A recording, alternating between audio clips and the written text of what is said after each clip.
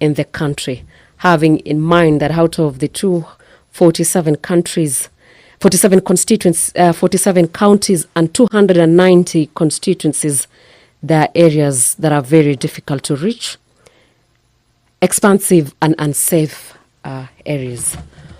Also, this afternoon, the members are expected to consider the National Disaster Risk Management Bill of the National Assembly by the Leader of Majority, Kimani Ichung'wah, which is in its second reading. And now, the Speaker of the National Assembly, Honorable Dr. Moses Wetangula, has walked in to today's section, today being the third session of the afternoon sitting, which is expected to commence at 2:30 p.m. I now hand over you to today's plenary. Keep watching. Waheshimiwa, na tuombe. Ewe Mwenyezi Mungu, ambaye kwa hekima na wema wako umedhiwa nyadhifa za viongozi na mabunge kwa ustawi wa jamii na utawala wa haki wa wanadamu, tukusihi utasame kwa neema nyingi sisi watumishi wako ambao umeridhika kutuita ili tutekeleze shughuli muhimu za jamhuri yetu. Tukuomba uteremshie baraka zako sisi tuliokutanika hapa, na utujalie tuyatende na kufikiria mambo yote yatakayofikishwa mbele yetu kwa njia ya haki na uaminifu, ili utukufu na sifa zako ziendelezwe, na ili kustawisha amani, ufanisi na heri ya nchi yetu na wale ambao haja zao umezikabidhi mikononi mwetu. Amen.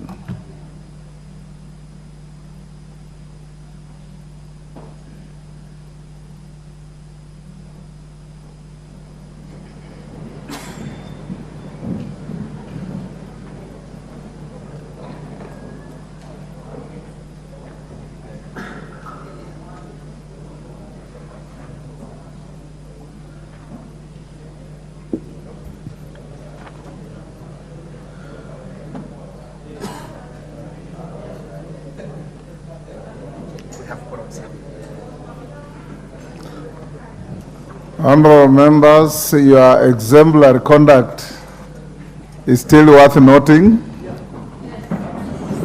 It's excellent.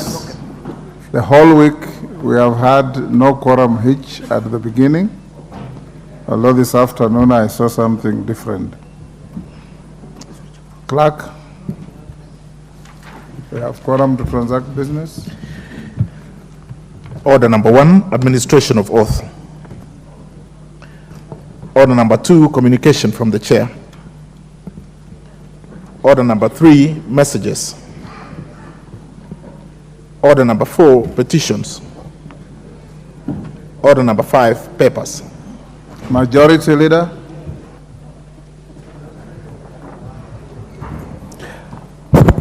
Thank you very much, Honorable Speaker. Honorable Speaker, I beg to lay the following papers on the table of the House today, Wednesday, February 21st, 2024, this afternoon sitting.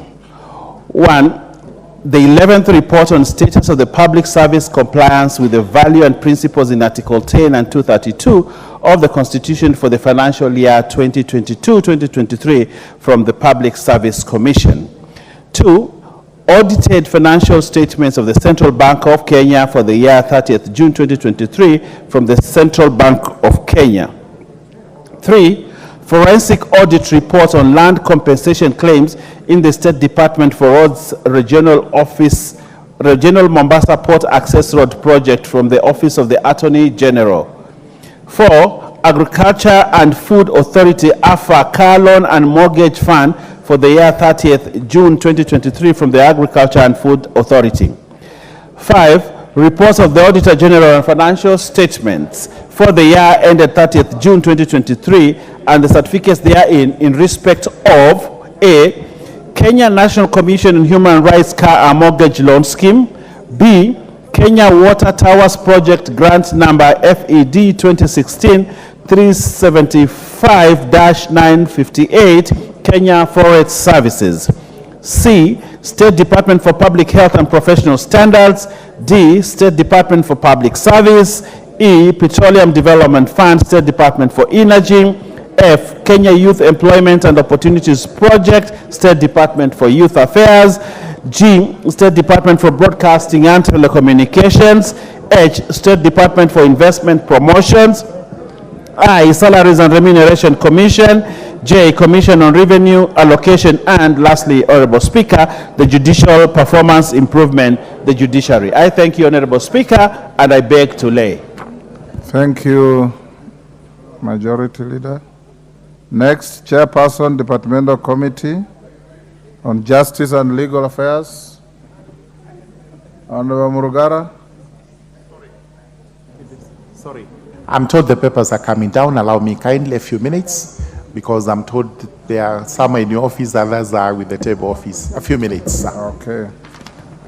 Next, Chairperson, Departmental Committee on Labor. Is that Karemba? Member of committee?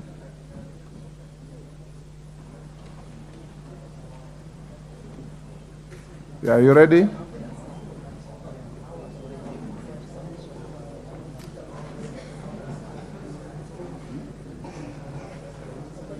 Okay, thank you, Mr. Speaker.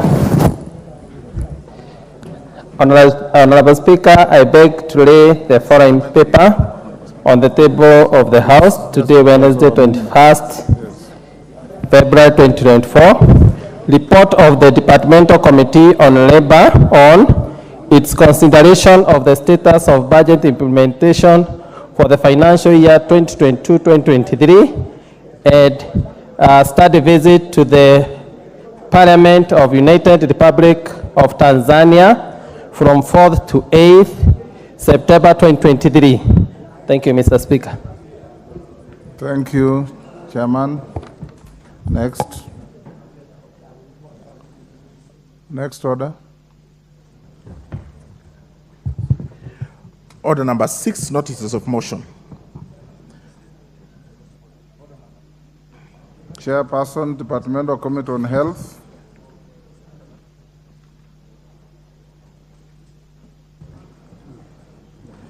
Thank you, Honorable Speaker. Honorable Speaker, I give notice of motion the agreement of the establishment of the International Vaccine Institute. I give the motion that this House adopts the report of the Departmental Committee on Health on its consideration of the agreement on the establishment of the International Vaccine Institute, IVI, laid on the table of the House on Tuesday, 5th December 2023, and pursuant to the provisions of Section 8(4) of the Treaty Making and Ratification Act 2012, approves the ratification of the agreement on the establishment of the International Vaccine Institute. Thank you, Honorable Speaker. Thank you, Chairman. Next, Chairperson, Departmental Committee on Labor, Karemba. One of your members laid the paper. You can now give notice of motion.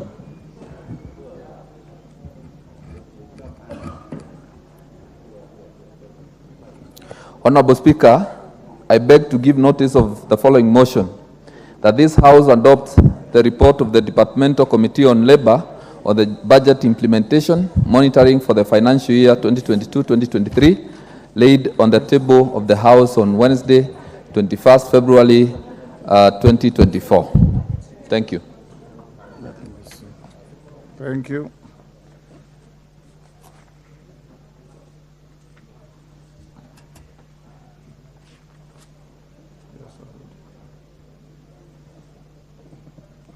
Do we have any statements? We don't have any statements. None is listed, so tomorrow. Yeah, tomorrow. Next order.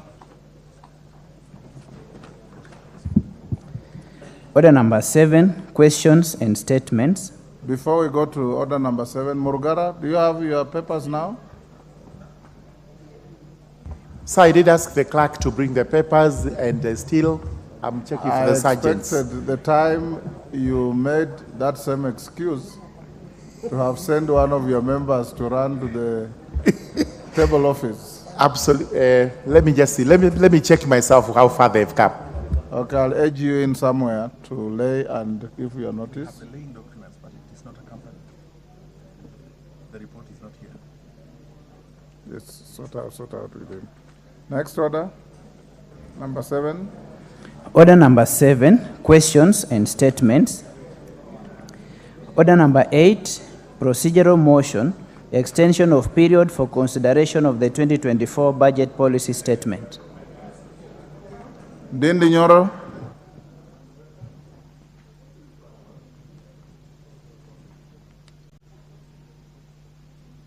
Order number 8.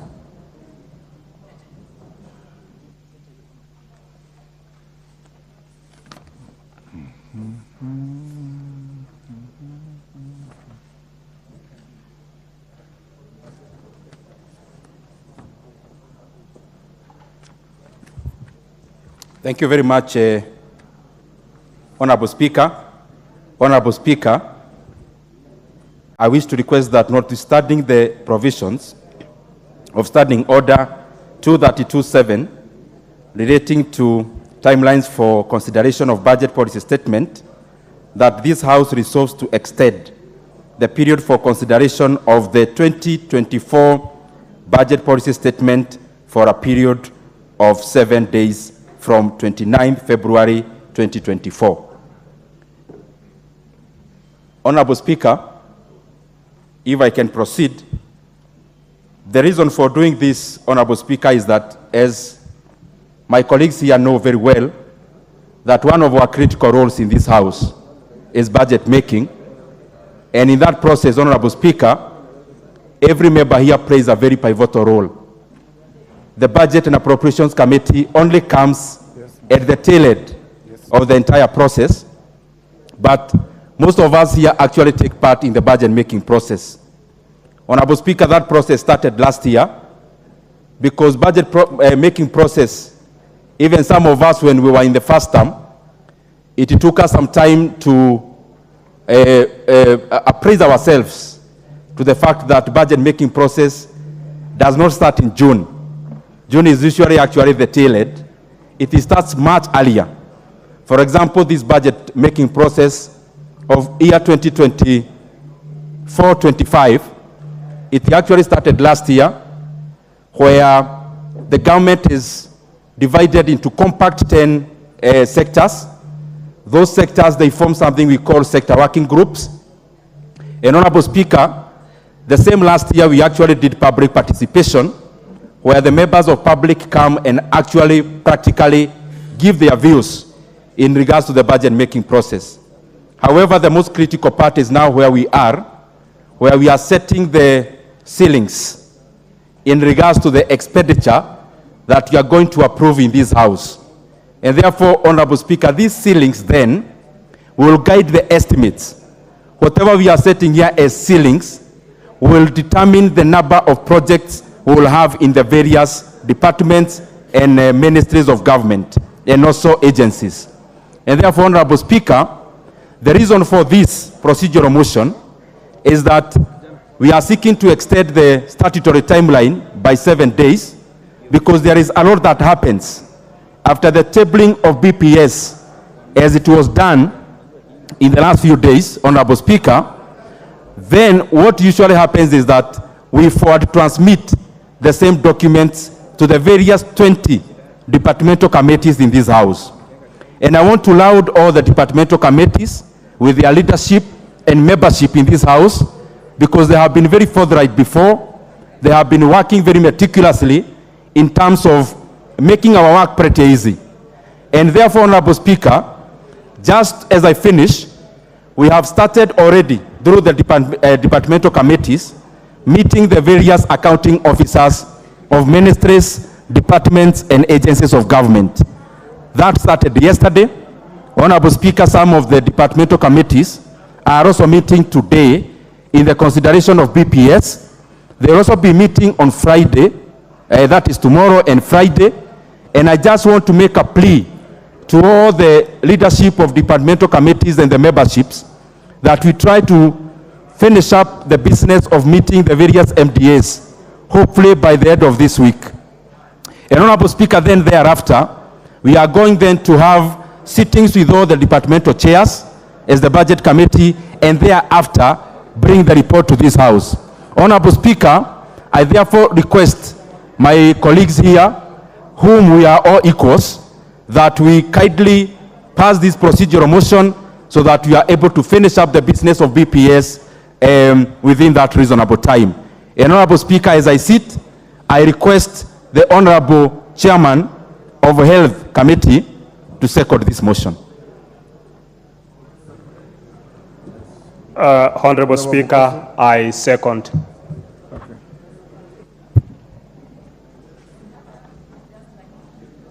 Order, honorable members, I now propose the question, which is that notwithstanding the provisions of Standing Order 2327 relating to timelines for consideration of budget policy statement, this House resolves to extend the period for consideration of the 2024 budget policy statement by a period of 7 days from 29th February 2024. You put the question? Honorable members, I now put the question, which is that notwithstanding the provisions of Standing Order 2327 relating to timelines for consideration of budget policy statement, this House resolves to extend the period for consideration of the 2024 budget policy statement by a period of 7 days from 29th February 2024. As members of that opinion say aye. Aye. Will those of the contrary opinion say nay? The ayes have it. Next order. Order number 9. Order number 9, procedural motion, extension of period for consideration of the 2024 debt management strategy. Chairman, Public Debt and Privatization. Thank you, Honorable Speaker. Honorable Speaker, I beg to move that, notwithstanding the provisions of Standing Order 232A-4 relating to the timelines for consideration of the debt management strategy, this House resolves to extend the period for consideration of the 2024 debt management strategy for a period of 10 days from 25th February 2024. Honorable Speaker, the committee is in the process of reviewing the 2024 medium-term debt management strategy that was laid on the floor of the National Assembly on 15th February 2024. Honorable Speaker, the committee is required to consider the medium-term debt management strategy and table its report to the House for consideration within 10 days of tabling of the strategy. However, Honorable Speaker, this time is insufficient given that the committee is required to undertake extensive engagements with multiple stakeholders and public participation in order to guide the House appropriately. Honorable Speaker, the committee is in the process of engaging stakeholders on critical policies expected to influence the public debt management in Kenya. As such, we seek additional time to allow the committee to consider the 2024 MTDS and table a comprehensive report. Honorable Speaker, I therefore beg to move and request the Vice Chair, Honorable Dr. Makali Mulu, to second. I thank you, Honorable Speaker. Makali Mulu. Thank you very much, Honorable Speaker. Honorable Speaker, I second the motion. And as the Chair said, Honorable Speaker, the whole idea behind the extension of time is just to allow more stakeholders to input into this important document, which will determine how much will be borrowed in this country. And bearing in mind, Honorable Speaker, the problem we are facing with public debt, it is important we allow as many stakeholders as possible to give their input. With those remarks, I second, Honorable Speaker. Order, honorable members. Order, members on their feet, take your seats. Ijara member, take your seats. Take your seats. Order, honorable members, I now propose the question, which is that notwithstanding the provision of Standing Order 232A-4 relating to timelines for consideration of debt management strategy, this House resolves to extend the period for consideration of the 2024 debt management strategy by a period of 10 days from the 25th February 2024. We put the question.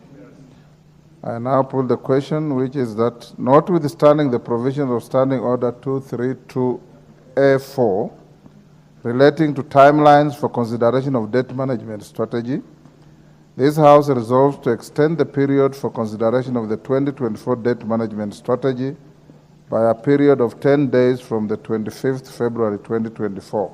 As many as of that opinion say aye. Aye. Will those of the contrary opinion say nay? The ayes have it. Before we go to the next order, allow me, honorable members, to acknowledge the following institutions in the public gallery. Kenya College of Accountancy University from Ruaraka, Nairobi. Kieni Mixed Secondary School from Subukia, Nakuru.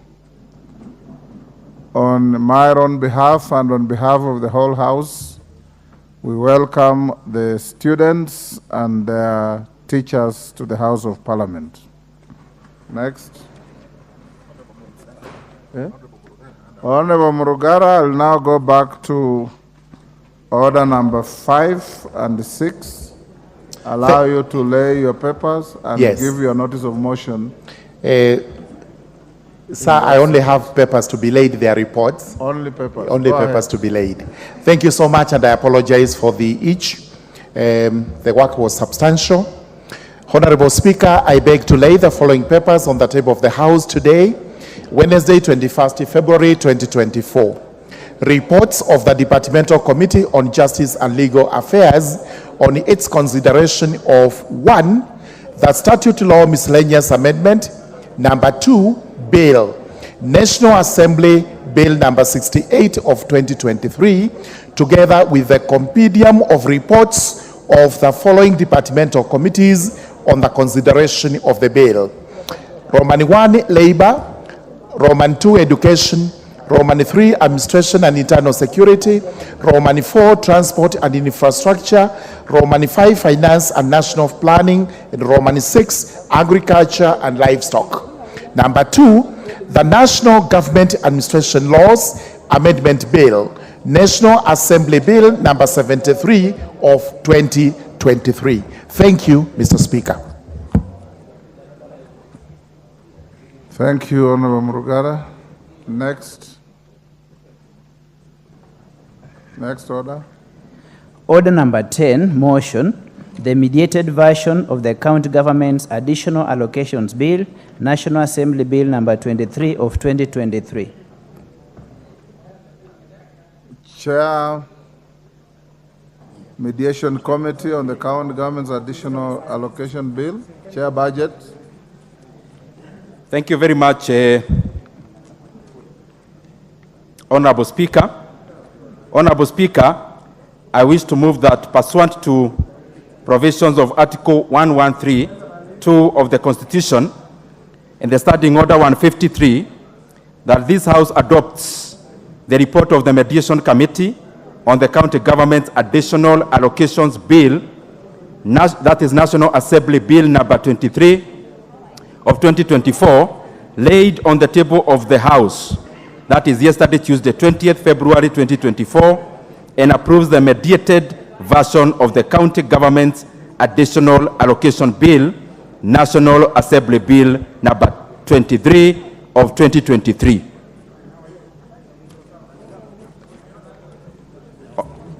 Honorable Speaker, just to give a brief background about the motion before us. Honorable Speaker, last year, this House, after the budget making process around June, passed the County Government's Additional Allocation Bill, the one before us.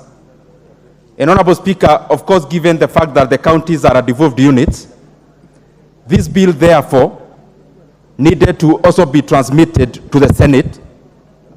And after we transmitted the same to the Senate, Honorable Speaker, they were either to pass the way it is, and therefore proceed with the signing, and then it becomes an act, or if they had any variations, then it had to come to this House. If we concurred at that moment, then we will have gone ahead again for signing, and it becomes an act. Honorable Speaker, the process is usually that when there is variations in terms of opinions between the two houses, as it happened last year, then a mediation committee is formed. Because the proposal by the Senate then the honorable members of this House felt that they needed to make some changes on them. And making changes, therefore, then that means that the process was not complete, and therefore the next leg of the job was actually to meet between ourselves in this House and also the Senate, so that we mediate and also agree on the issues before us. Honorable Speaker, we did exactly that, and I want to report before you, Honorable Speaker, and this House, that we have worked around the clock.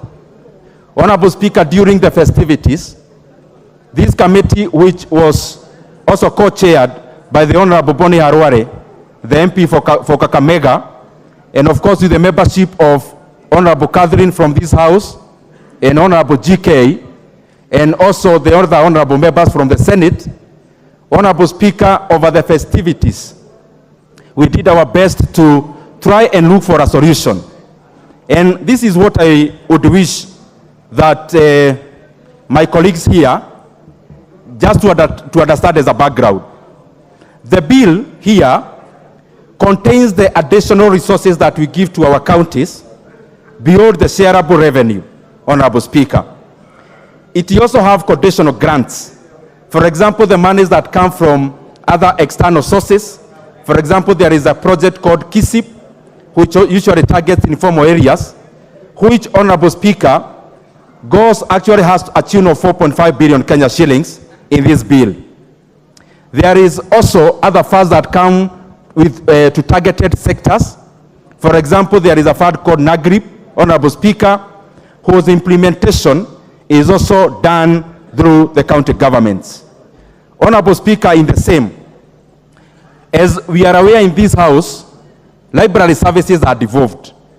But Honorable Speaker, as usually find across many other sectors and functions that are devolved, some, I would say, for lack of a better word, that they are semi-devolved. That the national government also has a role as much as the county governments has a role. Just the same way we see in agriculture, in health, in water, whereas they are devolved, the national government also has a role to play, which is also pivotal. Therefore, Honorable Speaker, there was funds for the library services, which has been a case previously, and we were able to discard with the matter through this mediation committee, Honorable Speaker. Honorable Speaker, this is actually where the rubber meets the road. And it's important that I bring this to the attention of members.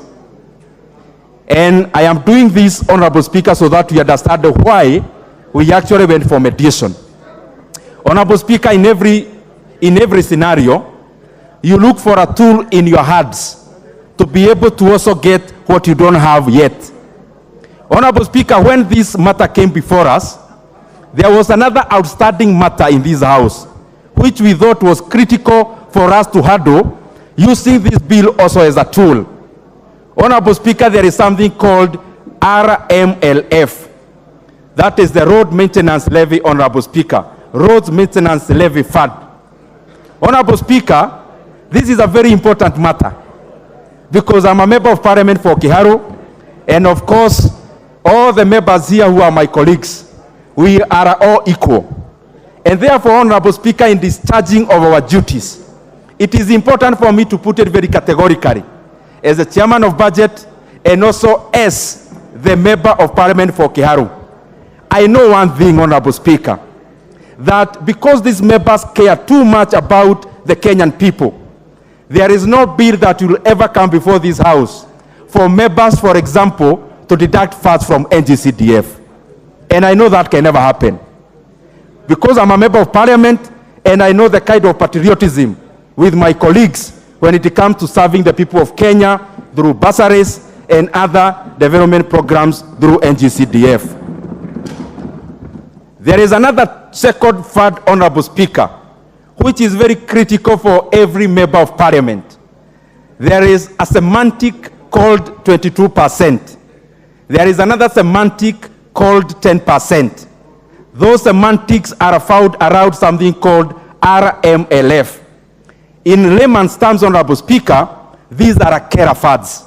Honorable Speaker, as the Chairman of Budget and the co-chair of the mediation team, I had to put the interests of the members of this House and the people of Kenya first. And Honorable Speaker, one thing that is very clear, that when it comes to discharging of the duties, NGCDF stands out as a fund that reaches every village in Kenya through these members, Honorable Speaker.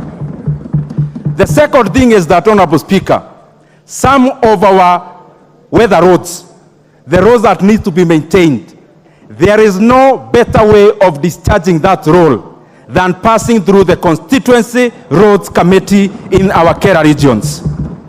And Honorable Speaker, then, when we went for that mediation committee, those were my reference points, Honorable Speaker.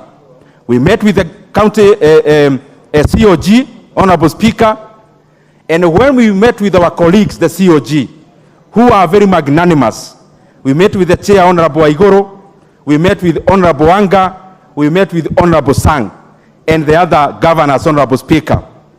Honorable Speaker, I was very categorical to our brothers and sisters that this House supports devolution, and that is why we keep on pumping more resources to our devolved units.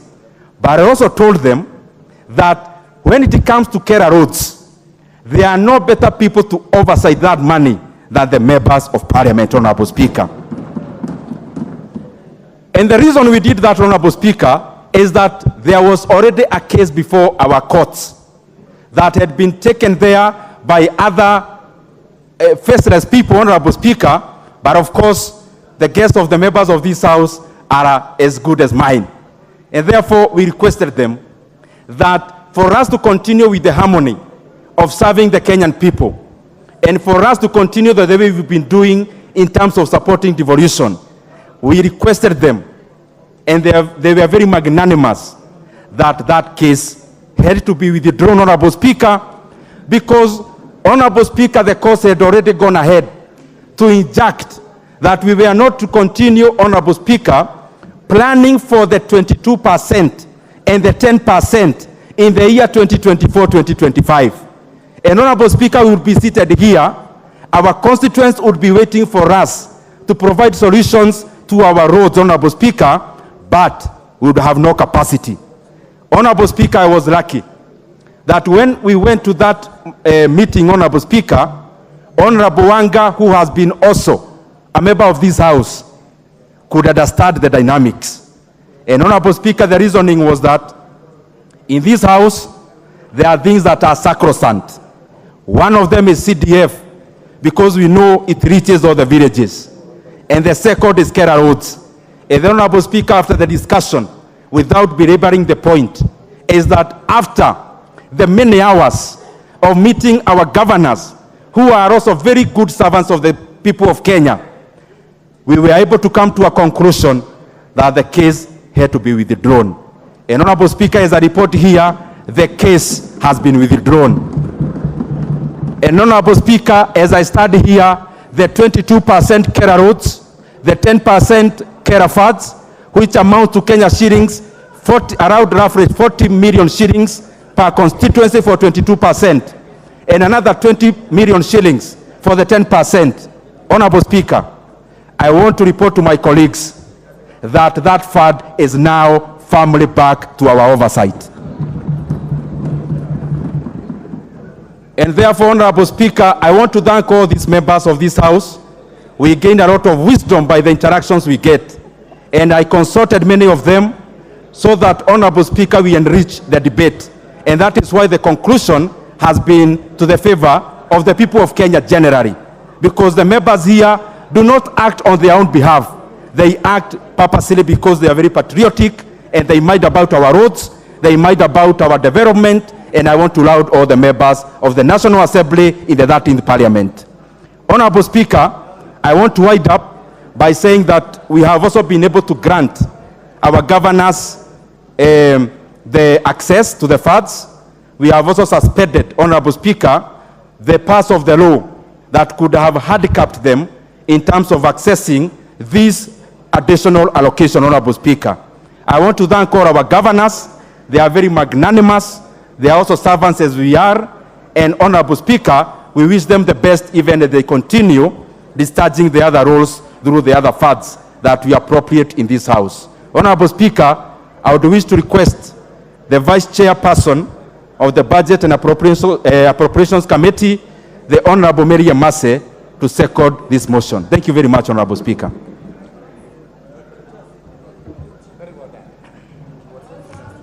Thank you, Honorable Speaker.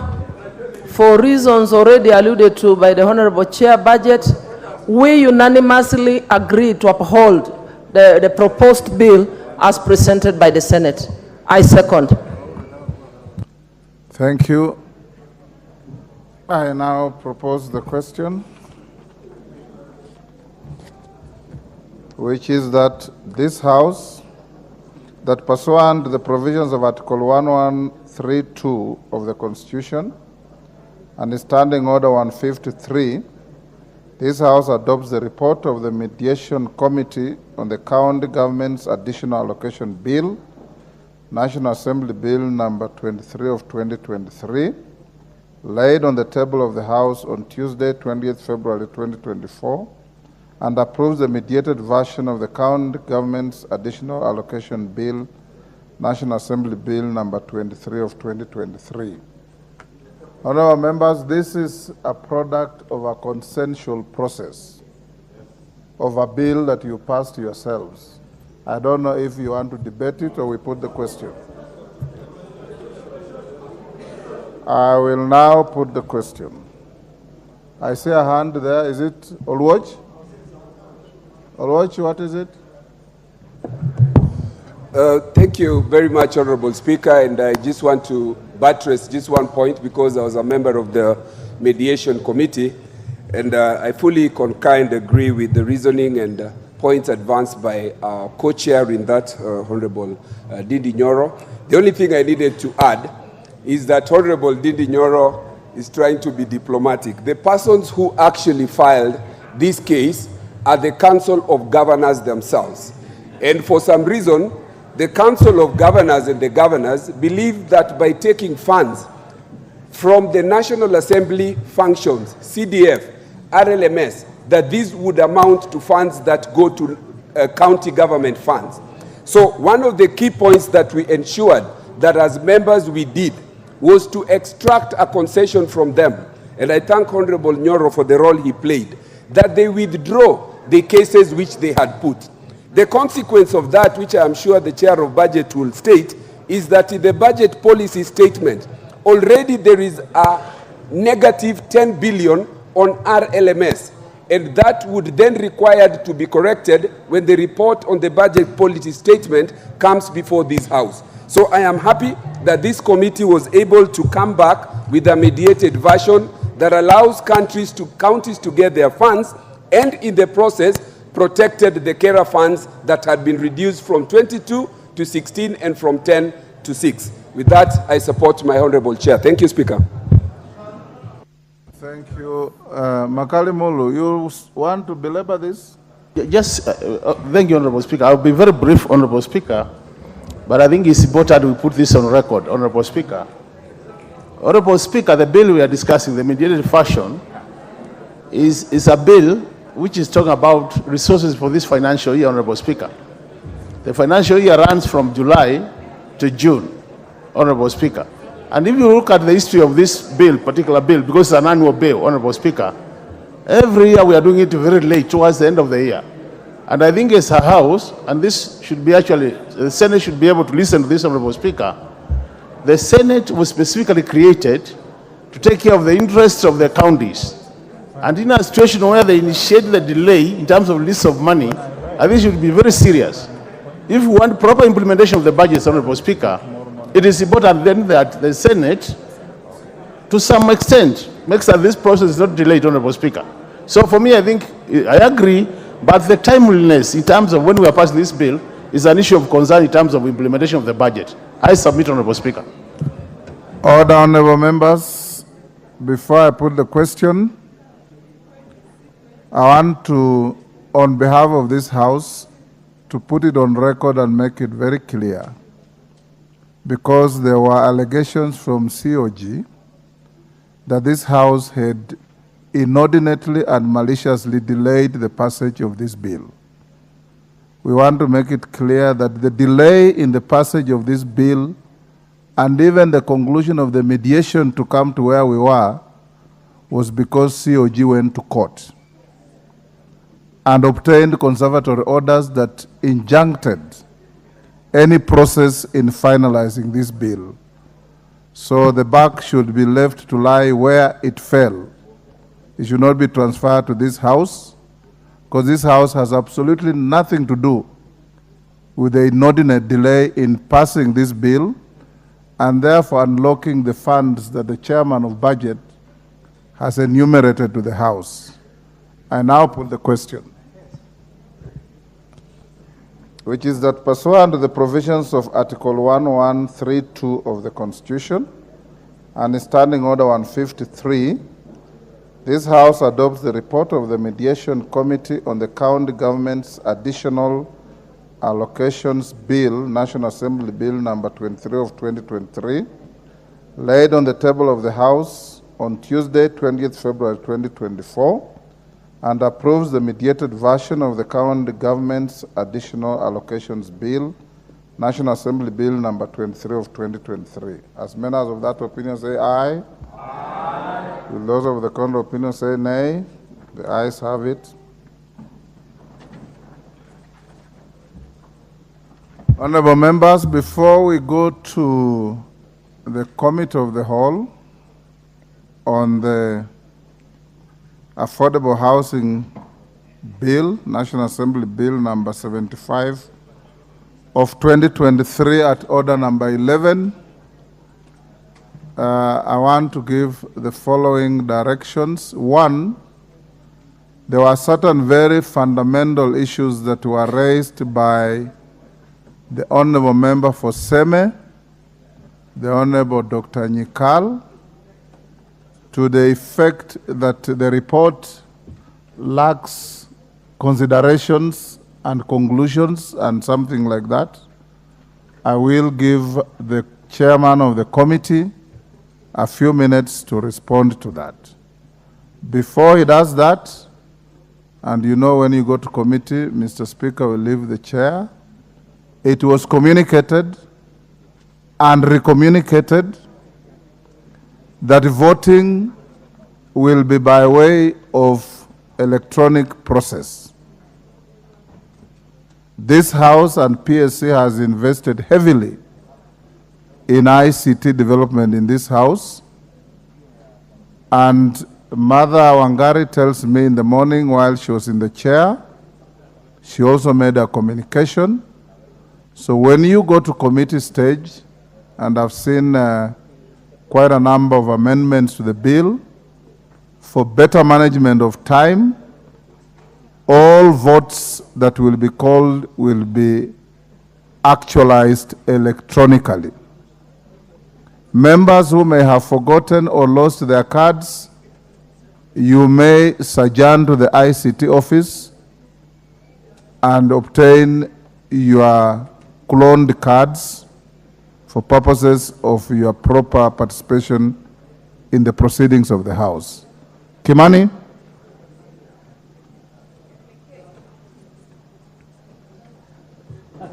Thank you very much, Honorable Speaker. So, Honorable Speaker, as we proceed to the Committee of the Whole House, I would like to lay a fact on a few issues that were raised yesterday during the second reading by the Honorable James Nyikal. Honorable Speaker, Honorable James Nyikal said, and it's good that we set this record straight, that the Committee of that Finance and National Planning and Housing Public Works in its report did not have observations and recommendations. Honorable Speaker, the way this report was prepared and the way we prepared this report, for once, we had a report that replied to every issue that was raised by all the stakeholders that we met. And if I, for example, pick one of those areas, if you check page 94 of the report, Honorable Speaker, the residents of Narok County raised concerns, for example, about the possibility of the rich and the privileged dominating the affordable housing program and acquiring units and renting them out, thus preventing the less privileged individuals from achieving this ownership. The Joint Committee's observation on that particular remark, Honorable Speaker, and I read verbatim, The committee noted the stakeholders' concerns about potential abuse of the provision and recommended its deletion. Further, it is recommended that the bill be amended to provide safeguards for issuance of one KRA, one house, or any other unique identifier. The residents of Vihiga County, Honorable Speaker, and specifically the Vice Chancellor for Kaimosi Friends University, raised the following concern on clause 38.4, that the clause be amended to reduce the 90 working days on voluntary savings refund to 60 days. This adjustment would aim to expedite the process of returning savings to contributors who opt to withdraw their refunds voluntarily. Honorable Speaker, the Joint Committee observed and replied to the Vice Chancellor as follows. The committee noted the stakeholders' concern and agreed to reduce the period from 90 days to 60 days. Page 239 of the report, Honorable Speaker, talks about the residents of Kisii County, and they were led by the Kisii County pastors and clergy. And the issue that they raised was the requirement to have the 10% deposit for you to qualify to get a house. The Joint Committee observed the following, and this again is stipulated in page 239 of the bill, of the report, that the committee noted stakeholders' concerns and agreed to delete the agreed amount of 10% as a deposit, and further recommend that deposit amount be prescribed in regulations. If you check page 560 of the bill, we heard from the Architectural Alliance of Kenya, and the clause that they wanted deleted, Honorable Speaker, we replied to the report and actually agreed with the stakeholder that that particular clause be deleted. So I wanted to take that time to set the record straight that the report has observations and has replies to all the stakeholders on the report. And I encourage my good friend, Dr. James Nikal, to go and read the report properly and get to see the recommendations and the reply that was made for every issue that was raised by the stakeholders. And this is the first time, because I know, Honorable Speaker, we are used to having a report that has observations toward the tail end of the report. And that is why perhaps some members are getting confused. You need to read every page and you'll see the observations that the Joint Committee made on every stakeholder inside the report. And that I beg to say, Honorable Speaker. Thank you. We'll leave it there. No. He hasn't said anything worth replying. We now go to the next order, order number 11. Order number 11, Committee of the Whole House. Order, honorable members, will you be upstanding?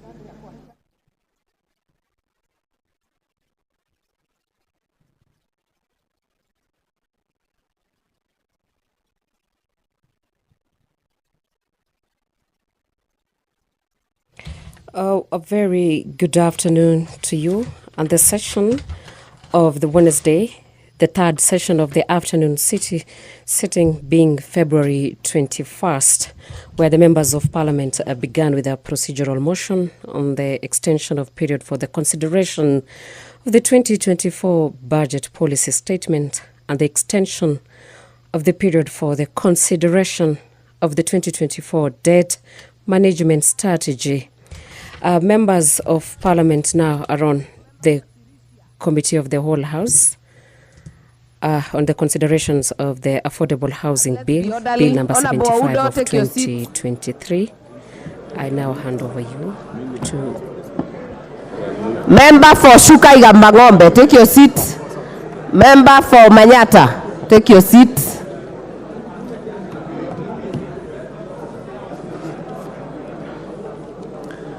All the members, Honorable Abdikadir, take your seat.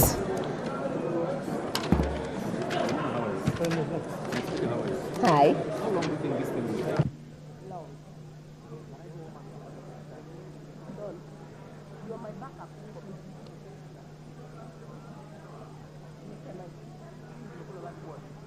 Shut up.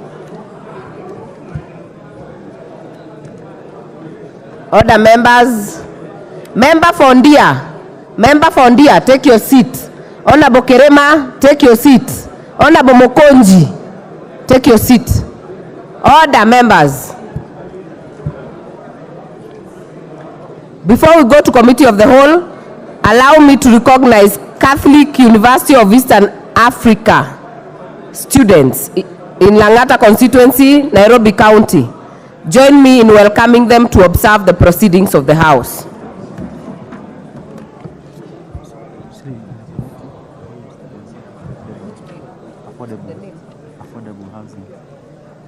We are now in the Committee of the Whole to consider the Affordable Housing Bill 2023. Clause 3. Clause 3. I propose the question that Clause 3 be part of the bill. Mover. Chair.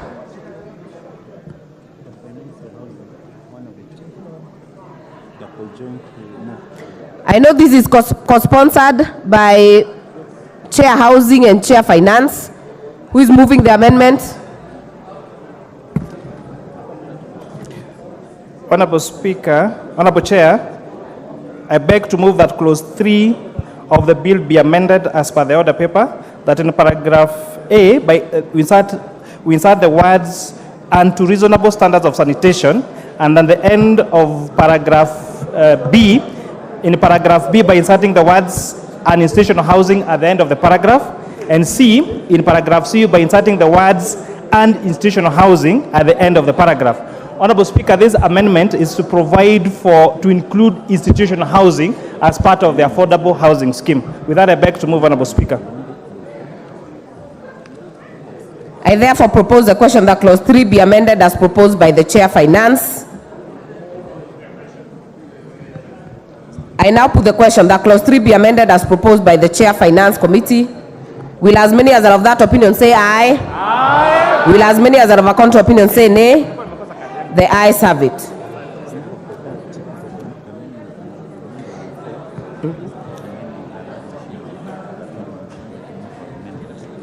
The import of carrying that amendment is that the amendment proposed by Honorable Oundo will fall, but I will allow Honorable Gadhoni wa Mushomba to move her amendment on this. If she's not in the House, it is dropped. Therefore, I will put the global question that the Clause 3 as amended be part of the bill. Will as many as are of that opinion say aye? Aye. Will as many as are of a contrary opinion say nay? The ayes have it. Clause 4.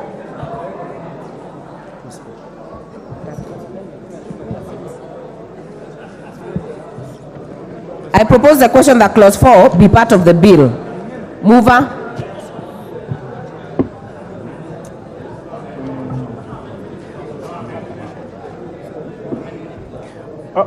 Honorable Chair, there is no amendment on...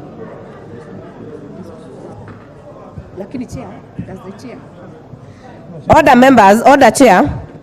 The person with an amendment on this is Honorable Gadhoni wa Mushomba, who is not in the House, so the amendment... No, where is Millie? You call her. But you have told me Gadhoni has an amendment. Gadhoni, Millie, yeah. They have So amendments. who are we moving first? So we have this one. Yeah, that's what I was calling. Yeah. I was doing that. Honorable Gadhoni wa Mushomba is not in the House, so her amendment is dropped. Member for Suba, had an amendment. Honorable Millie Odhiambo, the Speaker has allowed Honorable Nyikal to...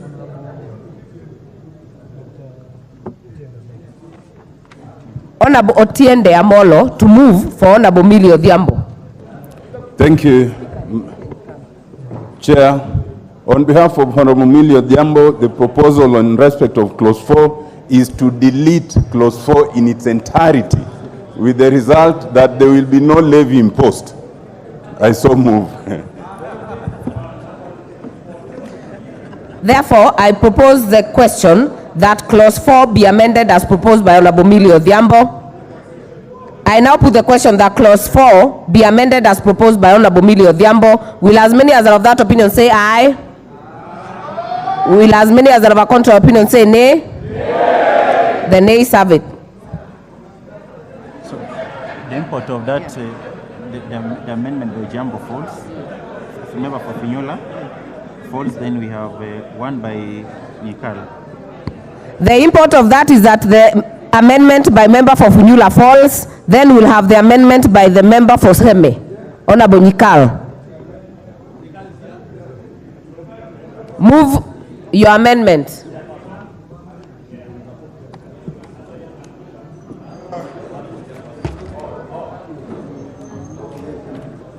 Chair, my amendment is that is the order paper. And Madam Chair, the import of this amendment is that the levy is actually being put on the gross salary. That means the salary as it is before it is touched. And my amendment is proposing that we put it on the net. That means after you have done statutory deductions, such as NISHIF, such as NSSF, then what is left is what you levy the 1.5% on.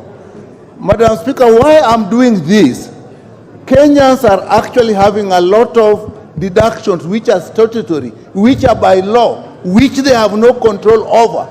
And therefore, since all those are going to support government things and public things, it is therefore important that we save them from that. And therefore, we want those deducted first, and then what is left is then what is subjected to 1.5%.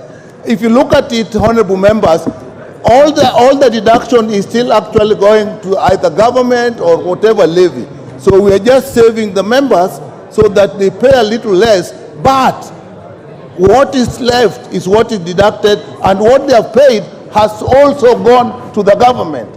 So it is a consideration, so that as we do this, we actually don't hurt members excessively. Thank you, Chair. Thank you. I therefore propose the question that clause 4 be amended as proposed by Honorable Nikau. Member for Molo, Chair Finance. Honorable Chair, the recommended amendment by Dr. Nyikaya and the explanation he has given is actually misleading. Because by deleting the word gross and substituting that with net, the impact of that would mean that for you to impose a levy, you will have to take into consideration all deductions, including if you had SACCO savings or your SACCO loans or your bank or your loan at the bank, and therefore that would cause an administration nightmare. It is not implementable as recommended by Dr. Nyika. And therefore our proposal is that we do not support Dr. Nyika's amendment. Thank you. I will now put the question that clause 4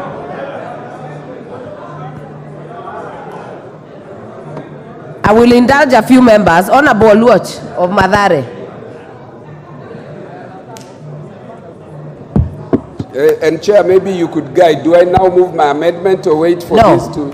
No, Honorable Member, we prosecute Honorable Nikals first. So, we will come to you. Honorable Chair, I support this amendment because the bill as it is presupposes then that the housing levy becomes a fast charge without taking into considerations that there may be many other items that employees may already have encumbered themselves into. There is no justification why you would put in a hierarchy the housing levy to be a first charge above other items that an employee has already been encumbered with.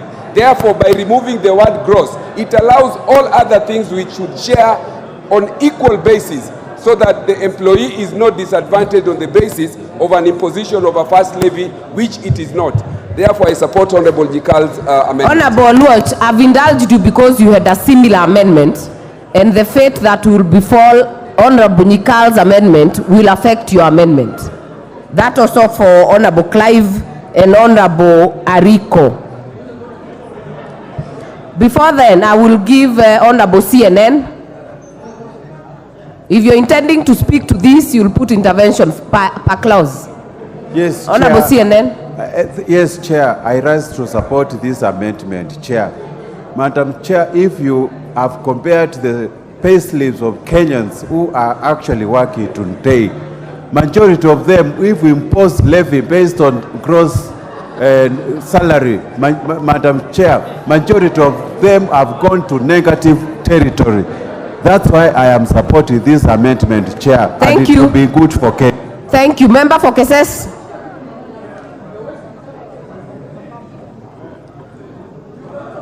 Thank you, Chair. My weight on this matter is that on the proposal by one Honorable Nyikal, it is not workable because as per the provision of the Constitution, we need a basic common denominator that is equitable, that is balanced, that is fair, that is applicable across the board. But when we look at the net, it will be discriminative because we cannot be of equal in terms of deductions. So I want to propose that that particular proposal amendment should not stand, but rather we go to the original that we base on the gross, because that cuts across in an equal manner. Thank you. Other members, keep the consultations low. We need to hear the members. Honorable Rahim.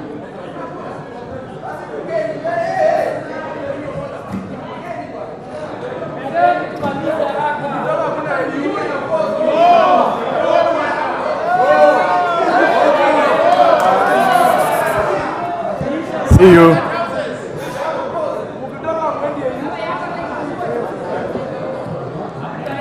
Give Honorable Rahim the mic.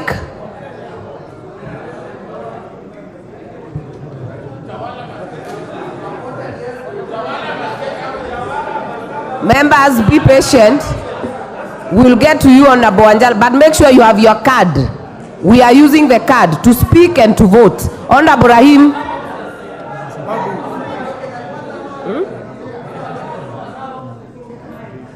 Thank you, Madam Speaker. If Honorable Nikal's amendment had talked about statutory deductions, then it would have been fine if there was statutory deductions. But the way it stands right now, it's very vague because it says net what the chair has explained. But if it was statutory deductions, yes, that would be okay. Honorable Makali Mulu.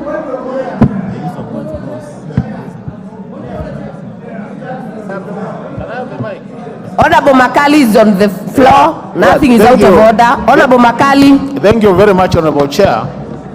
Honorable Chair, I think the issue being raised by the Chair of the Finance Committee is the issue of administrative nature, where you're saying deducting the money might be tricky. What I would propose, Honorable Chair, what Honorable Jukal is saying makes a lot of sense. Deductions should only be after the statutory deductions. That is payee, NHIF, and possibly those who have NSSF. So what I would be proposing, Honorable Chair, is how if the Chair of Finance could make an amendment so that we isolate those three, but then make sure it's not after the circle deductions and all those others. Because Kenyans need disposable income, Honorable Chair, for this economy to grow. In a situation where you squeeze all the disposable income, you'll never grow this economy, and what you want to achieve as a country, you'll never achieve it. I'm speaking as an expert in this area. So I wish the Chair could make an amendment so that we only deduct after those net deductions. I submit, Honorable Chair. What is out of order, Honorable Junet? Yeah, thank you very much for giving a chair. I want to urge our members on this side to drop all the amendments because it's not making any improvement in the House, and we allow the Kenya Kwanza people to do the amendments as they wish and pass the bill. Sasa nyinyi mnaambiwa mtoke nje, muendeni nyumbani.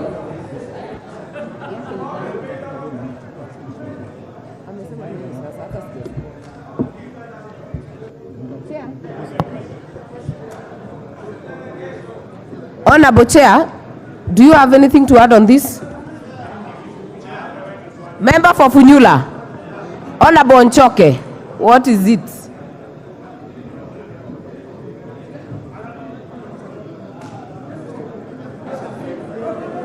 Chair.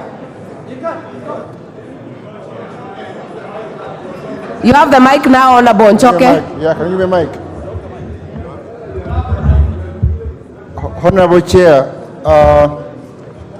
we can cure the chairman's fears by defining what net means. Because if we leave it gross, it's punitive, it's prohibitive. Kenyans are already suffering. So we can define that and remove the fears that the chairman has. Thank you.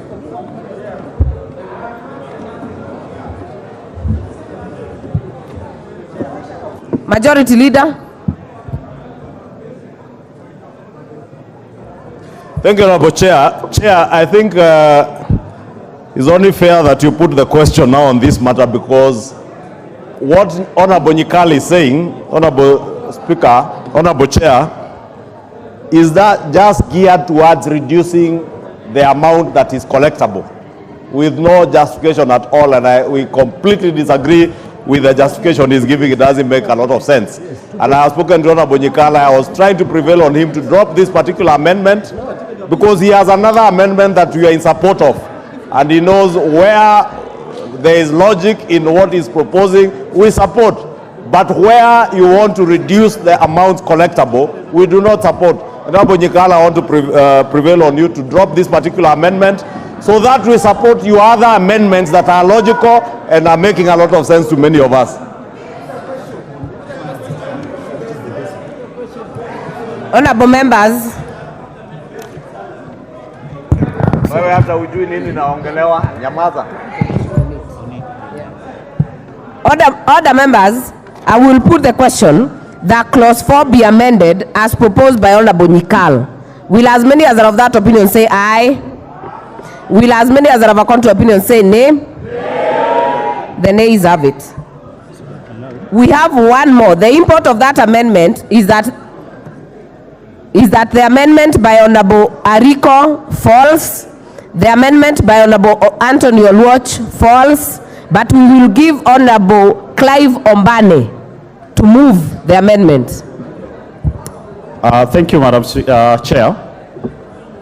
My amendment is as it appears on the order paper, whereby we are seeking that we delete the word gross and replace it with basic.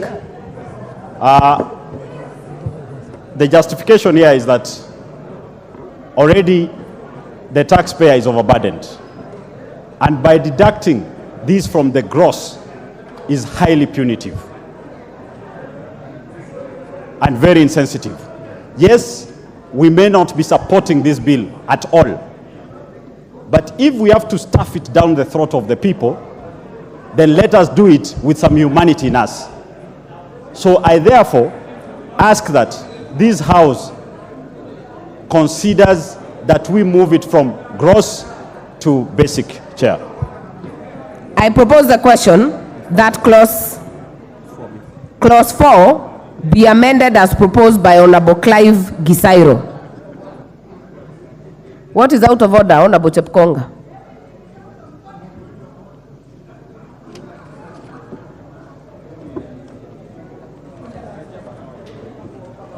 Give him the mic.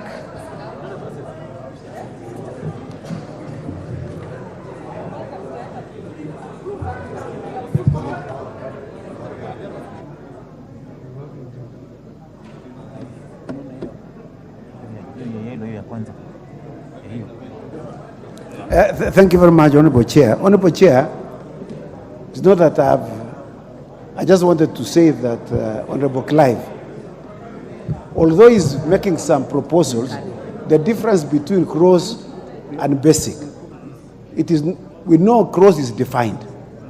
He has not defined basic. So you cannot seek to amend something that's already defined, is in the interpretations, and put in something that is not defined. It is not interpreted. What he should have done was to bring the definition of what basic is. As it is right now, nobody knows what basic is. We hear you, Honorable Chepkonga. I'll give the member for Funyula. Chair, thank you for this opportunity, but I'm thoroughly worried that a whole senior like Honorable Chepkonga does know the difference between basic, gross, and net.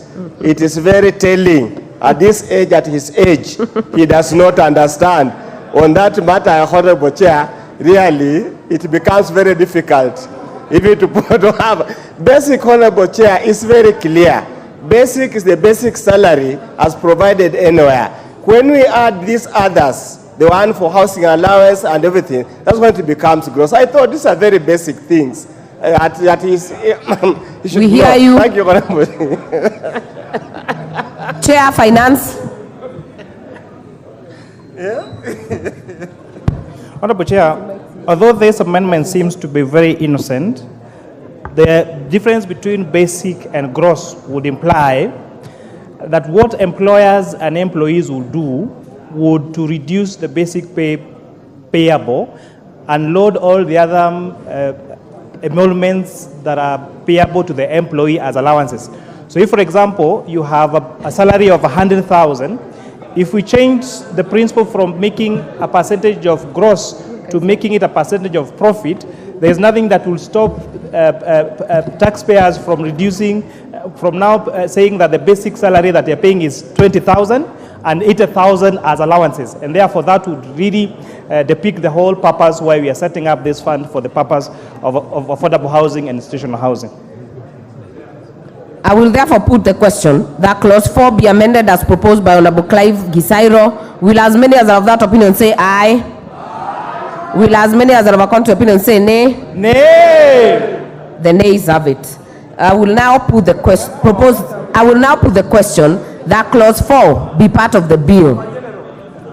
I will put the question that clause 4 be part of the bill. Will as many as are of that opinion say aye? Aye. Will as many as are of a contrary opinion say nay?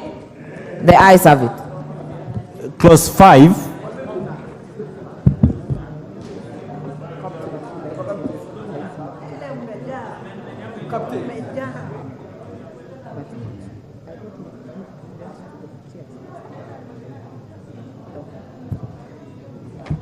I propose the question that clause 5 be part of the bill. Movers, Honorable Gathonu wa Mushomba, I'm told you're here to prosecute the amendment.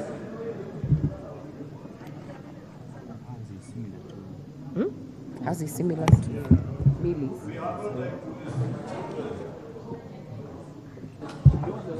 The mic is there now. Prosecute. Honorable Chair, I request for 2 minutes to settle. Just 2 minutes. Honorable Amoshomba, we had called you earlier. You are missing. I will drop this amendment. Honorable Millie Odhiambo, Otiende Amolos, not in the house. I will drop the amendment. Proposed amendment by the chairpersons. Honorable Chair, I beg to move that clause 5 of the bill be amended as proposed in the order paper. A, by numbering the existing provisions as 1, and B, by inserting the following new subclause immediately after the numbered subclause 1, that without prejudice to the generality of Section 6, any business or company which complies with the provisions of Section 5 shall not be liable to pay the levy under Section 4(2)(b). Honorable Chair, the import of this is to avoid double taxation for persons who are already paying housing, the affordable housing levy through the 1.5% employer contribution. Because without now making this clarification, it would mean that those businesses and corporations that are already paying 1.5% will now have to again pay 1.5% of their gross income to the affordable housing, as the affordable housing levy. With that, I beg to move on, Honorable Chair. Thank you. I will now propose the question that clause 5 be amended as proposed by the chairs. I put the question that clause 5 be amended as proposed by the chairs. Will as many as are of that opinion say aye? Aye. Will as many as are of a contrary opinion say nay? The ayes have it. We have further proposed amendments by member for Seme. If not in the House, it is dropped. Honorable member for Kitutu Masaba, Honorable Gisairo. He's in the House. Give him the mic. You have no right to tell me dropped and I'm here. Chair, I'm seeking an amendment to clause 7 of the bill. We are on clause 5, Honorable Clive.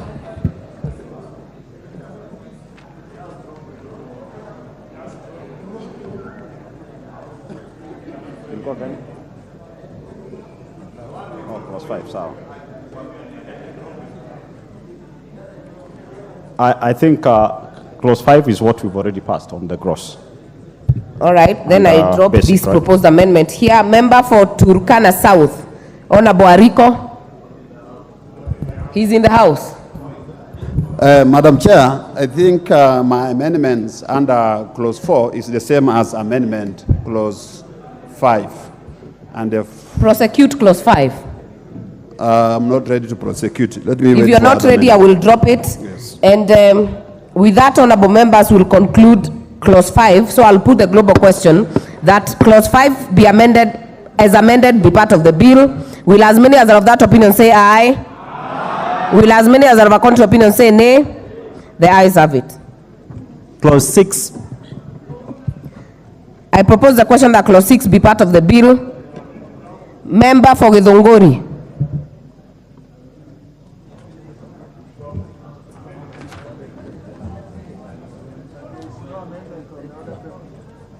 There is no amendment on the order paper. Honorable Millie Odhiambo.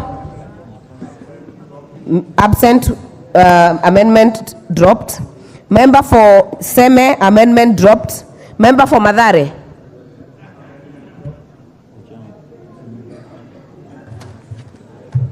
Thank you, Chair. I move as per the amendment of the order paper. And the reason for that, Honorable Chair, is that the proposed amendment, the clause as it is on the order paper is discriminatory to the effect that it seeks to exclude cabinet secretaries and creates a notion that the levy itself is a levy that is to be paid by a certain category of Kenyans, and that there are certain other categories of Kenyans that are protected. And therefore, I seek to delete that provision as in the bill. I so move. Thank you. Honorable Luoche's amendment is a deletion, so I will propose the question that clause 6 be deleted as proposed by Honorable Anthony Oluoch. I will put the question that clause 6 be deleted as proposed by Honorable Anthony Oluoch. Will as many as are of that opinion say aye? Aye. Will as many as are of a contrary opinion say nay? Nay. The nays have it. I will allow member for Embakasi, Honorable Mark Monje. If not in the House, I will drop it. Honorable Ojiambo, member for Funyula, was the same as Honorable Oluoch, so it is also dropped. So I will now propose that clause 6, I will put the question that clause 6 be part of the bill.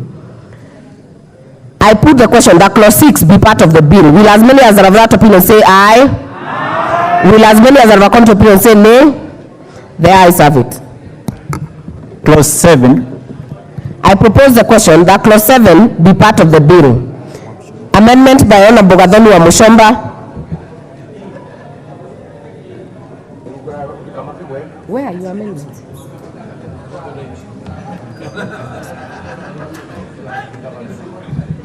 Honorable Gathoni. Madam Chair, you'll forgive me, I don't have my card for now. That is why I'm not able to access the microphone. I have already given you the microphone, Honorable Amushomba. Thank you. Prosecute the amendment. Allow me to drop the amendment for now. Thank you. That is dropped. The amendment by member for Turkana South, Honorable Ariko. You have dropped? Honorable Member for Suba North, absent.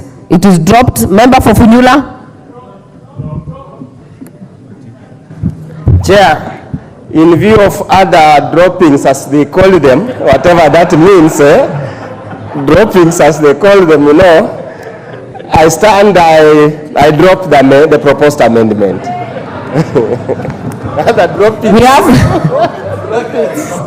We have proposed amendments by the chairpersons.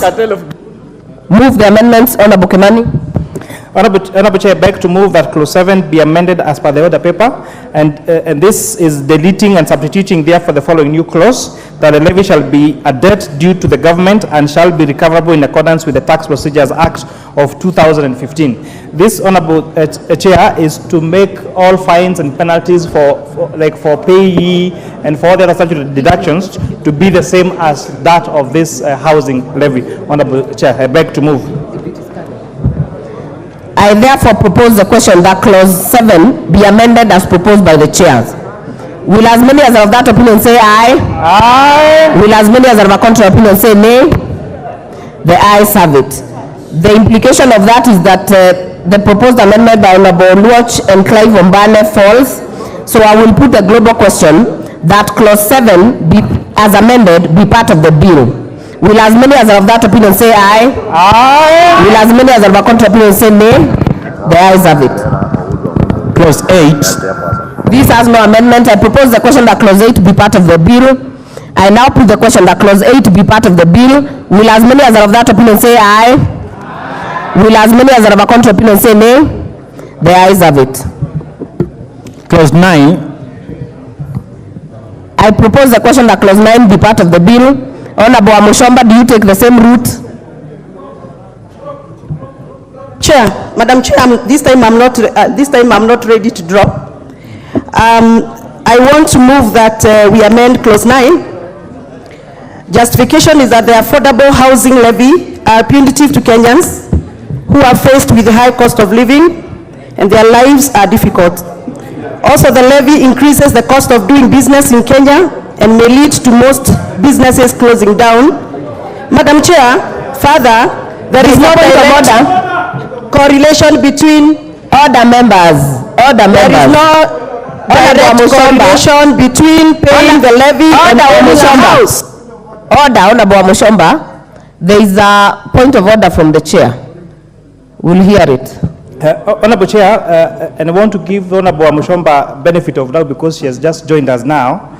But the moving she is making has nothing to do with clause 9 of the bill. It has completely nothing to do with clause 9, and I think you should rule her completely out of order.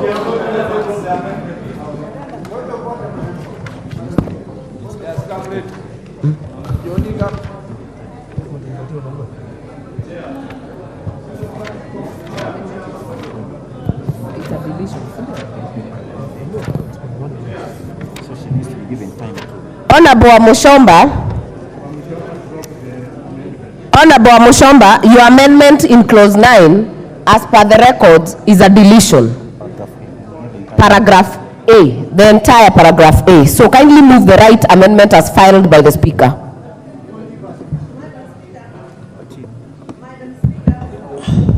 Madam Speaker, I move that clause 9 of the bill be amended by deleting paragraph A.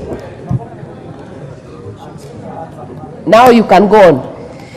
With the justification, Madam Speaker, that the affordable housing levy are punitive to Kenyans who are faced with high cost of living and their lives are difficult as we speak. Also, the levy increases the cost of doing business in Kenya and may lead to most businesses closing down or retrenching employees. Further, there is no direct correlations between paying the levy and owning a house. Therefore, it is proposed that this clause be deleted completely, Madam Speaker. Wait, Honorable Chair. No, order members. I have the bill here.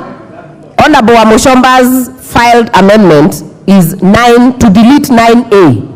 That all monies deducted or payable as the levy under this act, that whole A to be deleted. So she is perfectly in order. So we'll allow her to move, and I think you have already moved the amendment. let me first of all propose the question that clause 9 be amended as proposed by Gavana Mushomba. Now I can hear the majority leader.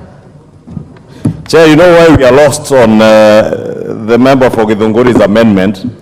Clause 9 is talking about the monies that will be paid into the fund.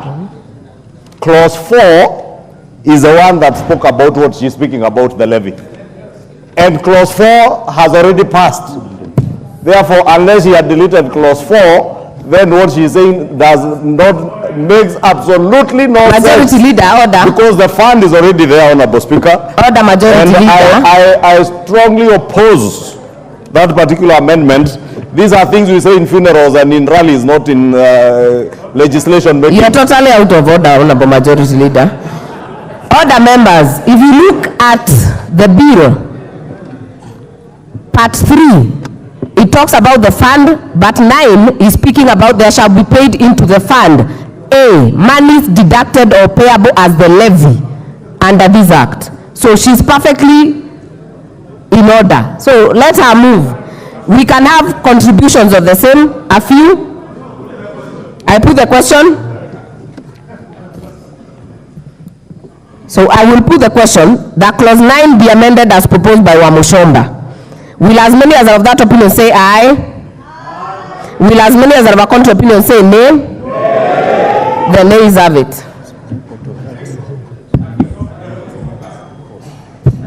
The import of that is that the amendment by Honorable Millie Odhiambo falls because it was similar, and then we'll have the chairs prosecute the committee's amendments.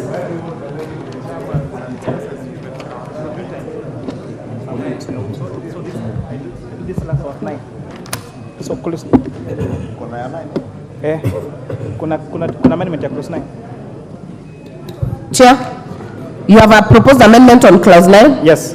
Honorable Chair, I beg to move that clause 9 be amended as per the order paper by numbering the exempt provisions as 1, and B, by inserting the following new paragraph immediately after paragraph C, that's CA, voluntary contributions made under section 38. And by inserting the new subclause immediately after the renumbered subclause 1 and 2, without saying that without prejudice to the generality of subsection 1, D and C, all the proceeds of the sale, rent and interest shall be paid into the fund. This amendment is providing, Honorable Chair, for voluntary contribution to be paid into the fund, and that proceeds also from the sale and lease of houses that are built through this affordable housing program are paid back to the fund so that it be made a revolving fund. Honorable Chair, I beg to move. I therefore propose the question that clause 9 be amended as proposed by the chair. I put the question that clause 9 be amended as proposed by the chair. Will as many as are of that opinion say aye? Aye. Will as many as are of a contrary opinion say nay? The ayes have it. I will now put the question that clause 9 as amended be part of the bill. Will as many as are of that opinion say aye? Aye. Will as many as are of a contrary opinion say nay? The ayes have it. Clause 10. I propose the question that clause 10 be part of the bill. We have the chairpersons who have an amendment. Honorable Kimani, Honorable Ngeno, to move. Thank you, Chair. I propose that clause 10 be amended in A, in subclause 1 by inserting the words institutional housing immediately after the words affordable housing. B, in subclause 2(1) by deleting the words in all counties appearing in paragraph C, and then 2, by inserting a new paragraph immediately after paragraph C, and D, facilitate development of institutional housing units. I therefore propose the question. You're not done? I'm not done. The justification is that the amendment is to provide for the institutional housing, which was not the previous bill. Thank you. I propose the question that clause 10 be amended as proposed by the chair.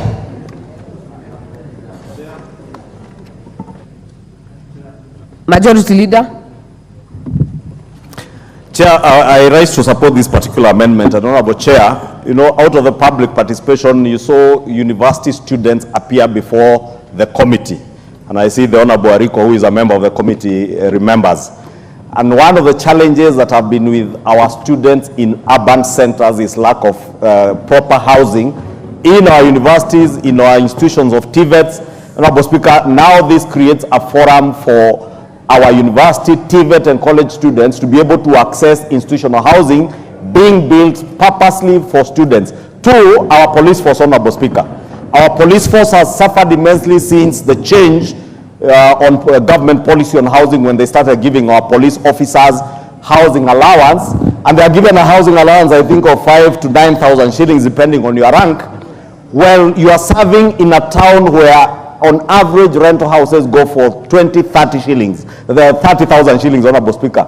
Now with institutional housing, the government can now do institutional housing for police officers, for teachers, for medical care staff around hospitals, and they will be able to afford, since now this is affordable housing being done by under this fund. And I strongly support and thank the chair and the finance and housing committees for having taken into consideration many of the proposals that came through public participation. I said you use your cards, members. Put the intervention. Honorable Stephen Mogaka. Thank you so much, Madam Chair. I also want to support that amendment and thank the chair for that very quick thinking, because in particular, I come from a county which suffers a great deal because people working in the county live elsewhere.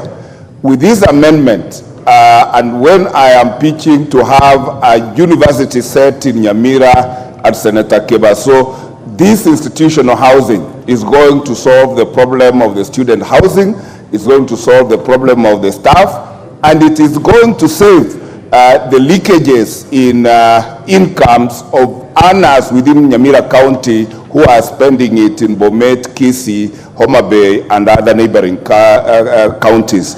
I support, Madam Chair. Thank you. Member for Matuga. Are you intending to speak on this one? Honorable Kemei, Justice.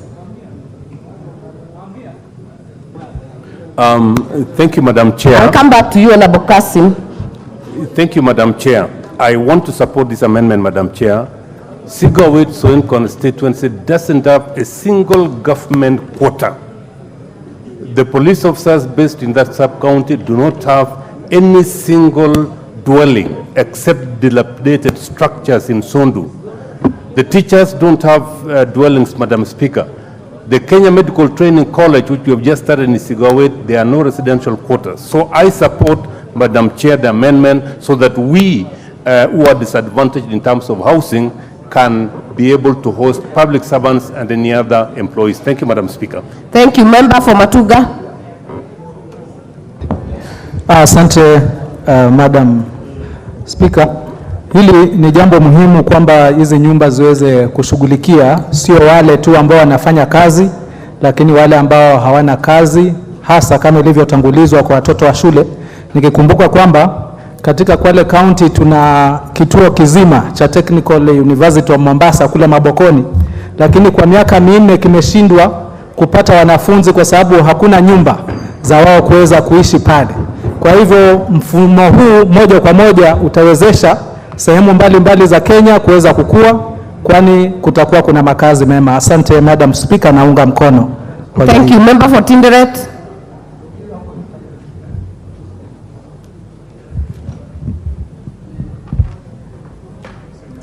Yes, thank you, Chair. Chair, I think this amendment is quite in order because if you go to many universities these days, especially in large cities like Nairobi, students even live in slums, areas where there is very poor planning, very poor water resources, and therefore, by allowing institutions to have these houses, actually it is going to enable the core functions of the institutions to take place, that is teaching and learning, and then houses are going to be there. I support, Madam Chair. Member for Funyula.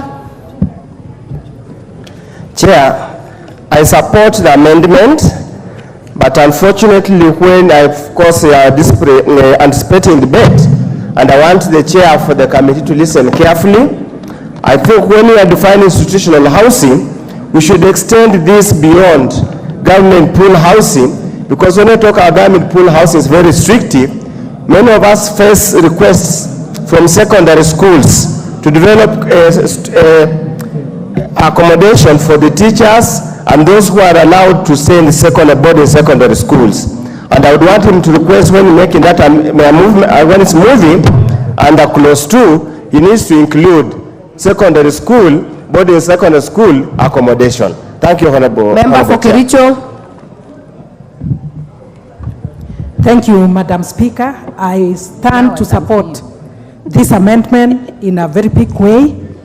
In Kericho County, Honorable Speaker, we have very old houses that when you look at it, Honorable Speaker, even the nurses, the teachers don't appreciate and they don't like them. Not forgetting that the University of Kabianga is the main university that we have, but Honorable Speaker, there are no houses even for the students. They live in rental houses around, and it causes a lot of problems. So when we have this institutional housing, it will save us a lot of trouble in Kericho County. Thank you, Honorable Speaker. Honorable Moit. Thank you, Madam Speaker. Madam Speaker, I raised to support this amendment because these amendments came out from the pastoral community and specifically the people of Turkana County. Madam Speaker, the institutions in Turkana do not have these houses. So I'm requesting that when the Ministry of Education admitted 900 students in one of the secondary schools, we do not have the right structures to accommodate these students.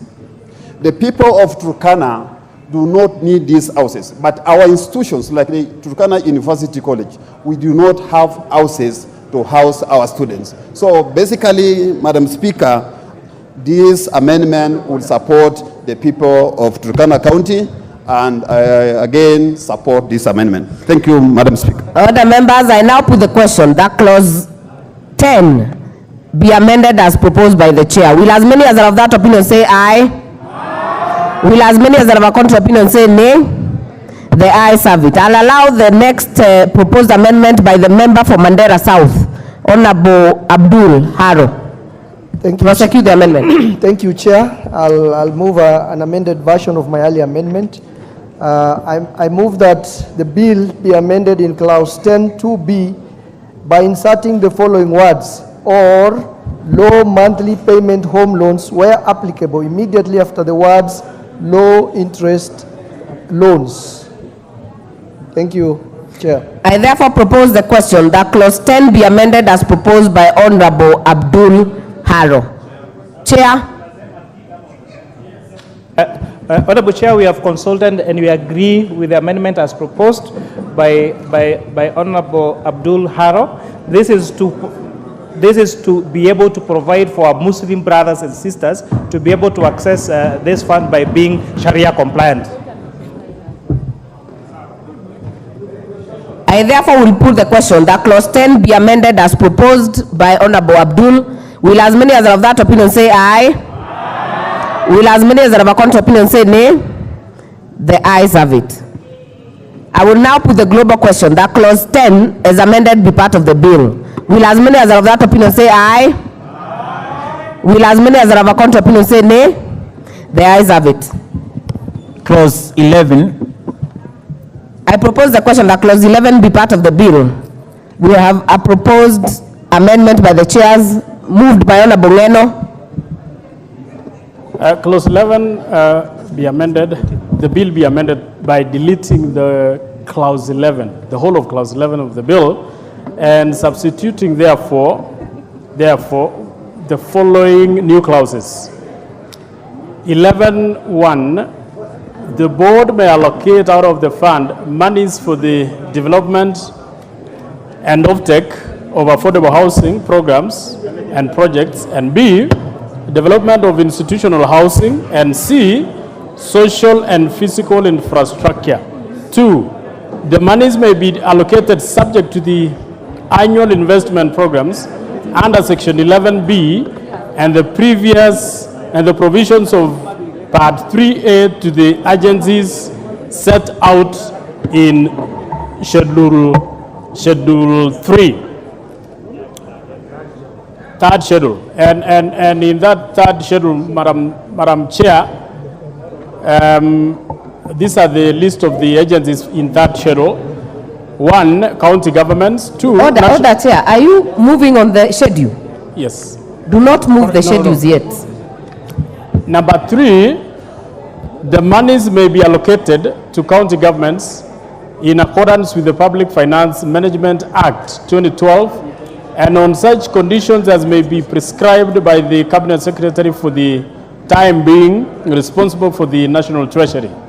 4, despite the provisions of subsection 2, the board shall allocate out of the fund A, up to 2% of the monies to the collector for the collection of the levy as may be approved by the Cabinet Secretary for the time being responsible for the National Treasury on the recommendation of the Cabinet Secretary, and B, up to 2% of the monies to the board for the administration of the fund as may be approved by the Cabinet Secretary for the time being responsible for the National Treasury on the recommendation of the Cabinet Secretary. 5, the third schedule may be amended by notice in the Gazette.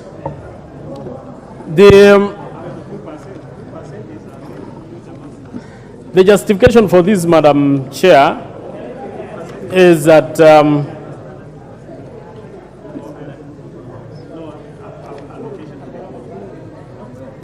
as you can see, Madam Chair, there should be a prescribed formula of subdividing this money according to the agencies which are supposed to implement this particular fund. Thank you. I therefore propose the question that clause 11 be amended as proposed by the chair. I put the question that clause 11 be amended as proposed by the chair. Will as many as are of that opinion say aye? Will as many as are of a contrary opinion say nay? The ayes have it. The import of this amendment is that the proposed amendments by Honorable Gathoni wa Mushomba, Honorable Ariko Namoit, and Honorable Member for Funyula fall. So I will put the global question that clause 11 is amended be part of the bill. Will as many as are of that opinion say aye? Will as many as are of a contrary opinion say nay? The ayes have it. Clause 12. I propose the question that clause 12 be part of the bill. Honorable Gathoni wa Mushomba. Madam Chair, I rise to move that the clause 12 of the bill be deleted. With your permission, Madam Chair, the National Housing Corporation should be the one that should administer the fund, owing to its unique and long experience in the management of such funds. Further, Madam Chair, this should be cheaper instead of establishing another board. We cannot create a new board that is going to use the same money that we are being deducted for administrative purposes, whereas we already have a body that is already entrenched in the Constitution of Kenya. And therefore, I submit. I propose the question that clause 12 be deleted as proposed by Honorable Amoshomba. Honorable Member for Endebess.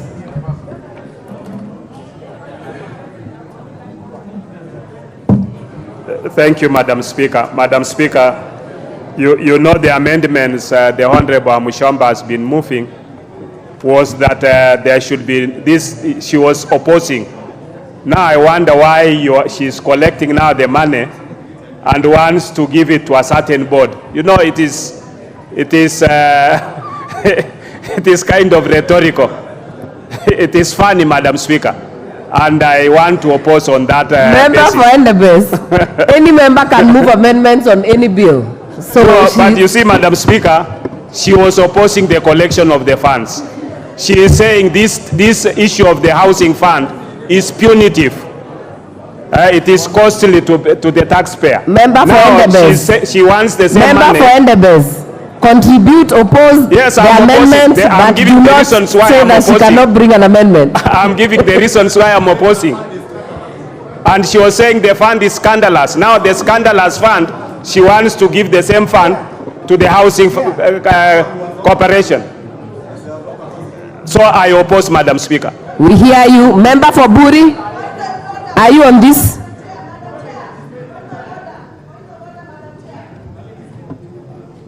Madam Chair, you cannot kill yourself and then want Honorable to resurrect Amoshomba, hold your horses. I'll give you. Member for Buri. Yes, Madam Chair, I'm saying you cannot kill yourself and then you want to resurrect and come back to light again. I oppose that amendment. Member for Dagoretti North. Madam Chair, I want to support the Honorable Amoshomba, but in this way, that if this House can agree, we have one place the fund can go for purposes of monitoring, for purposes of reducing corruption, then the better. But we must think as a House to have one fund to manage. Honorable Dido Raso. Thank you very much, Madam Chair.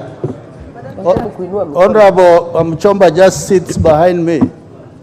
And I think her proposal, she is making political statements here. The reason why we are having this bill is because the National Housing Corporation failed and it has not achieved the mandate. And that is why we are coming up with a new law. For that reason, I oppose. Other members, I said I'll give the ones who have put for intervention. Member for Mosop. Madam Chair, I stand to oppose that amendment specifically because Housing Corporation has actually failed, and I support the member. And so coming up with the independent body to just to monitor this fund is the right thing to do. So I oppose the proposal. Majority Leader. Chair, I rise to oppose. Honorable Chair, you know what Honorable Pukosa was saying. We have already collected the levy. The money is going to a fund that is also giving money to other implementing agencies, including county governments. How are we going to use NHC, for instance, as proposed by Honorable Amoshomba, to give money to counties? They have no modality of giving money to counties and to the other implementing agencies, including the State Department that is currently engaged in the work of construction of the affordable housing schemes, including some in Githunguri. And I want to assure the people of Githunguri constituency, the affordable housing scheme for Githunguri constituency will be advertised within another week or so. A total of close to 2,200 houses, including a cultural center within Githunguri constituency. And I must thank the former member of parliament for Githunguri, the Honorable Kago Alidia, who has gone out of his way to make sure that the people of Githunguri will not miss out on this opportunity to access jobs for the people of Githunguri and to make sure the people of Githunguri also access affordable and social. Other members. Other members, I will hear Honorable Nyamai. Honorable Amoshomba, I'll give you a minute. Just hold your horses. Honorable Nyamai. Thank you, Madam Chair. I oppose this amendment by the Honorable Gathoni. First of all, funds have already been collected. And I think we will be over-legislating by identifying an institution, a specific institution where this money should go. Two, Honorable Chair, it's about the moral authority. In the earlier amendment, the Honorable Gathoni totally rejected the collection of money. So morally, this amendment is morally wrong for her to bring it. Thank you, Chair.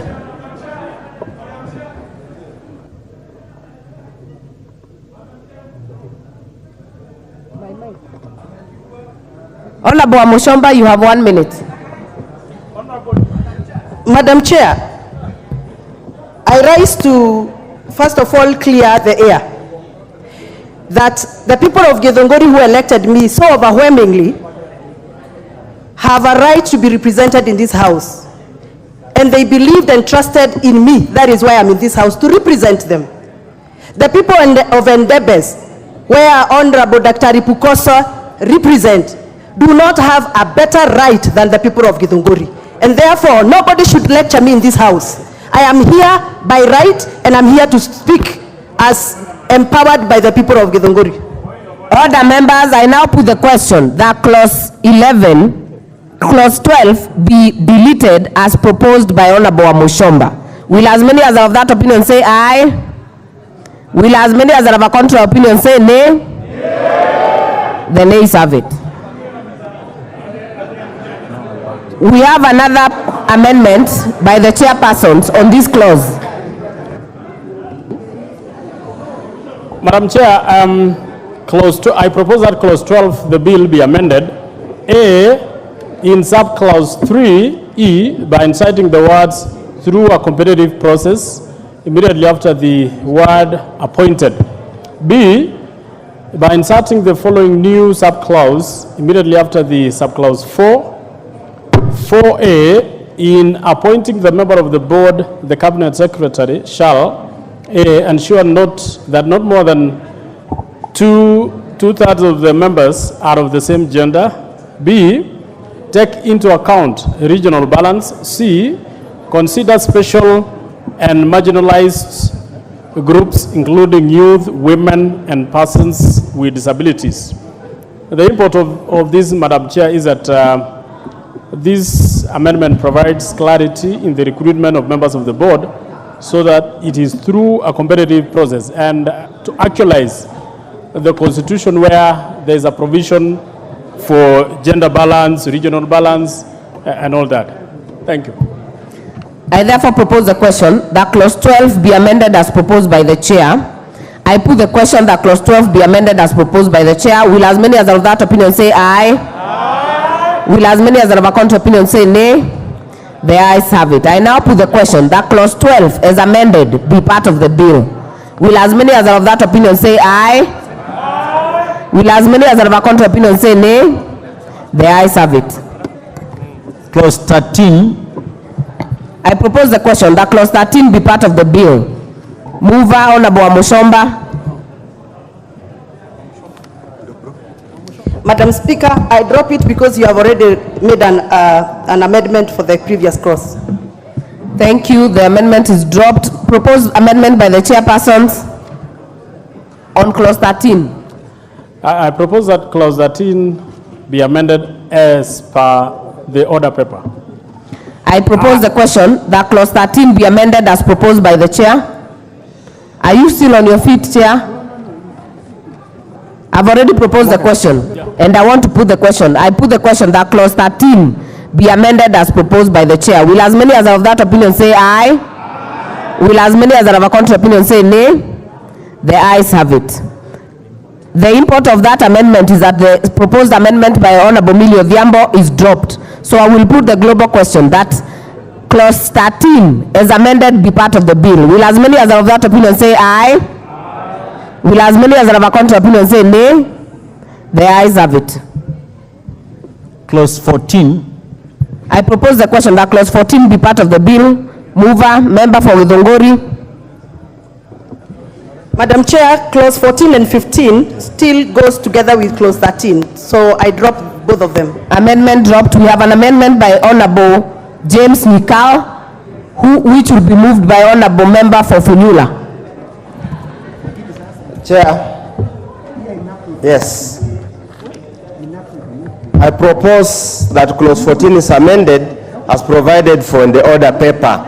And the import of it is to professionalize the management of the fund. Thank you, Honorable Chair. I propose the question that clause 14 be amended as proposed by Honorable member for Funyula. I'll give the chair the first chance.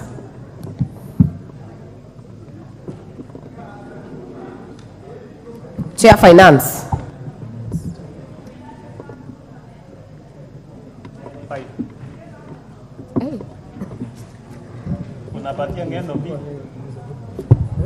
So, okay, thank you. Honorable Chair, what Dr. Nyikari is recommending and what has been moved by our good friend, as co-chairs we've consulted and they agree with those amendments. This is to professionalize the academic qualification and the experience needed for the chairperson and for the members of the board, and therefore we support that amendment as proposed. Member for Endebess, did you want to speak to this? Thank you, Chair. As you remember, the majority leader had said that proposal by Honorable Nyikal on the membership for the board is an improvement to what it is in the bill. Therefore, I stand to support. I have very many people on the interventions, but I don't see the interest right now. Member for Dagoretti South, are you on this one? No. I will therefore propose the question that clause, I will put the question that clause 14 be amended as proposed by Honorable Member for Funyula. Will as many as are of that opinion say aye? Aye. Will as many as are of a contrary opinion say nay? The ayes have it. We have a proposed amendment by the chairpersons on clause 14. So, Honorable Chair, our amendment was similar to that, and that's why we yielded to the amendment. So our amendment is therefore dropped. So we'll have the amendments by the chair, by Honorable Luoch, and by Honorable Clive dropped, and I will therefore put the global question that clause 14 as amended be part of the bill. Will as many as are of that opinion say aye? Aye. Will as many as are of a contrary opinion say nay? The ayes have it. Clause 15. I propose the question that clause 15 be part of the bill. There is a proposed amendment by member for Ridongori. Have you dropped? Chair, I said to be from clause 13, 14, 15, and 16 are dropped because they are aligning with the clause 13. Thank you, member for Ridongori. To be on record, that amendment is dropped. Therefore, I'll put the question that clause 15 be part of the bill. Will as many as are of that opinion say aye? Aye. Will as many as are of a contrary opinion say nay? The ayes have it. Clause 16. I propose the question that clause 16 be part of the bill. The proposed amendment by member for Ridongori has been dropped, so I will put the question that clause 16 be part of the bill. Will as many as are of that opinion say aye? Will as many as are of a contrary opinion say nay? The ayes have it. Clause 17. I propose the question that clause 17 be part of the bill. Member for Ridongori, you did not touch on clause 17. Are you ready to move the amendment? Chair, not necessarily because it's the same. Dropped. It is dropped, so we'll prosecute it in the same manner. I will put the question that clause 17 be part of the bill. Will as many as are of that opinion say aye? Will as many as are of a contrary opinion say nay? The ayes have it. Clause 18. I propose the question that clause 18 be part of the bill. Again, member for Ridongori, similar to member for Suba North. Member for Ridongori. Note her number.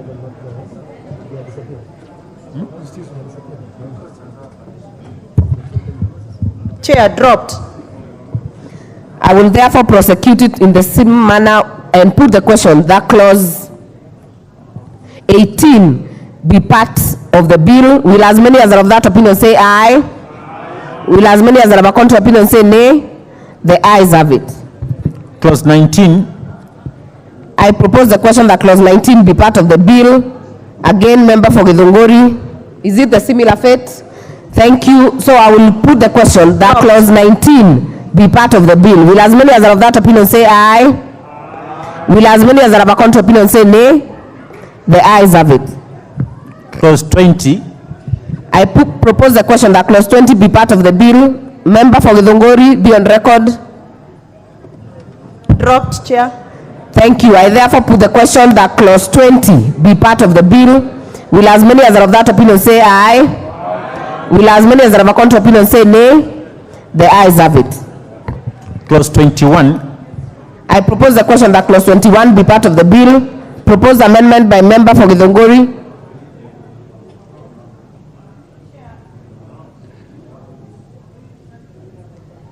Yes, we have a problem with our microphone.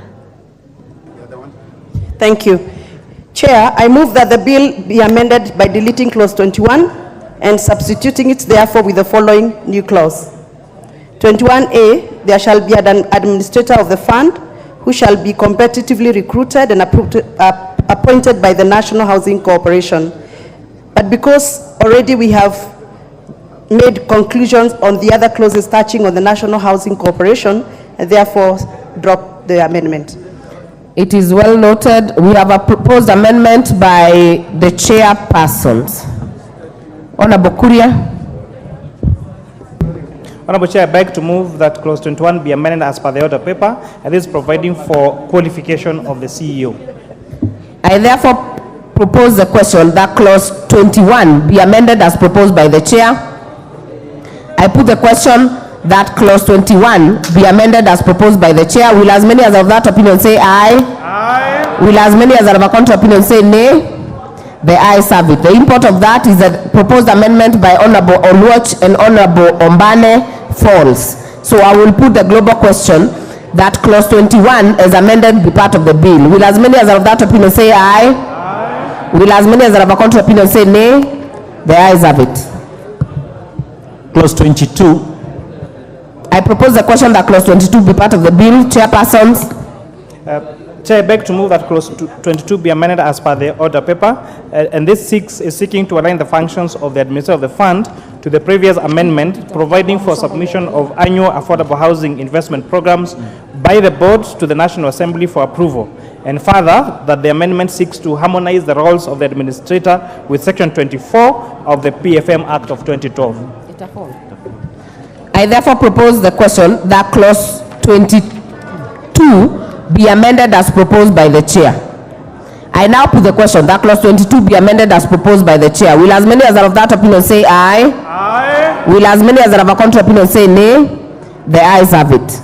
Member for Githunguri, you have a proposed amendment on the same? Oh, sorry. The import of the carrying of chair's amendment is that Honorable Wamushomba's amendment falls. So I will put the global question that clause 22 as amended be part of the bill. Will as many as are of that opinion say aye? Aye. Will as many as are of a contrary opinion say nay? The ayes have it. Clauses 23 and 24. These have no amendments. I propose the question that clauses 23 and 24 be part of the bill. I now put the question that clauses 23 and 24 be part of the bill. Will as many as are of that opinion say aye? Aye. Will as many as are of a contrary opinion say nay? The ayes have it. Clause 25. I propose the question that clause 25 be part of the bill. The proposed amendment is by Honorable Millie Odhiambo, who is not in the house, so it is dropped. So I will put the question that clause 25 be part of the bill. Will as many as are of that opinion say aye? Aye. Will as many as are of a contrary opinion say nay? The ayes have it. Clause 26. I propose the question that clause 26 be part of the bill. Honorable Wamushomba.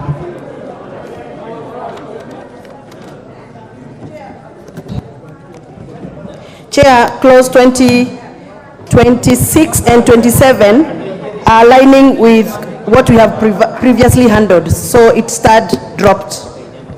Thank you, honorable member. The next, before we go to the next amendment, so to be on record, Honorable Gathoni, you have dropped amendment in clause 26. Honorable Millie's amendment is also dropped, so we will put the question. I will put the question that clause 26 be part of the bill. Will as many as are of that opinion say aye? Aye. Will as many as are of a contrary opinion say nay?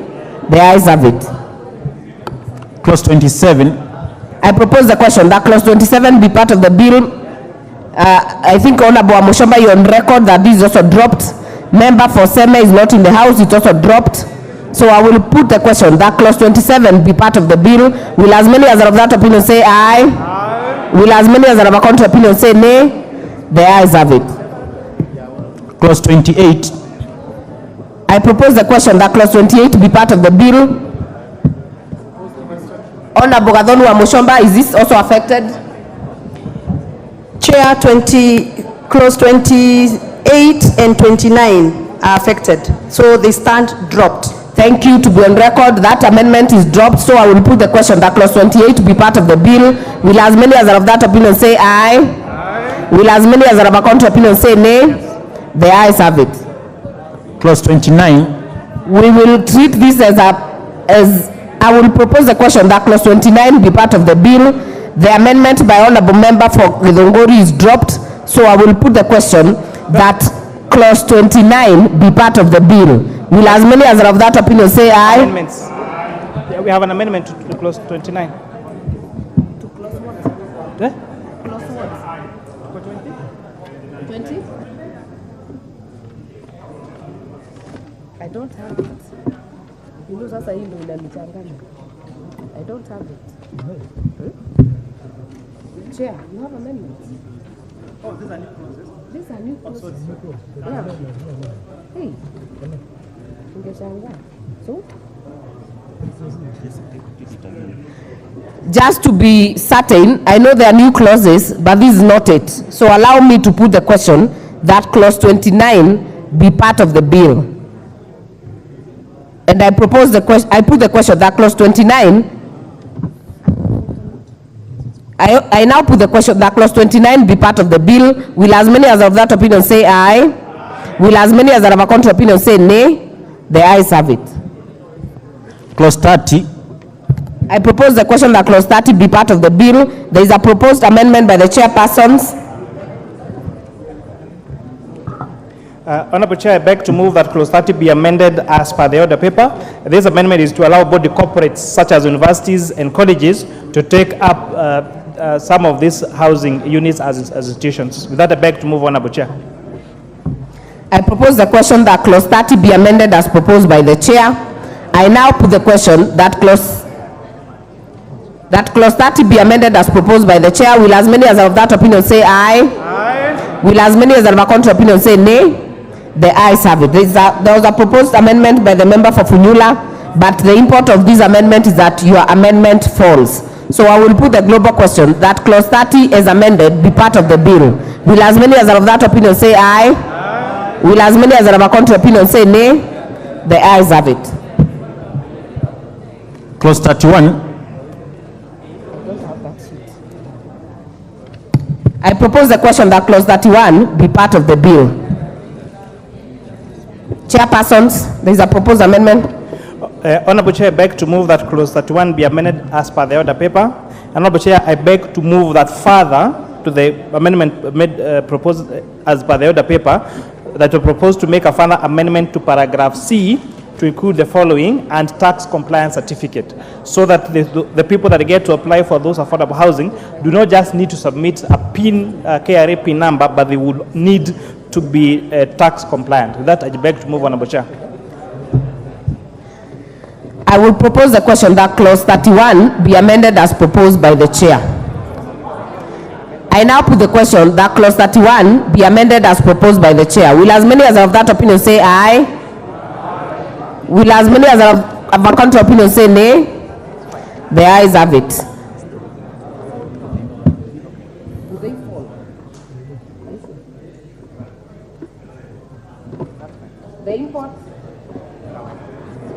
The import of that amendment is that the amendment by Honorable Mikal and that of the Honorable Member for Turkana South are dropped.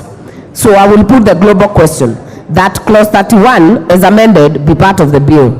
Will as many as are of that opinion say aye? Aye. Will as many as are of a contrary opinion say nay? The ayes have it. Clause 32. I propose the question that clause 32 be part of the bill. Member for Seme, not in the House, amendment dropped. There is a proposed amendment by the chairperson. Honorable Chair, I beg to move that clause 32 be amended as per the order paper, and this, Honorable Chair, is to remove the agencies so that the board becomes the one ultimately responsible for the functions relating to matters of affordable housing. I propose the question that clause 32 be amended as proposed by the chair. I put the question that clause 32 be amended as proposed by the chair. Will as many as are of that opinion say aye? Aye. Will as many as are of a contrary opinion say nay? The ayes have it. Clause 33. I propose the question that clause 33 be part of the bill. Chairperson. Clause 33 is amended as per the order paper. By deletion of these clauses 33, 34, and 35 is because these contractual matters. Chair, you must prosecute as per. Yeah, this is on 33 only. Clause 33 is amended as per the order paper. I propose the question that clause 33 be deleted as proposed by the chair. I put the question that clause 33 be deleted as proposed by the chair. Will as many as are of that opinion say aye? Aye. Will as many as are of a contrary opinion say nay? The ayes have it. Clause 34. I propose the question that clause 34 be part of the bill. Mover, Chair. Are we deleting the whole part? I propose that clause 34 be deleted as per the order paper. Thank you, Honorable Chair. I propose the question that clause 34 be deleted as proposed by the chair. And I now put the question that clause 34 be deleted as proposed by the chair. Will as many as are of that opinion say aye? Aye. Will as many as are of a contrary opinion say nay? The ayes have it. Clause 35. I propose the question that clause 35 be part of the bill. Chairperson. I propose that clause 35 be deleted as per the order paper. And Madam Chair, these are issues that can be dealt with through regulations and therefore doesn't need to appear before on this particular bill. Thank you. I now propose the question that clause 35 be deleted as proposed by the chair. And I put the question that clause 35 be deleted as proposed by the chair. Will as many as are of that opinion say aye? Aye. Will as many as are of a contrary opinion say nay? The ayes have it. We have a proposal of an amendment by Honorable Mili. Of course, this falls after the chairs is carried. Clause 36. I propose the question that clause 36 be part of the bill. We have member for Turkana South. Are you in the house? If not, it is dropped. We have proposed amendments by the chairpersons. I propose that clause. Madam Chair, you also realize that this is to recognize the interest. The interest here is contractual and therefore it doesn't have to, the alternative is provided in the regulations and therefore it can wait for the regulations.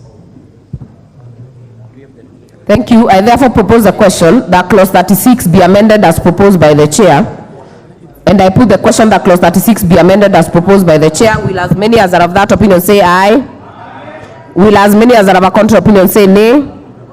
The ayes have it. We have further amendments by the member for Seme, who is not in the house, so it is dropped.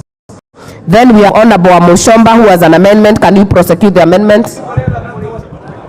Thank you, Madam Chair. I move that clause 36 of the bill be amended by deleting paragraph C. And my justification is, Madam Chair, this is a consequential amendment arising out of deleting of the definition affordable market housing unit, which might be sold at market rates. Also, Madam Chair, this could be abused and frustrate the objective of the bill and also move away from the spirit of the Constitution, Article 43 of the Kenyan Constitution. It is not the business of the government to sell houses. It is the business of the government to build infrastructure and facilitate stakeholders within the sector to sell or do their activities around houses. And therefore, I propose that we delete as stated in the order paper. Sorry, stated in my amendment. Thank you. I propose the question that clause 36 be amended as proposed by Honorable Amoshomba. Chair. Honorable Chair, the amendment again as proposed by the Honorable Amoshomba, if I read verbatim what the bill says on clause 36, that the interest rate or administration fee for a loan issued under this act shall be payable on reducing balance as follows. A, for social housing up to 3% or an admission fee of an equivalent.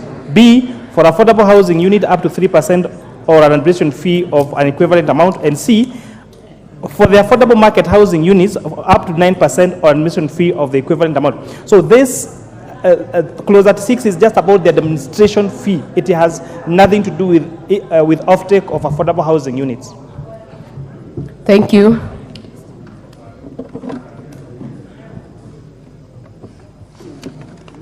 I will therefore propose the question. I will put the question that clause 36 be amended as proposed by Honorable Gathoni wa Mushomba. Will as many as are of that opinion say aye? Will as many as are of a contrary opinion say nay? Nay. The nays have it. There is a proposed amendment by member for Suba North. It is dropped. There is a proposed amendment by the member for Mandera South. Honorable Haro. Yeah, I propose that clause 36 of the bill be amended as per the order paper by inserting the words where applicable immediately after the words under this act. The import is actually to make sure that Muslims who are also going to be mandatory contributors like all other Kenyans participate fully in this affordable housing scheme. Honorable Chair. Okay, before I give you, let me propose the question that clause 36 be amended as proposed by Honorable Abdul Haro.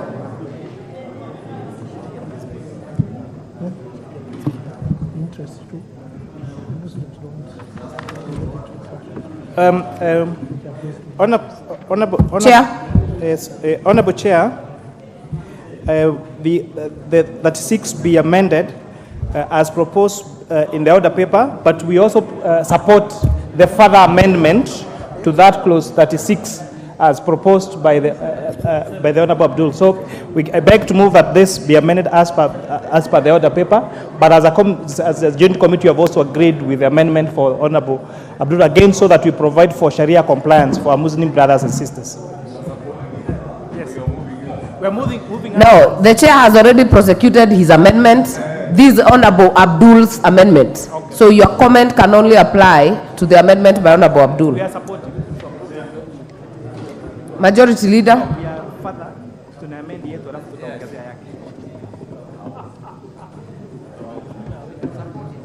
We are supporting. Okay. In short, we are supporting.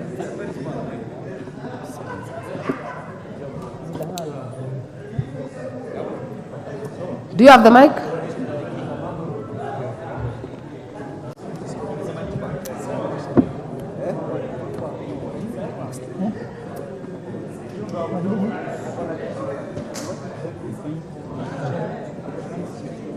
Thank you, Chair. We support this amendment. As the Honorable Haro has said, it's just inserting the words where applicable to take care of our Muslim brothers and sisters who will usually not pay interest on loans, but have low loan repayments. And that's why we are using the words where applicable to just take care of that for our Muslim brothers and sisters, and we support. Thank you. Member for Matuga.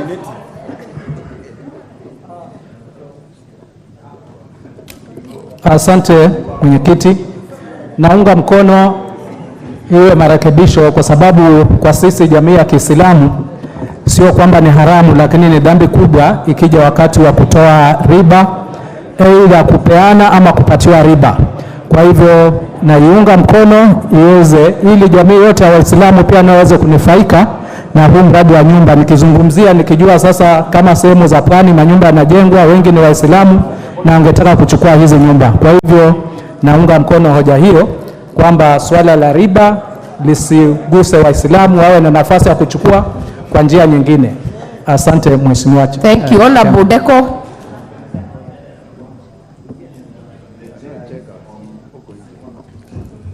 Sema kitu hapa.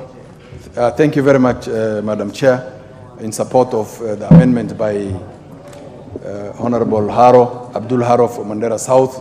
We are in total support, and I want to thank the Chair and the Majority Leader for supporting this amendment to take care of the interests of the Muslim community who are also paying for this, to this fund. So I support. Thank you very much. I now put the question that clause 36 be amended as proposed by Honorable Abdul Haro.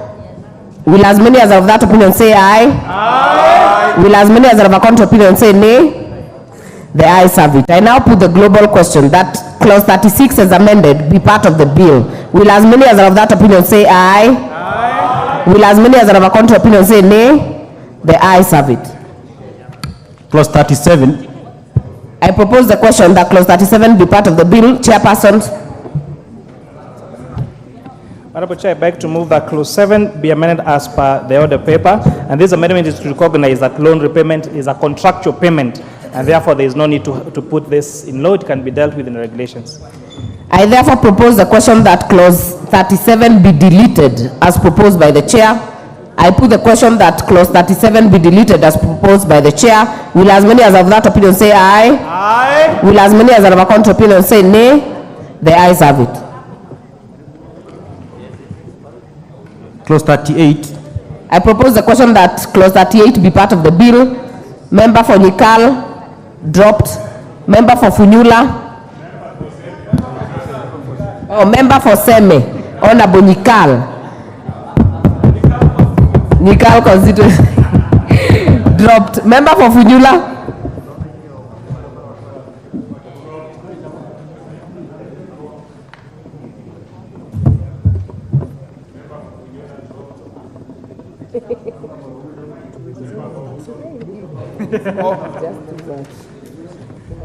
Chair, in view that my amendments under clause 4 failed to proceed, I therefore drop amendments under clause 38. Droppings.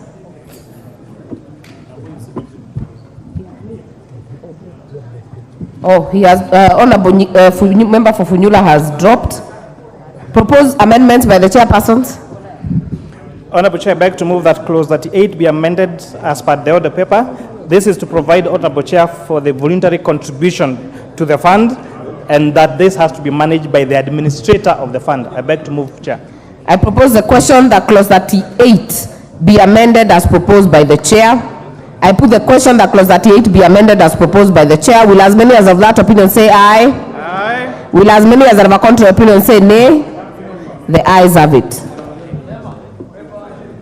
I now put the question that clause 38 as amended be part of the bill. Will as many as are of that opinion say aye? Aye. Will as many as are of a contrary opinion say nay?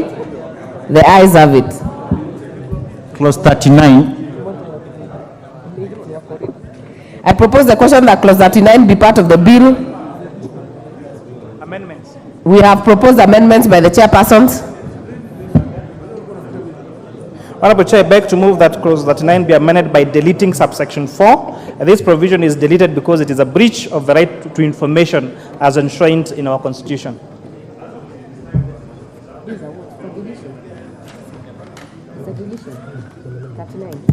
I propose the question that clause 39 be amended as proposed by the chair.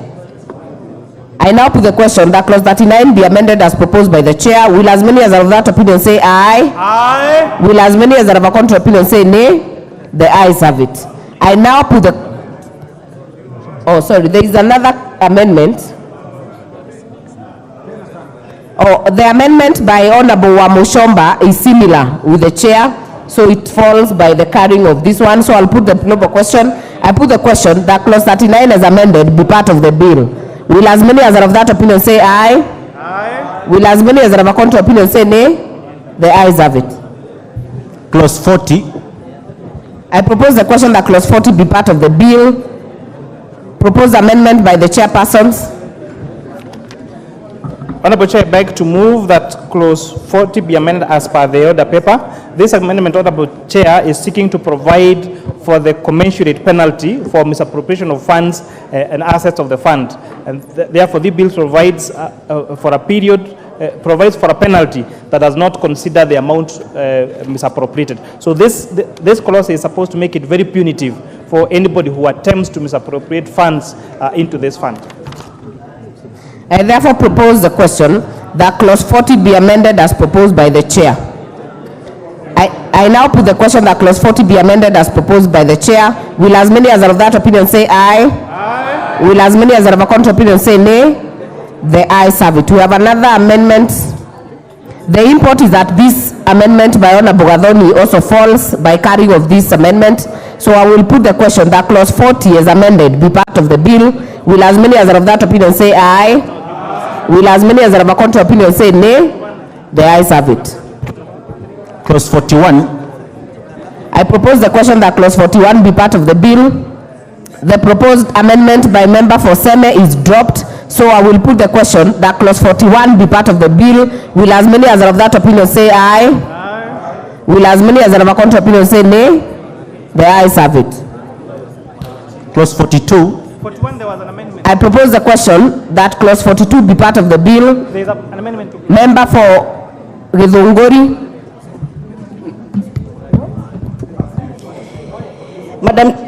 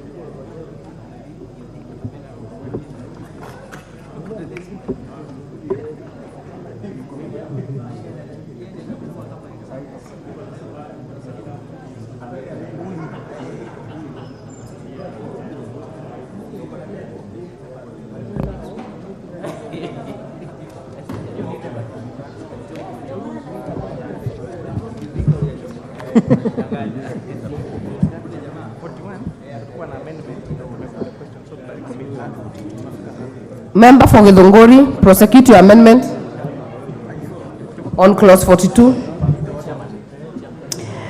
Madam Chair, I move that clause 42 of the bill be amended in sub-clause 1 by deleting the word both, appearing immediately after the words in consultation with the, and substituting therefore with the word cooperation. This is because the National Housing Corporation should be the one that should administer the fund, owing to its unique and long experience. Further, this should be a cheaper way instead of establishing another board. Thank you, Madam Chair. I therefore propose the question that clause 42 be amended as proposed by Honorable Gathoni wa Mushomba. I put the question that clause 42 be amended as proposed by Gathoni wa Mushomba. Will as many as are of that opinion say aye? Aye. Will as many as are of a contrary opinion say nay? Nay. The nays have it. We have further proposed amendments.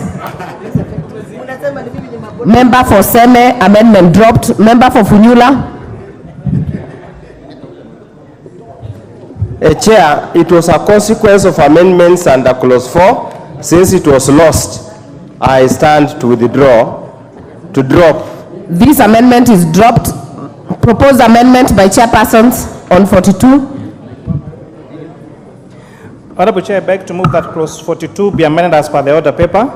This is the provision for regulations being amended to deal with the issue of deposits, the 10% deposit that was needed. After listening to the members of the public through our public hearings, the Joint Committee resolved to delete the requirement that those people who want to be allocated housing needed to deposit 10% into the fund. So this is a deletion of that clause that require 10% deposit for you to be given a chance to acquire the affordable houses.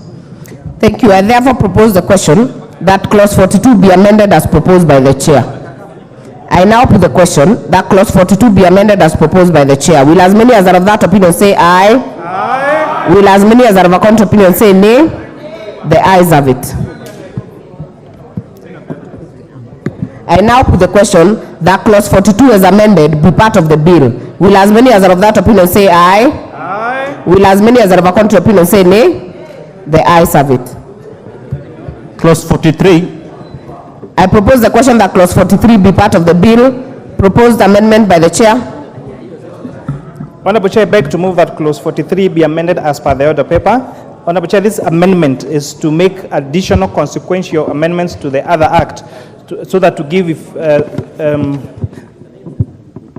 so that we allow the collector of the levy on a temporary basis to be the one administering this fund as we wait for the operationalization of the fund and the getting into office of the board. You do not want to ask where you went to primary or primary school. Honourable members, I propose the question that clause 43 be amended as proposed by the chair. I now put the question that clause 43 be amended as proposed by the chair. Will as many as are of that opinion say aye? Aye. Will as many as are of a contrary opinion say nay? The ayes have it. I now propose the question. I now put the question that clause 43 as amended be part of the bill. Will as many as are of that opinion say aye? Aye. Will as many as are of a contrary opinion say nay? The ayes have it.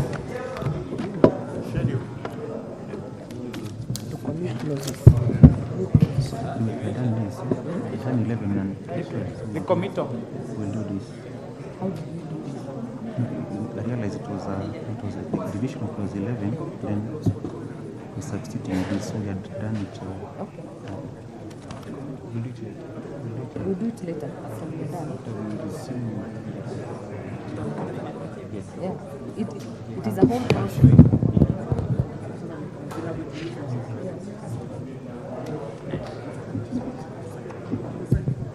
New clauses.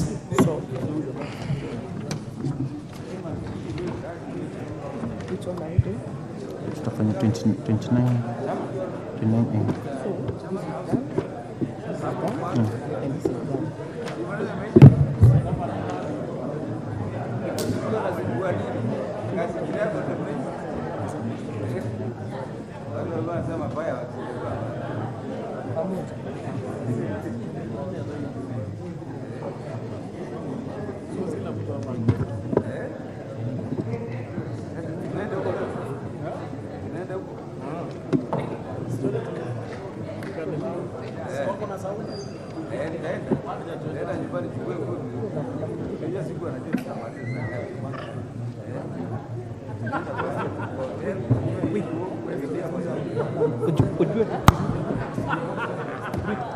Mike. Sorry. New part 3A, new clause 29A. Move the second reading of the new clause. Honorable Chair, I beg to move that clause 29A, B, C, D, E, and F be read. No, you will have to do one by one. Start by with 29A. Honorable Chair, I beg to move that clause 29A be read a second. Yes. A second time, and this is the provision of the Land Act of the provisions of the Land Act 2012 shall apply with regard to allocation of national or county government land. I propose the question that new clause 29A be now read a second time.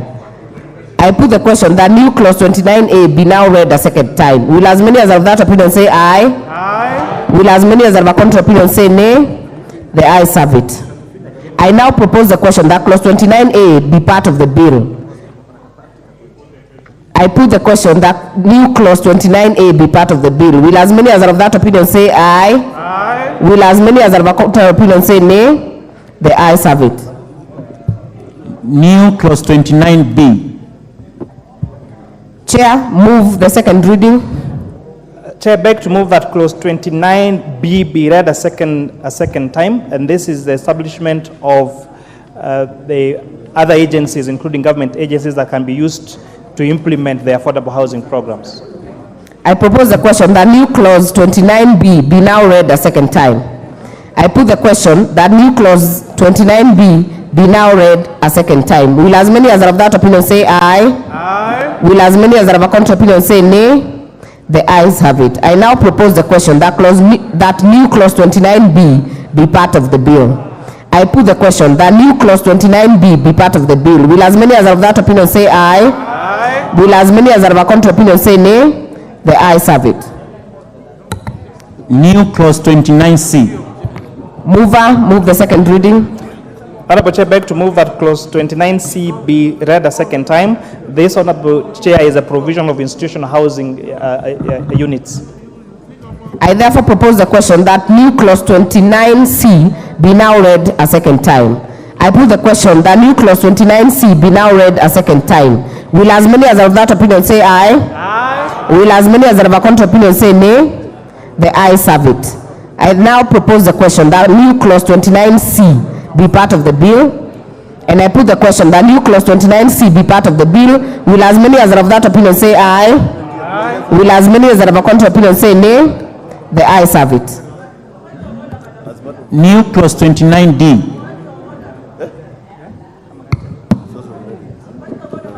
What is out of order, Honorable Wamushomba? Madam Speaker, the most recent order paper does not contain what you're handling. That is 29A, B, and C. There is a supplementary order paper. I know you came in a bit late. We have a supplementary order paper. Thank you. Move second reading. 29? 39. D now. 29? Move 29D. Second reading. Honorable Chair, beg to move that clause 29D be read a second time. This is provision of giving the fund mandate to enter into contract with private institutions and private developers for construction of affordable housing. Thank you. I propose the question that new clause 29D be now read a second time. I now put the question that new clause 29D be now read a second time. Will as many as are of that opinion say aye? Aye. Will as many as are of a contrary opinion say nay? The ayes have it. I therefore propose the question that new clause 29D be part of the bill. I put the question that new clause 29D be part of the bill. Will as many as are of that opinion say aye? Aye. Will as many as are of a contrary opinion say nay? The ayes have it. New clause 29A. Mover to move second reading. Honorable Chair, beg to move that clause 29E be read a second time. And again, this is a provision of that the fund may enter into agreement with mortgage institutions for provision of affordable housing units. I propose the question that new clause 29E be now read a second time. I put the question that new clause 29E be now read a second time. Will as many as are of that opinion say aye? Aye. Will as many as are of a contrary opinion say nay? The ayes have it. I now propose the question that new clause 29E be part of the bill. I put the question that new clause 29E be part of the bill. Will as many as are of that opinion say aye? Aye. Will as many as are of a contrary opinion say nay? The ayes have it. New clause 29F. Move second reading. Honorable Chair, I beg to move that clause 29F be read a second time. And this, Honorable Chair, this is one of the issues that was raised during public participation. And just to read that in the development of affordable housing units, the board shall, as far as possible, ensure they use locally available materials, that the labor that is used in the construction of these affordable housing units shall be sourced locally. And most important, Honorable Chair, to make sure that students in universities and TVET institutions and polytechnics get to have a chance to train in these units through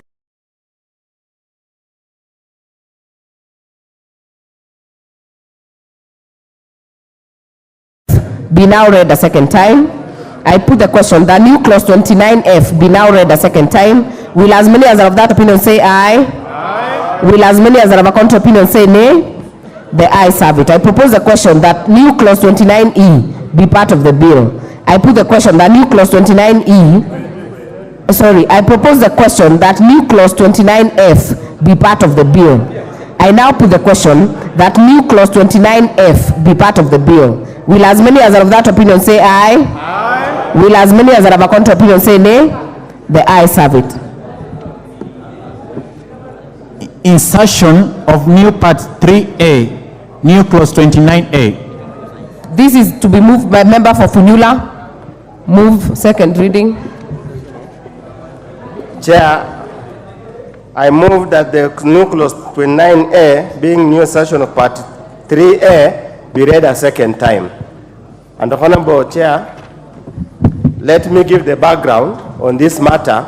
one, we admit and accept that this part, housing is part of the county government, so it is in order for us to prescribe exactly and precisely the function of the county government in respect of this project. And that's why, Chair, I need to move in an amended form so that I retain what is mentioned as A, and I take functions assigned to county governments under Part 2 of the 4th schedule to the Constitution in respect of county planning and development housing.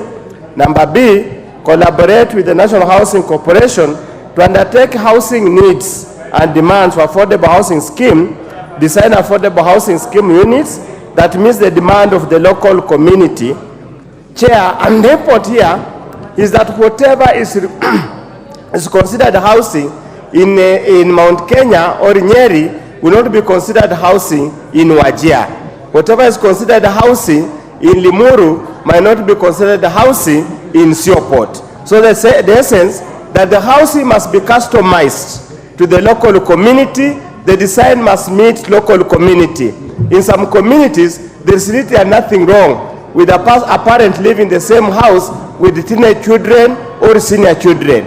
There is nothing wrong in some communities, families sharing a father or a family sharing the married child at the same home. Just like the Asian community has no problem, while other communities have got any problem.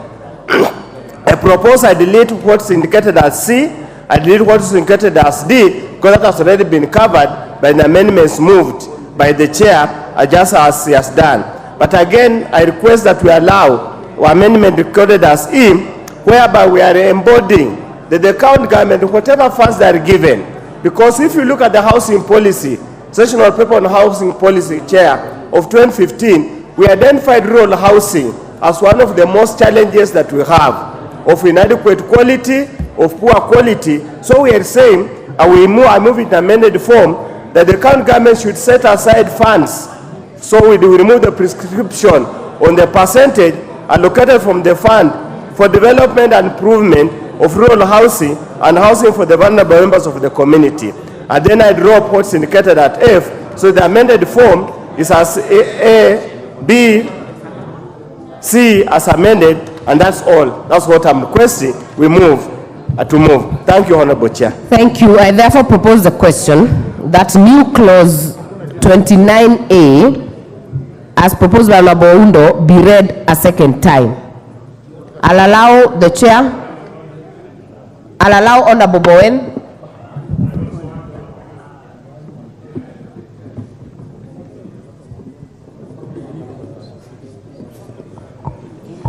Madam Chair, I would want to oppose the amendment by Honorable Undo, especially when he says that the housing should be done or customized in such a way that a housing in Garissa or in Mombasa is different.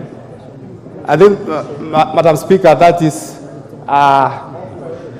very, very awkward, because we are seeking to standardize some, even including manufacturing of housing building materials, Madam Speaker. So we cannot have, say, for instance, a door of this different size in Busia, and we have a different door size in Elgeyo Marakwet. We need standardization in entire housing project in Kenya, Madam Speaker, and I oppose. Member for Endebess. Chair, I was keenly listening to Honorable Undo, and I want to oppose. Honorable Undo, you cannot say that a house that you need to customize, that a house in Sioport cannot be the same house as in Limuru or Endebess. It's unfair, because when we talk of any housing, the houses must be standardized. Even when you are here in Nairobi, you don't live in a house similar to the one you live in Sioport. You live in a house that here is that you want to make it habitable, that a house that is standard and is built in a modern way. So I want to oppose it. Honorable Nyamai. Thank you, Madam Chair. Chair, I've also listened to Professor very keenly, But I think it is quite complicated, the way that he has put these amendments, because it is going to affect the two layers of government, and it is putting more and more bureaucracies in a matter that we would like it to be simplified. Two, about having specific kind of houses in different places. The housing issue is about bringing dignity and making people equals by providing a facility which has not been existing. So, Honorable Chair, I oppose and call for standardization. Thank you, Chair. Honorable Ferdinand Wanyonyi. Having listened to my good brother, I think maybe he missed something. You cannot have houses different. So, like now, if you go to Masai, you build a house like a manyatta. You go to my place, which is actually, there are too many Wazungus that were staying in my place. You build a different one. That one will not be possible. I think it was a slip of the tongue. But I think I want to request him to drop that amendment, and please let's move forward. You are going to vote on it, Honorable Owen Bayer. So I actually oppose.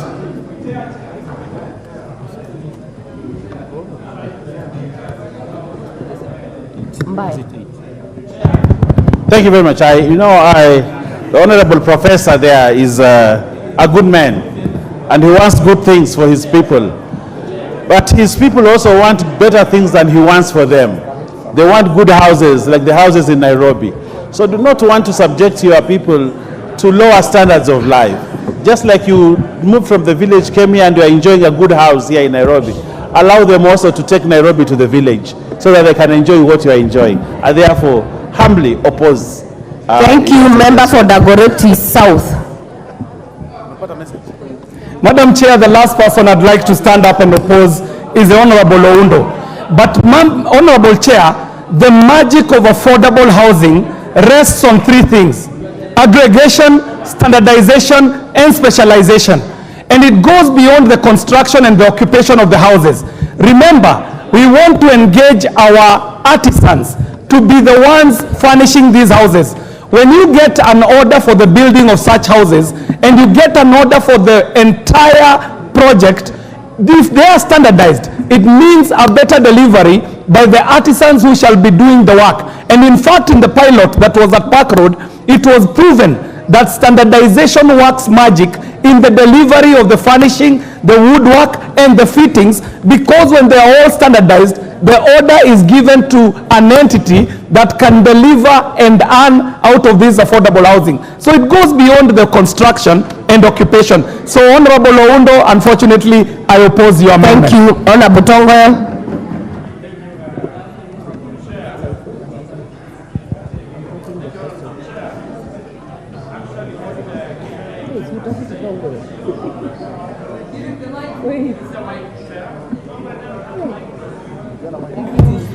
Thank you, Chair. Actually, I think my good friend KJ actually kind of read my mind.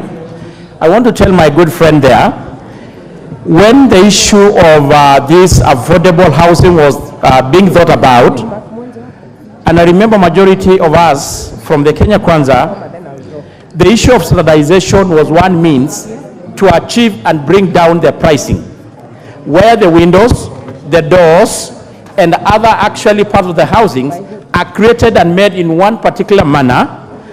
It is the only one surer way that could able to make this housing affordable and cheaper. As actually a good example is the issue of customization and designers. When you want to buy a designer cloth, definitely it will come with a higher price. But once we achieve standardization, we can able to achieve affordability. So I want to oppose that. And I want to challenge my good friend to actually to appeal to you to the extent that you actually understand the whole intention of availability in this housing program. Thank you. Thank you. I now put the question that the new clause 29A be now read a second time as proposed by Honorable Oundo. Will as many as are of that opinion say aye? Aye. Will as many as are of a contrary opinion say nay? Nay. The nays have it. New clause 31A. The mover, Honorable Mwenje, not in the house, dropped. New clause 31B. Again by Honorable Mwenje, dropped. New clause 40A. Chairperson, move second reading.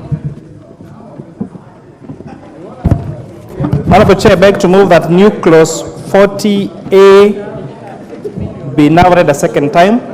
This amendment, Chair, is seeking to provide for the commensurate penalty for misappropriations of funds and assets of the fund, and the bill therefore provides the penalty that is commensurate to the amount of money that may have been misappropriated, to make it impossible or very punitive for anyone who may have intention of misappropriating these funds. I propose the question that new clause 40A be now read a second time. I put the question that new clause 40A be now read a second time. Will as many as of that opinion say aye? Aye. Will as many as of a contrary opinion say nay? The ayes have it. I propose the question that new clause 40A be part of the bill. I put the question that new clause 40A be part of the bill. Will as many as of that opinion say aye? Aye. Will as many as of a contrary opinion say nay? The ayes have it. New clause 43A. Chairperson to move second reading. Honorable Chair, I beg to move that the new clause 43A be read a second time, that all regulations that is in force immediately for the commencement of this act and applicable to affordable housing and retail contributions will now be revoked. Two, that all monies which immediately before the commencement of this act were held by the National Housing Corporation under the Housing Fund Regulations of 2018 shall vest in the fund and shall be deposited into the fund. And three, the National Housing Corporation shall account for and give a record of all contributions made under the Housing Fund Regulations of 2018. And four, that the administration of the fund shall notify the contributors and create an account for each contributor. So the import of this, Honorable Speaker, Honorable Chair, is that funds, for example, that have been held in Bomayango platform will now have to all fall into the new fund. With that, I beg to move, Honorable Chair. I therefore propose the question that new clause 43A be now read a second time. Honorable Undo. Chair, as the amendment is well intentioned, because normally a consequence of such kind of changes when you make to the law. But I'm apprehensive, Chair, that asking National Housing Corporation, to transfer the funds they collected as a consequence of the regulation of 2018, you are essentially incapacitating and killing a National Housing Corporation. That's the long-term consequence of the amendment. By the time you reorganize and put them funds to continue to undertake their functions, you have literally put them in the limbo, yet they already have ongoing contracts. They already have ongoing arrangements. Indeed, we have essentially killed one of the jewels that has transformed the urban residential landscape in this country. I'm afraid we might do it for political expedience, but we have essentially disorganized the housing sector in this country. So on that score, I stand to oppose. Member for Buri. I think with all due respect to Professor, he did not get the gist of that amendment. It simply says there are some money that were collected before this act and which need now to be regularized, and that's why the chair gave an example of the Bomayango. So that's the fund that he's talking about. It has nothing to do with incapacitating. That money is not being used by National Housing Corporation at the moment. It's just there. That's what he's talking about. So please get it right, Professor. For the first time, I have seen you go down the history of not getting the correct statement for the student. Thank you. I now put the question that new clause 43A be now read a second time. Will as many as are of that opinion say aye? Aye. Will as many as are of a contrary opinion say nay?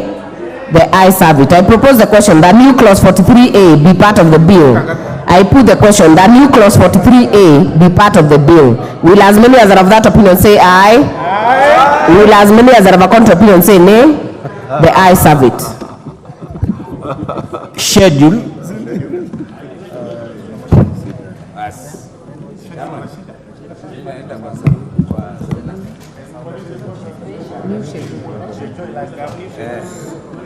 Member for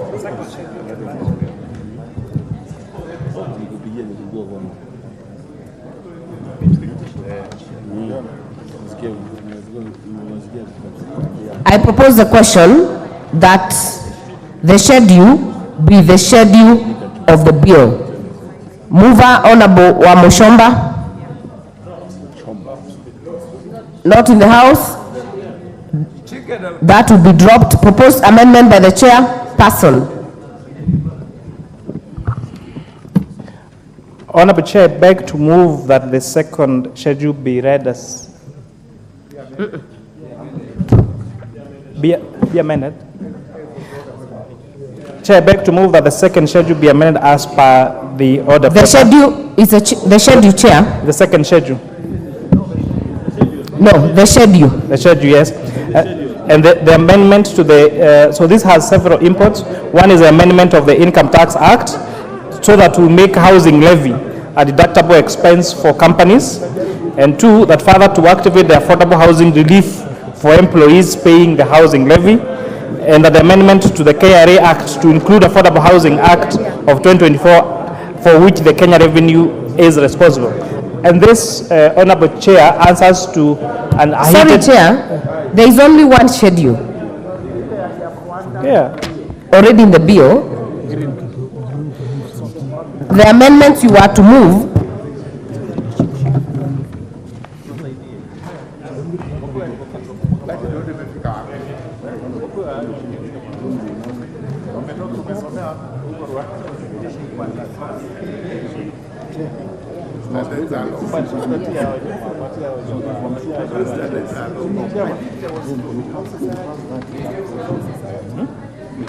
Karibu.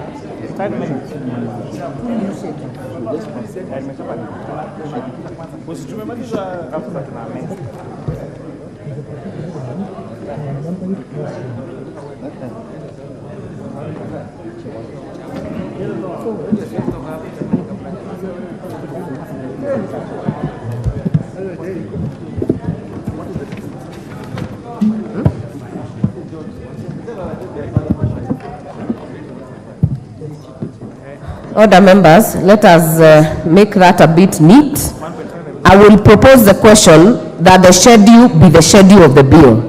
I now put the question that the schedule be the schedule of the bill. Will as many as are of that opinion say aye? Aye. Will as many as are of a contrary opinion say nay? The ayes have it. New schedules, second schedule.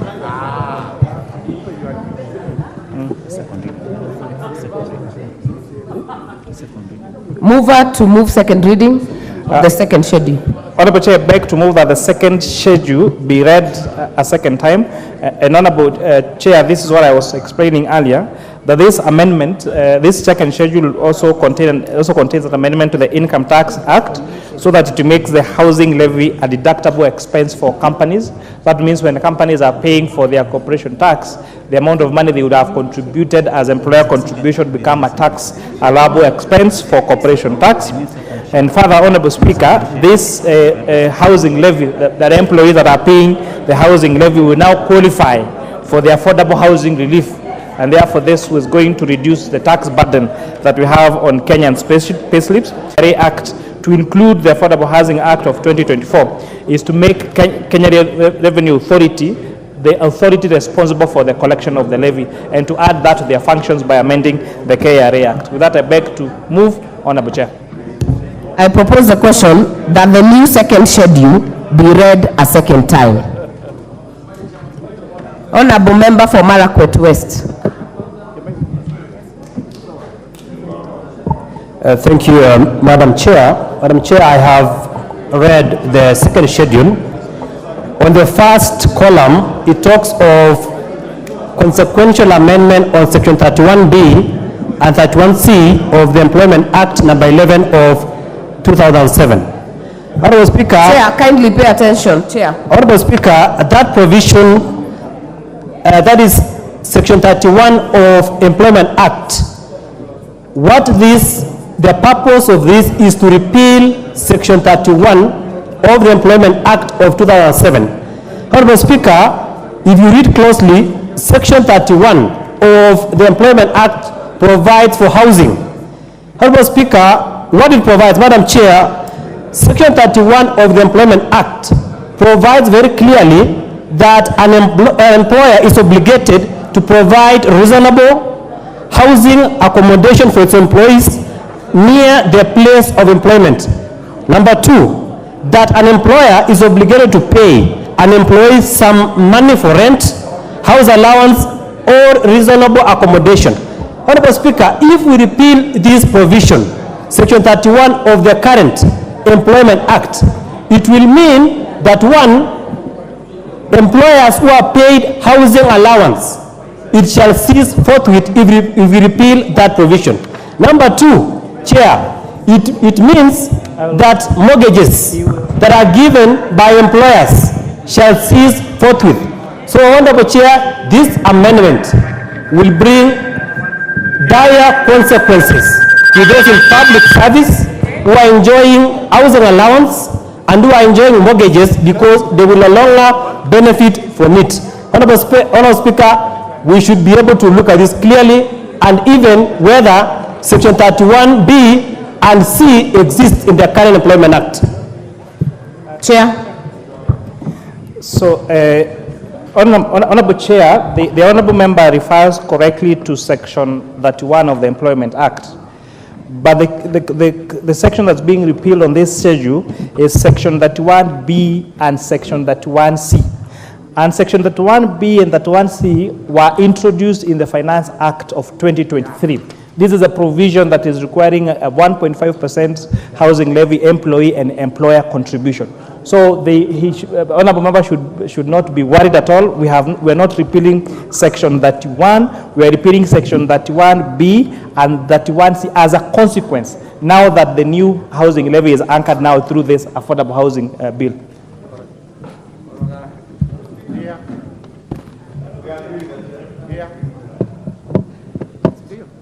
Member for Marakwet East.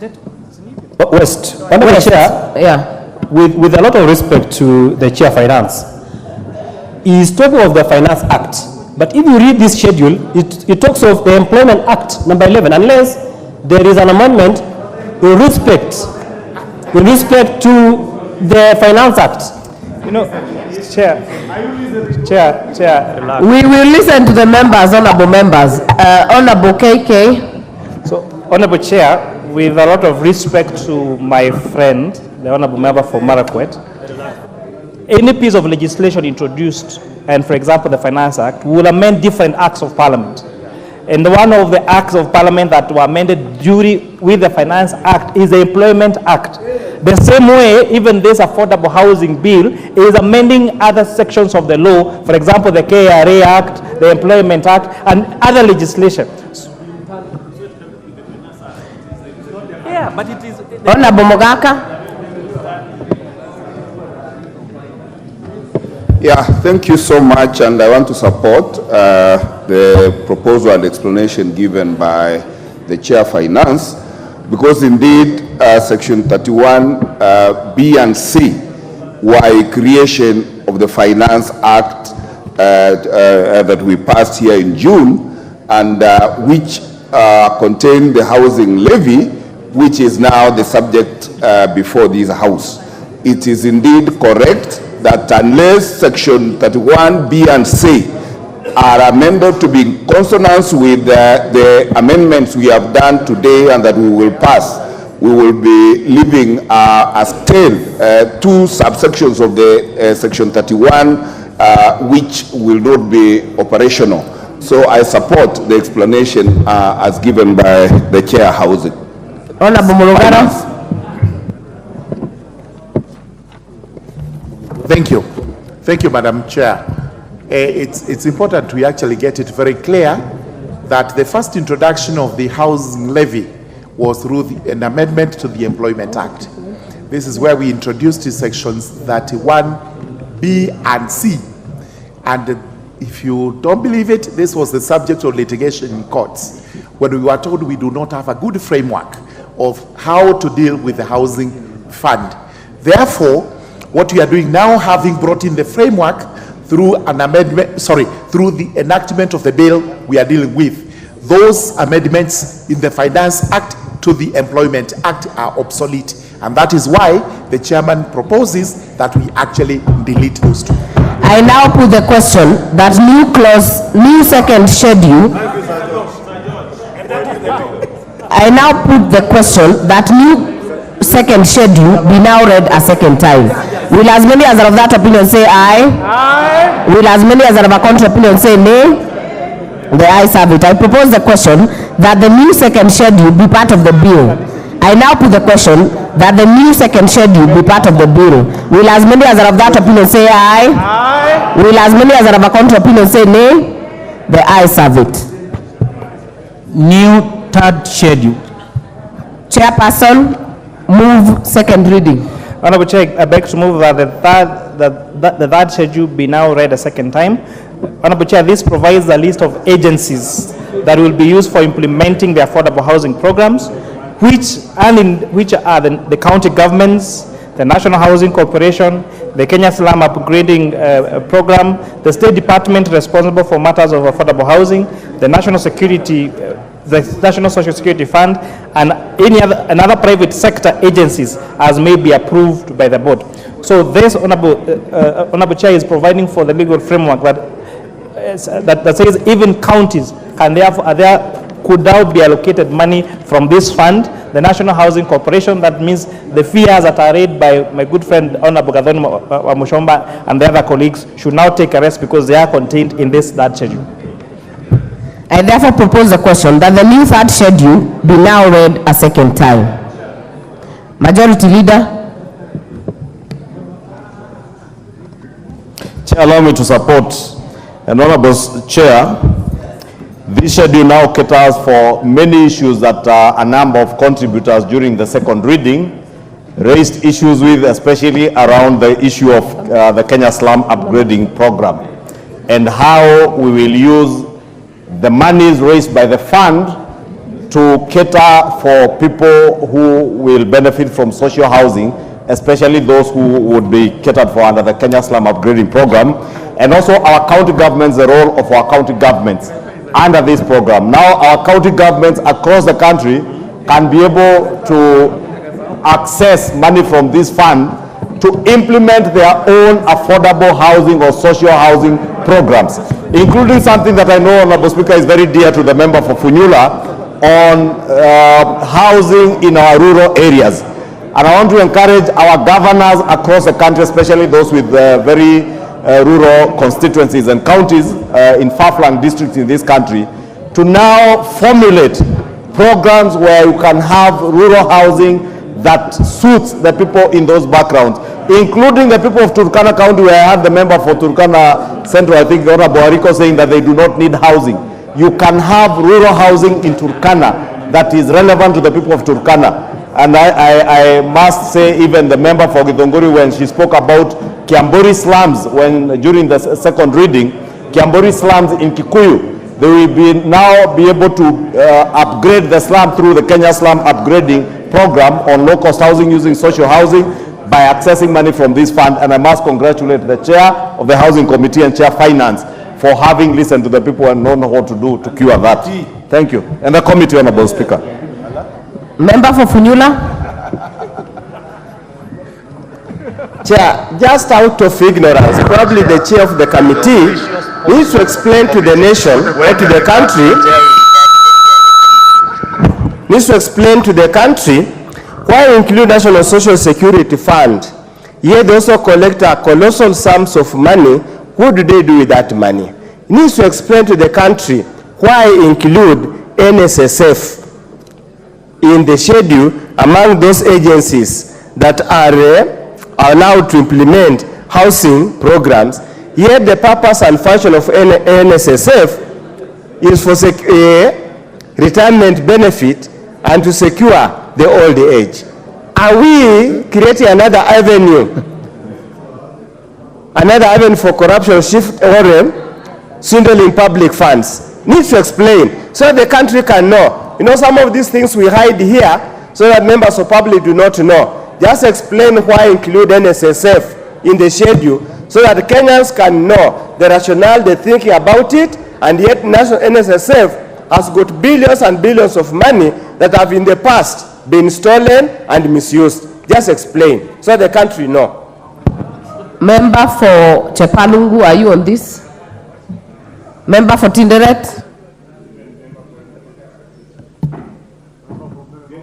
Thank you, Chair. Chair, I just want to really thank the Finance Committee for coming up with this very good schedule, knowing that a number of agencies in this country have been carrying out the housing project. The leading one being NHI, National Housing Corporation. NSSF has been known to have done a lot of housing upgrades in this country. And it is very experienced, it has the money, it has the ability, and it has even the expertise to do it. When you look at the private sector, a number of private sector entities actually carry out implementation of housing in this country. So this third schedule is very important, it is inclusive, it is important for the implementation of the housing project. I support. Member Finance, Chair Finance rather. So, Honorable Chair, maybe before I give my feedback to Honorable Udo, it's important to mention that now, as a result of the introduction of these two schedules, Schedule 2 and Schedule 3, that means the renumbering of the schedules is going to change.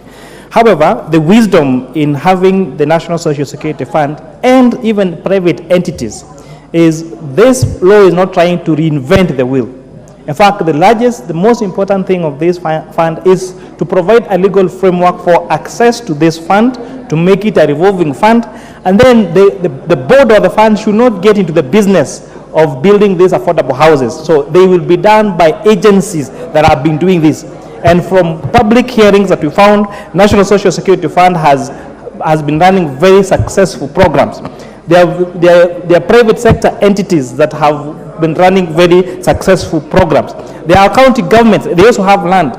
There are county governments that have assigned an MOU, the State Department, saying they want to implement. And therefore, this law is just now pulling up this fund and making it accessible to these institutions so that they can continue to do what they have been doing, so that we can benefit from the expertise and the experience they have gained over the years in terms of providing affordable housing to Kenyans. Member for Uganda.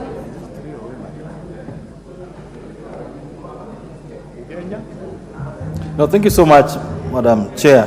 Madam Chair, I wanted to agree with Honorable Owundo on one thing, that this housing levy, this affordable social housing scheme, will rise and fall the discipline with which we implement it.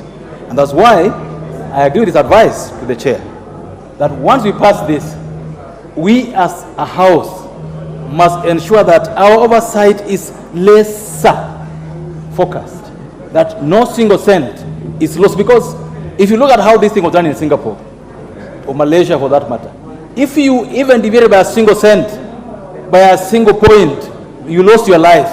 You went to jail for the whole of your life. So I want to request those who are listed now in that schedule, and those who are going to implement this particular law and its consequences, that we will come for you. And I want to also request all of us in this house, let us not go looking for 2-3 allocations.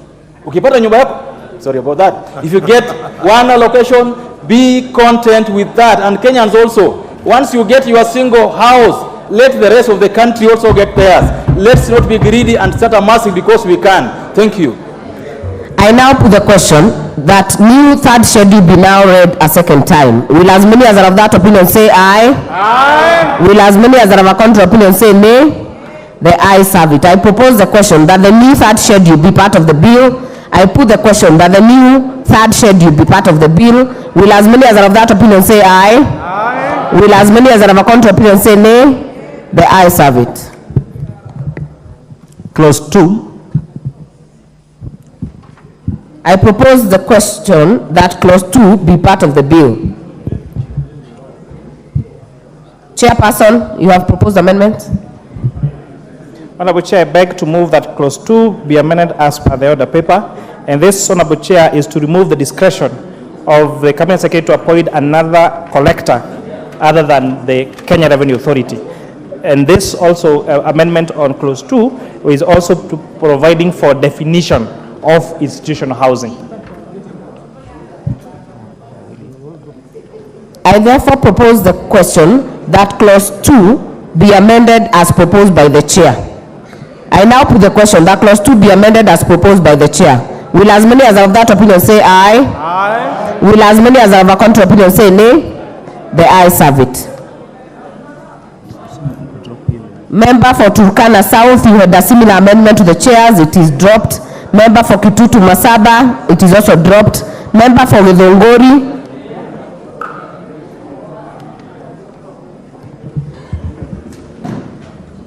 Honorable Chair, my amendment dropped. Thank you. Member for Mathare, not in the House, amendment dropped. Member for Funyula. Chair, I propose to amend the definition of affordable housing as provided in the bill, and the definition, Honorable Chair, is to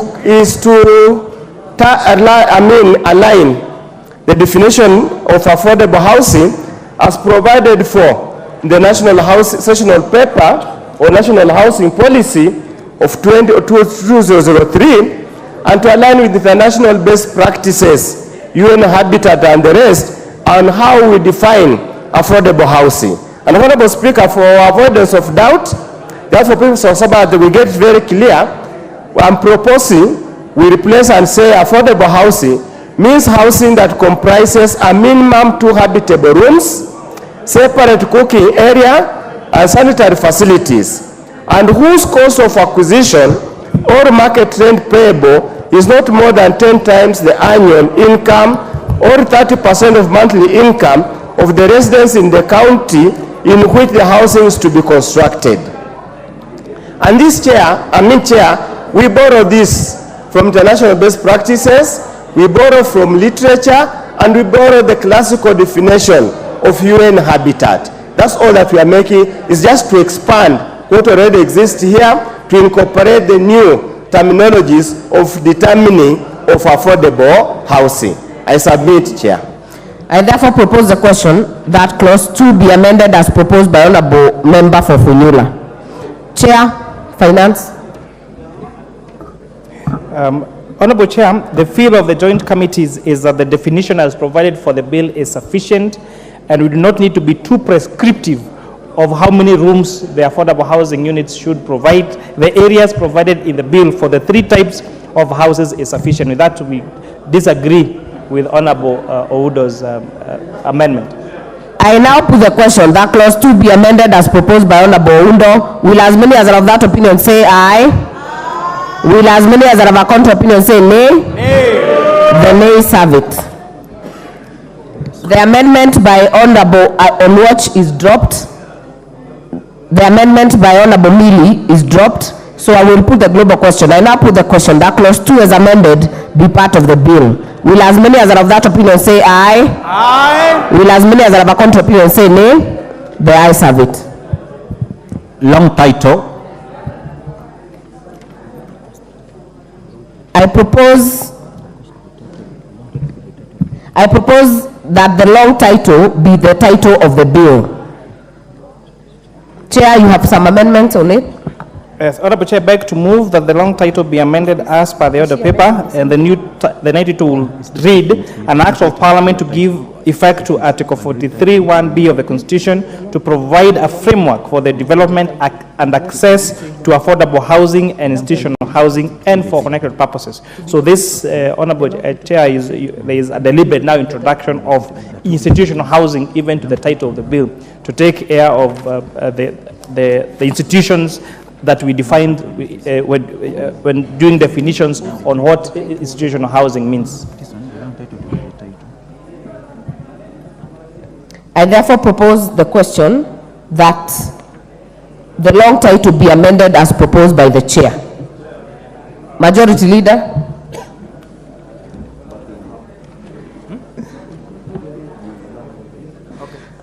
Thank you, Honorable Speaker. Honorable Speaker, I rise to support this particular amendment because, as has been said by the chair, it brings into the fold now even institutional housing. And Honorable Chair, since I had prosecuted the case for institutional housing, I would only have wished the Housing Committee and the Finance Committee had considered in the long title to consider something to do with job creation or employment creation as part of this this long title, Honorable Speaker. Because this bill, Honorable Speaker, is not just talking about affordable institutional and social housing, it also speaking about job creation.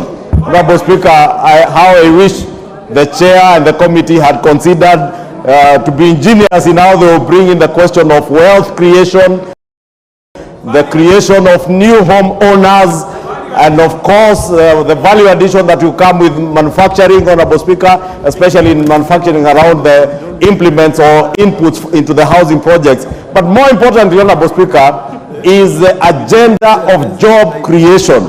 Because as I said, this bill is, to me and to many of these people who are here, especially these members of the KWANZA coalition, who feel the burden of millions of young people who have no jobs. Honorable Speaker, this bill is about jobs. How I wish the chair and the committee had been found an ingenious way of bringing about the question of employment creation in the long title. Honorable Speaker, may I re-emphasize this bill has a lot to do with jobs and creation of employment.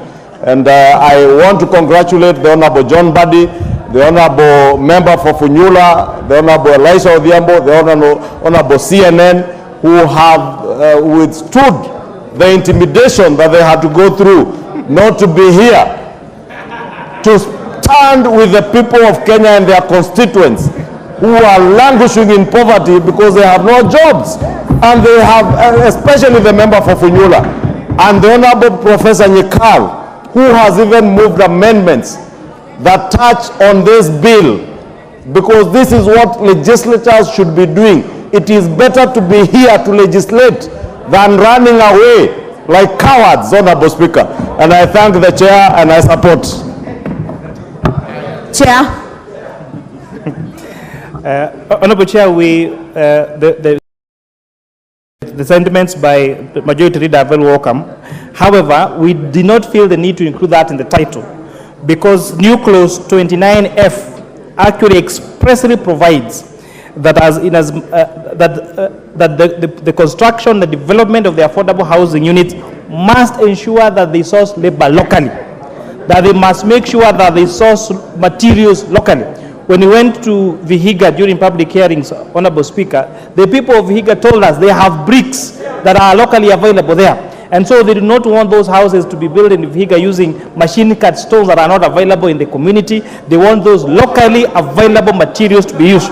We have also expressly provided E29FC for students who are in vocational training colleges, in polytechnics. We now have an opportunity to get internship and attachment opportunities in this project, and therefore that is why we do not feel the need to provide that in the long title. I now put the question that the long title be amended as proposed by the chair. Will as many as are of that opinion say aye? Aye. Will as many as are of a contrary opinion say nay? The ayes have it. I now put the question that the long title as amended be part of the bill. Will as many as are of that opinion say aye? Aye. Will as many as are of a contrary opinion say nay? The ayes have it. Title. I propose the question that the title be the title of the bill. There is an amendment by Honorable Mushomba. Majority Leader is distracting me. Chair, please send away the Majority Leader, Kimani Ichung'wah, from my desk. He's the one who is distracting me, so I have lost. I couldn't see him there. I was wondering whether. I am here, and I'm just wondering whether we are doing the same business with Kimani Ichung'wah, Majority Leader, who is always coming to my members. He's coming to my desk to distract me. Order Mushomba, move your amendment. Move your amendment. He came here with an intention to disrupt me. Honorable Mushomba, you either move the amendment or drop it. Let me drop it because I was not following the process. Thank you. I therefore will move the title. I will move that the title be the title of the bill. I put the question that the title be the title of the bill. Will as many as are of that opinion say aye? Aye. Will as many as are of a contrary opinion say nay? The ayes have it. Clause 1. I propose the question that clause 1 be part of the bill. I now put the question that clause 1 be part of the bill. Will as many as are of that opinion say aye? Aye. Will as many as are of a contrary opinion say nay? The ayes have it.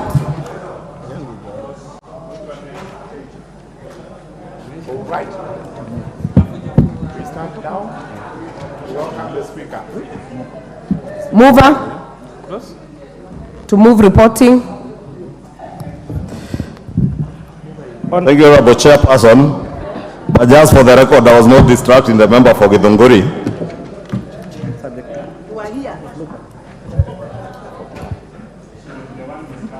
Then I told you I'm married. I don't know why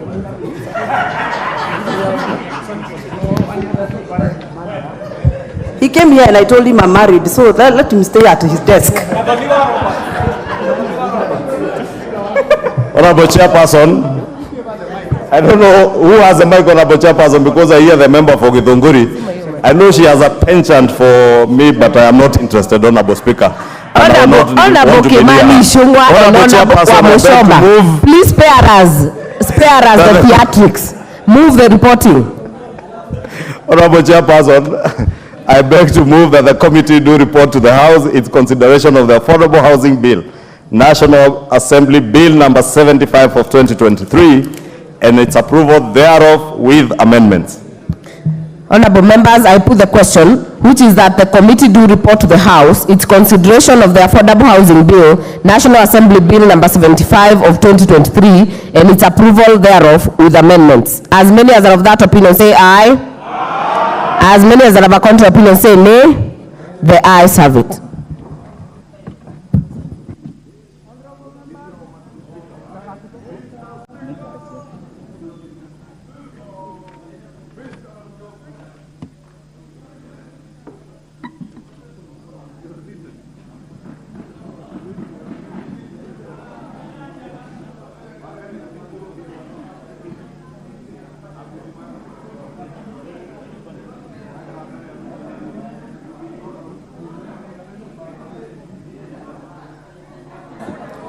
Chairperson, allow the chairperson.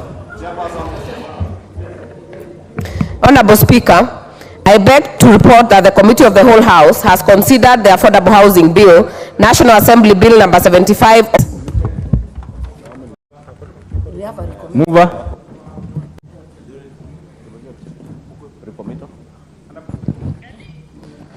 Honorable Speaker,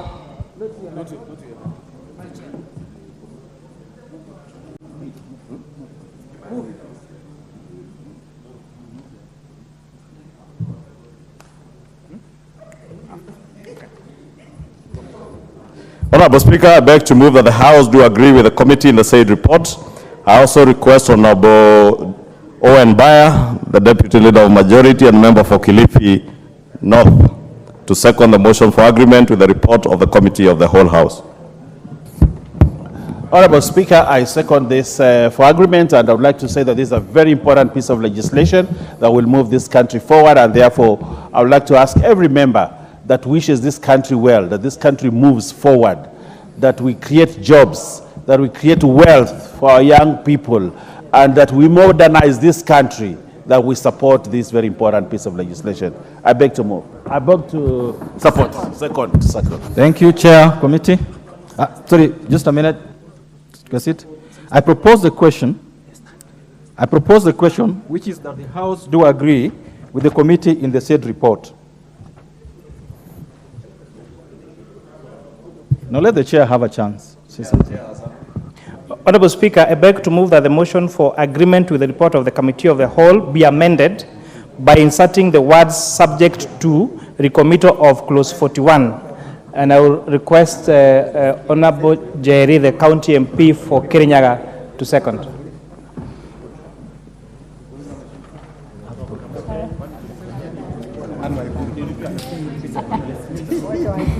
Honorable Speaker, I note the amendments to clause 41.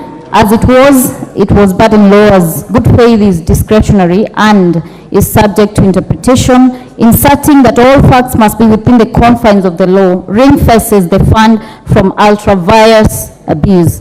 Thank you. I beg to second.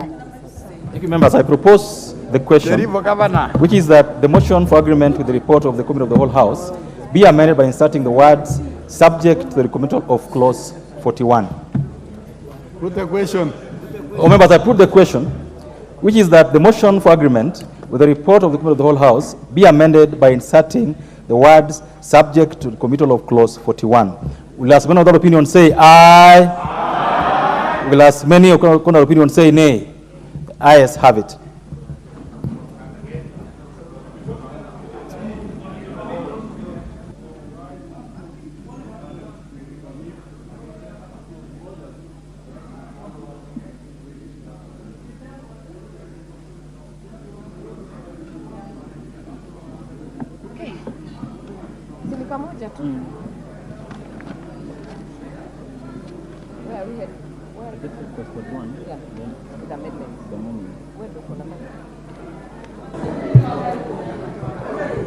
Clause 41.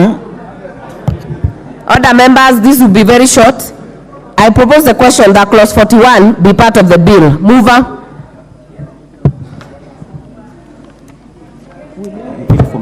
Honorable Chair, I beg to move that clause 41 be amended as per the order paper. Honorable Chair, clause 41 reads that no matter of thing done by any person under this act shall, if the matter of thing is done in good faith, render that person personally liable to any action, claim, or demand whatsoever. We are amending that to include that that particular person would have to act in accordance with the law. So we want to amend the ambiguity so that even when they give that information in good faith, there must be in accordance with the law. And I would really like to thank Honorable Njeri, the County MP, for Kirinyaga for pointing this out and making sure that we adopt it in our amendments. All right, I propose the question that clause 41 be amended as proposed by the chair.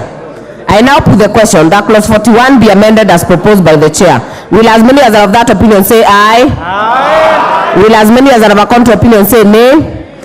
The ayes have it. I now put the question that clause 41 as amended be part of the bill.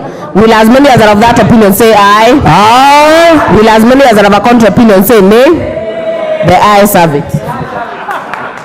Mover, move reporting.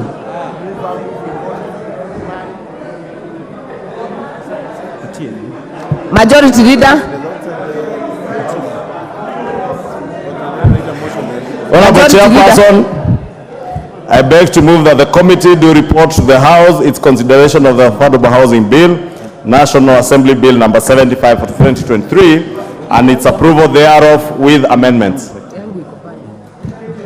I put the question, which is that the committee do report to the House its consideration of the Affordable Housing Bill, National Assembly Bill number 75 of 2023, and its approval thereof with amendments. As many as are of that opinion say aye. Aye. As many as are of a contrary opinion say nay. The ayes have it. Namna hiyo. Unaweza sema the nays have it.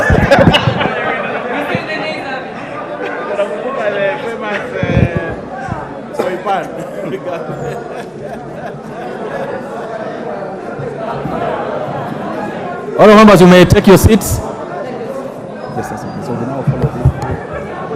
Minority side, take your seats. Order, members, order. Chairperson. Chairperson. Honorable Speaker, I beg to report that the Committee of the Whole House has considered the Affordable Housing Bill, National Assembly Bill number 75 of 2023, and approved the same with amendments. Thank you. The mover. Mover, Majority Leader. Honorable Speaker, I beg to move that the House do agree with the committee in the said report. I also request Honorable Betty Minor to second the motion for agreement with the report of the Committee of the Whole House. Honorable Betty Maina. I second. From where I'm seated as the minority leader, I second the bill. Of course you are not. Because you are not. Though members, I propose the question, which is that the House do agree with the committee in the said report. Put the question. Is it the members that put the question? Yes. Members, I put the question, which is that the House do agree with the committee in the said report. Will as many other opinions say aye? Aye. Will as many other opinions say nay? Ayes have it.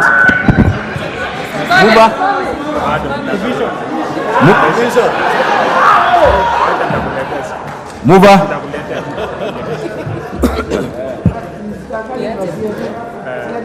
Honorable Speaker, I beg to move that the Affordable Housing Bill, National Assembly Bill number 75 of 2023, be now read a third time. Honorable Speaker, before I call the Honorable Hillary to second, allow me to take this opportunity, Honorable Speaker, to thank all these members, including those seated on the minority side, for their very active participation, even those who are belatedly calling for division like the Honorable CNN. And this is the true spirit of democracy, that often the majority will have their way and the minority will always have their say. And today we have seen that democracy being exercised in this House, that the majority of members of parliament who believe that this is an important agenda for our country, the majority of members who believe that we are dealing with a time bomb of millions of our youth who are unemployed, sitting through this sitting, Honorable Speaker, and even with the support of a few within the minority. And Honorable Speaker, allow me once again to single out the Honorable Member for Funyula, the Honorable John Buddy, the Honorable Harry Kombe, the Honorable, my good friend, the Honorable Millie Odhiambo, who even in absentia from out of the country, took time to propose amendments to this particular bill with a view to improving on what we are legislating today. Honorable Speaker, the members like the Honorable Professor Nyikal, who is a very diligent member of this House, the Honorable Haro, who has taken time together with his Muslim brothers and sisters to make sure that there are amendments that ensures that this bill captures the spirit of the Sharia law, that even as we charge interest, we do not offend our Muslim brothers and sisters as they prepare for the holy month of Ramadan. Let me congratulate the Honorable Haro and the other many Muslim brothers and sisters who are here today, who have taken their time. Honorable Speaker, again, as has been said in the past, Honorable Speaker, we are a house, Honorable Speaker, we are a house that debates and considers all matters that of concern to the people of Kenya. Honorable Speaker, as an administration, where is your card? Because I'm trying to get to see your card. Where's your card? Okay, then we would ask you to be orderly. Go ahead. Thank you, Honorable Speaker. Honorable Speaker, if you can allow me to continue and ignore the member for Kilifi, the county women rep for Kilifi, who did not have the time to propose amendments. And I was saying this is a house of debate. This is a house where I was saying, as an administration, as Kenya KWANZA, we value every member of this house. And that is why, Honorable Speaker, you saw those amendments by the Honorable Professor Oudo that made sense. We supported the amendment by the Honorable Nyikal on the qualifications of a chairperson. And I must thank the Professor Nyikal, Honorable Oudo, because I remember during second reading, it was Honorable Oudo who pointed out to the gap that existed in the bill on particular qualifications for both the chairperson, and the Honorable Nyikal picked that up and proposed an amendment That is how we legislate, Honorable Speaker. We don't legislate by talking on TV stations. We don't legislate by talking in funerals. We legislate on the floor of this House. And that is why I'm taking time to congratulate those members of the minority who have taken time.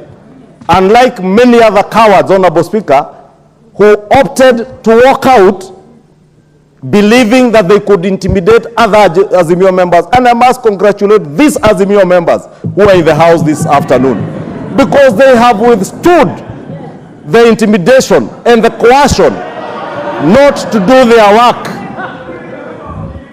including the member for Kilifi, Honorable Mbeyu, who has withstood the intimidation to ensure that she is here to legislate not just for her people in Kilifi to get affordable and social housing, not just for students from Kilifi to be able to access institutional housing, and policemen and women in Kilifi County, but also teachers and health workers in Kilifi Sub-County Hospital to be able to access institutional housing. Honorable Speaker, I must congratulate all these members and welcome back Honorable Nyikal, who has come back in absentia. I was congratulating him for being a very diligent member of parliament who takes his work seriously as a member of parliament. Professor Nyikal, being a veteran member of this House, we truly appreciate your input, especially in this bill, Honorable Nyikal, because your amendments on the chairperson, I was saying in your absentia, Honorable Professor Nyikal, that what you said on second reading in the bill, you actualized it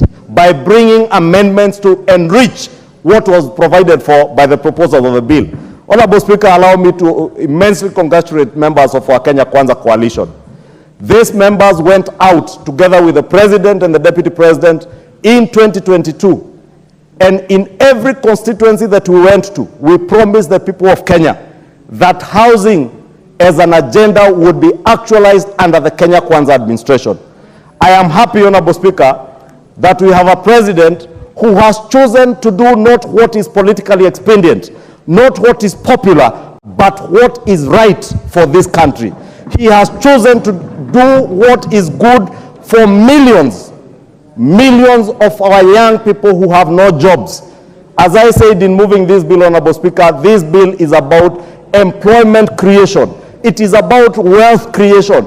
It's about helping Kenyans to access affordable homes, creating new home owners, and therefore generating new wealth in our country and helping to grow our economy that was destroyed by those who are telling us today that when they look back, they feel like crying.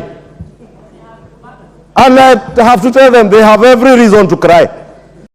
Because if in 10 years, you could only implement or build 1,900 houses, only 1,900 houses in 10 years. But you now see an administration which in less than a year is doing close to 40,000 houses and is on the verge of accomplishing the promise to do a minimum of 200,000 units per year. Honorable Speaker, I must thank all these members for their diligence, for their commitment, not just to the manifesto that they sold to the people of Kenya, but their commitment to their own constituents who have sent them to come and represent them in this House. These are the heroes of our country. These are the heroes of our country today who have the feelings of their people at heart. Honorable Speaker, we had debate some time back on the cost of living. When we spoke about implementing the Kenya Kwanza manifesto on production subsidies, others chose to don sufurias on their heads, Honorable Speaker.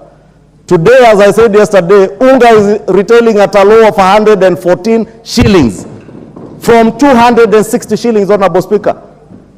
In the same breath, Honorable Speaker, in another 2-3 years, the people of Kenya will bear as witness and we will stand vindicated that the decisions we have made today are right for this country, they are for posterity, they will secure the future of millions of our people, Honorable Speaker, and I must thank all these members.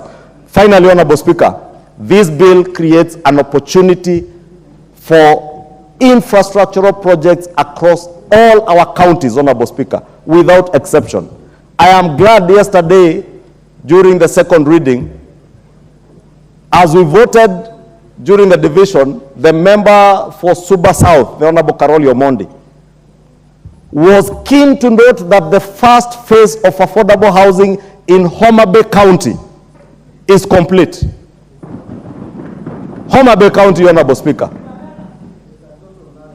Ruiru, Honorable Speaker, in my own county in Kiambu, the media have reported to us that the crime rates in Ruiru constituency, and the member for Ruiru is here, he can bear me witness, crime rates are going down courtesy of this housing agenda and the jobs created by this housing agenda, Honorable Speaker. And I want to tell the people of Kikuyu, the ground that has been broken between us and Kabete constituency, 756 units will be done. We broke ground last week, a week ago, Honorable Speaker, and very soon they will see those houses coming up. The Muguga Agri-City, Honorable Speaker, that people are speaking about, and I know there are those who, the naysayers, those who feel like crying today, were instigating people within Kiambu County to oppose this program. Muguga Agri-City will become a reality with a minimum of 14,000 houses. Honorable Speaker, including a good friend, the member for Githunguri, who I must congratulate her because she did not just oppose this bill. She proposed amendments, although she dropped all the amendments, except for one or two that were also defeated. Honorable Speaker, allow me to also take this opportunity to assure the people of Githunguri constituency in Kiambu County, they shall not be left behind. They shall not be left behind. And I must again thank the Honorable Kagoa Lydia, who has helped us in Githunguri constituency to identify land to build over 2,000 housing units that will also incorporate a cultural center for the Mau Mau freedom fighters who fought for our independence and for our land, Honorable Speaker. The people of Githunguri shall not and will never be left behind on account of the retrogressive politics that you may find elsewhere, Honorable Speaker. We shall carry everybody aboard, whether it is Homa Bay, whether it is Kikuyu, whether it is Karachuonyo, whether it is Turkana Central, even the people. It is out of order. Is it in order, Mr. Speaker, for the Honorable Kimani Ichung'wah to mention my name in congratulating me for having put amendments throughout this process? And then I sit with lies that I have dropped all the amendments, yet it is in record that I have not dropped all the amendments. It is not right. This is an honorable house where we speak the truth, and the truth is backed by facts. And the Hansard is there, showing that my amendments, not all of them have been dropped. Is it in order for the Honorable Majority Leader, a leader we respect from Kiambu County, and even in this house, the member that we give a lot of respect for being the Majority Leader, and a senior member in this house, to put things that are not factual and true on the floor of the house, and worst of all, to attack a woman leader like myself? Thank you, thank you, thank you. The Honorable Mbadi, what is out of order? Mr. Speaker, the last time I checked, our standing orders were still relevant.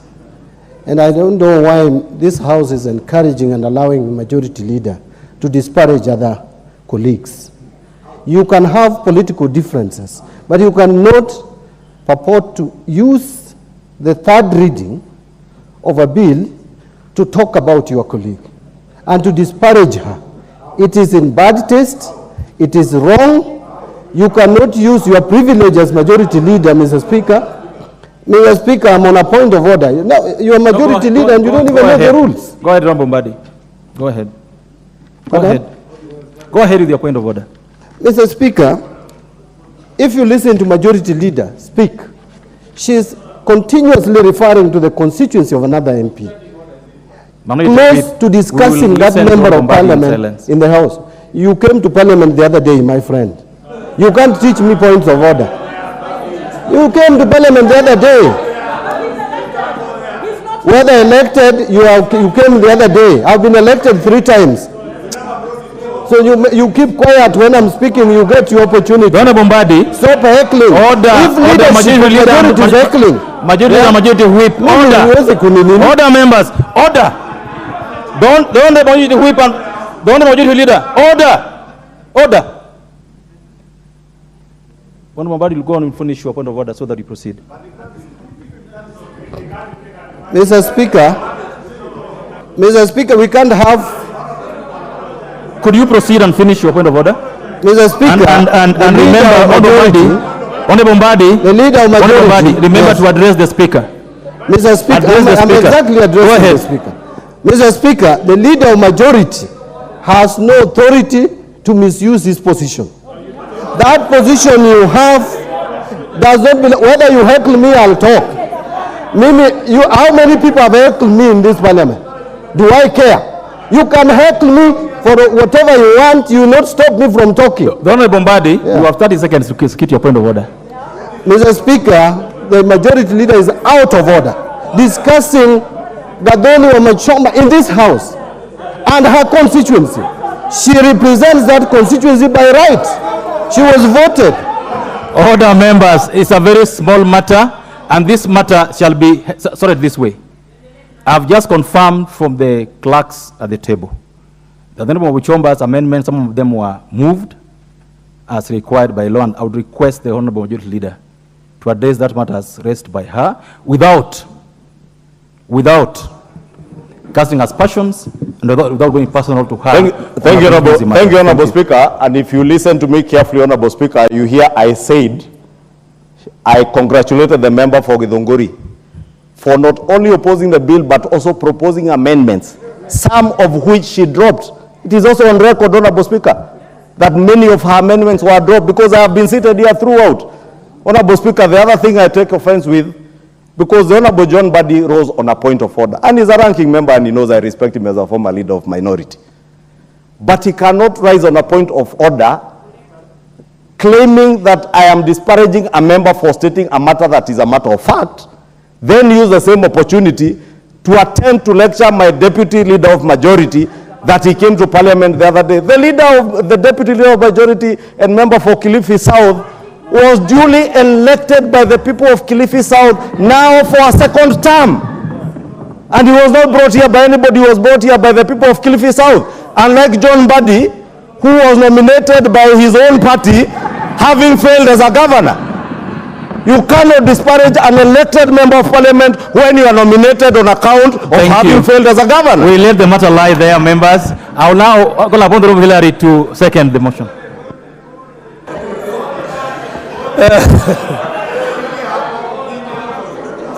Mr. Speaker, thank you very much. And I wish to second this motion and to say that, Mr. Speaker, this is a great day for Kenya. Today, Mr. Speaker, studies have shown that by the year 2050, 65% of the population of Kenyans will be urban.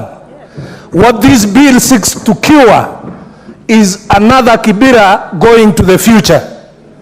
And Mr. Speaker, those who were not in the House and those who oppose this bill are the ones who have benefited from exploiting the Kenyans who live in slums as voting machines. And Mr. Speaker, the Bible says in Matthew chapter 7 verse 16 that you shall know them by their fruit. You do not expect people who benefit from slums to support an idea as noble as this, Mr. Speaker. And therefore, Mr. Speaker, I wish to congratulate every member who has sat through this bill, who has helped this country to move forward. And to say that, Mr. Speaker, the generations coming will thank the House that sat to pass this bill for solving a problem, a generational problem, Mr. Speaker. So, Mr. Speaker, even as we create jobs, we are looking forward to rolling out this affordable housing, even in my constituency in Kipkelion, where land is already available for putting up houses. And I want to ask the executive to concentrate, Mr. Speaker, first of all, to give housing to those people who support housing, so that the new converts will follow once they see the success of this project, Mr. Speaker. And Mr. Speaker, congratulate the members of Jubilee for standing with the people of Kenya to pass this important bill, and to say, Mr. Speaker, that Kenya will never remain the same. And to thank the President of the Republic of Kenya for scoring many firsts, giving Kenyans affordable fertilizer, where we got a bumper harvest. Majority Speaker has alluded to the fact that unga today is retailing for between 110 and 140. And 110 and 114. So, Mr. Speaker, these are the benefits of the administration that has chosen to bite the bullet and to do the right thing for the people of Kenya. So, Mr. Speaker, I wish to second and to say thank you so much to the members seated here today, and that history will vindicate you in the many years to come. Thank you. Members, order. Order. I propose the question, which is that the Affordable Housing Bill, National Assembly Bill number 75 for 2023, be now read a third time. Put the question. Is it the mood that put the question? Yes. Thank you. I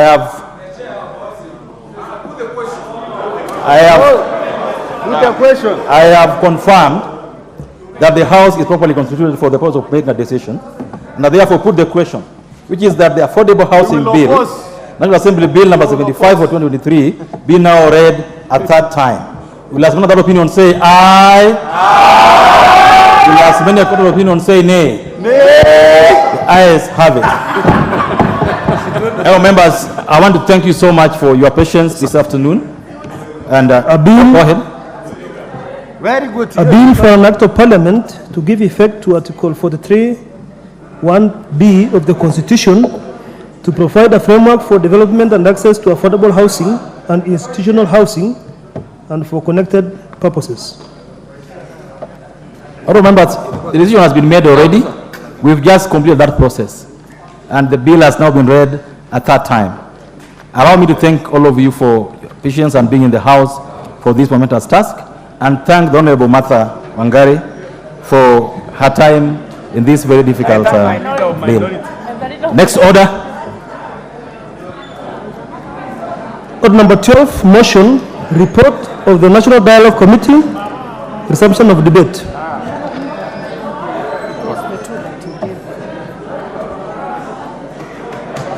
On this matter, the Honourable Peter Kihugi had a balance of 4 minutes.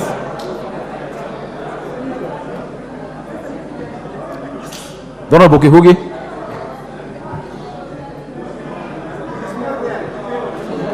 Okay.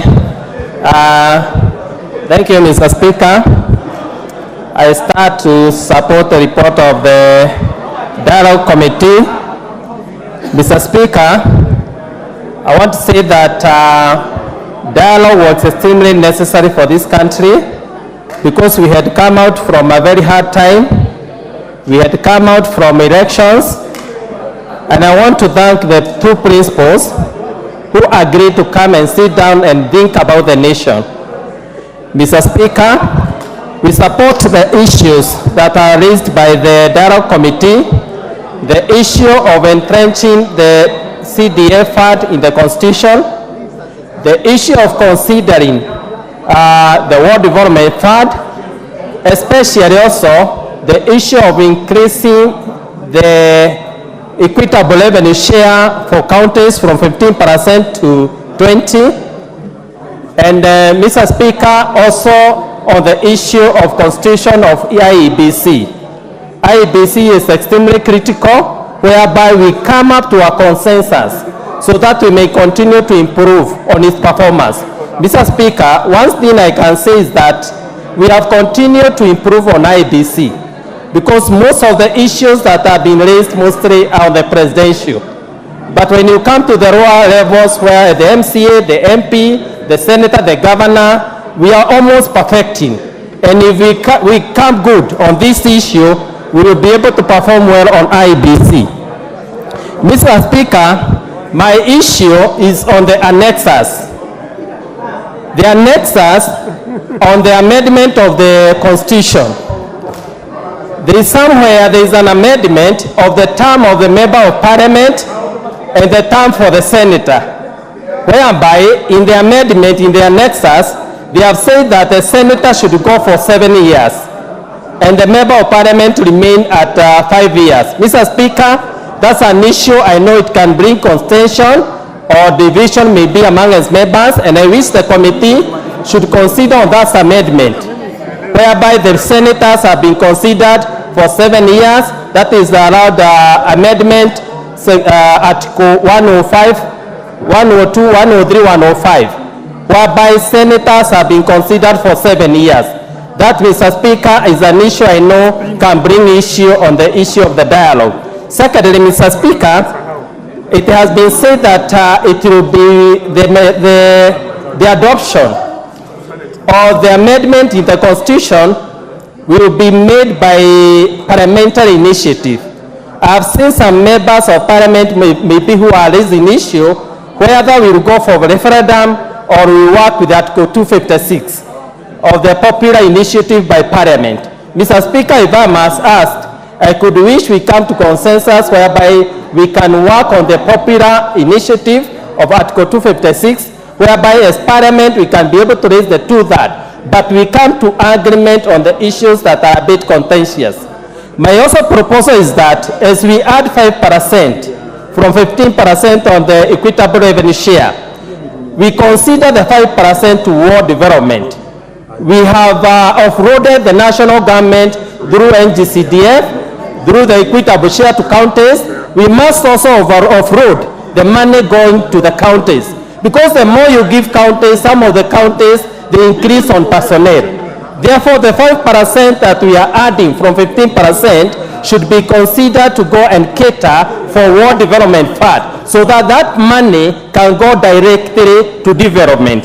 Therefore, Mr. Speaker, my issue is that that section where senators, I don't know who did put that because it has been very silent, but when you go to the annexes of the amendment, you find that senators have been considered to go for 7 years and the other members are considered for 5 years. That's an issue I think should be looked at because it can raise issues.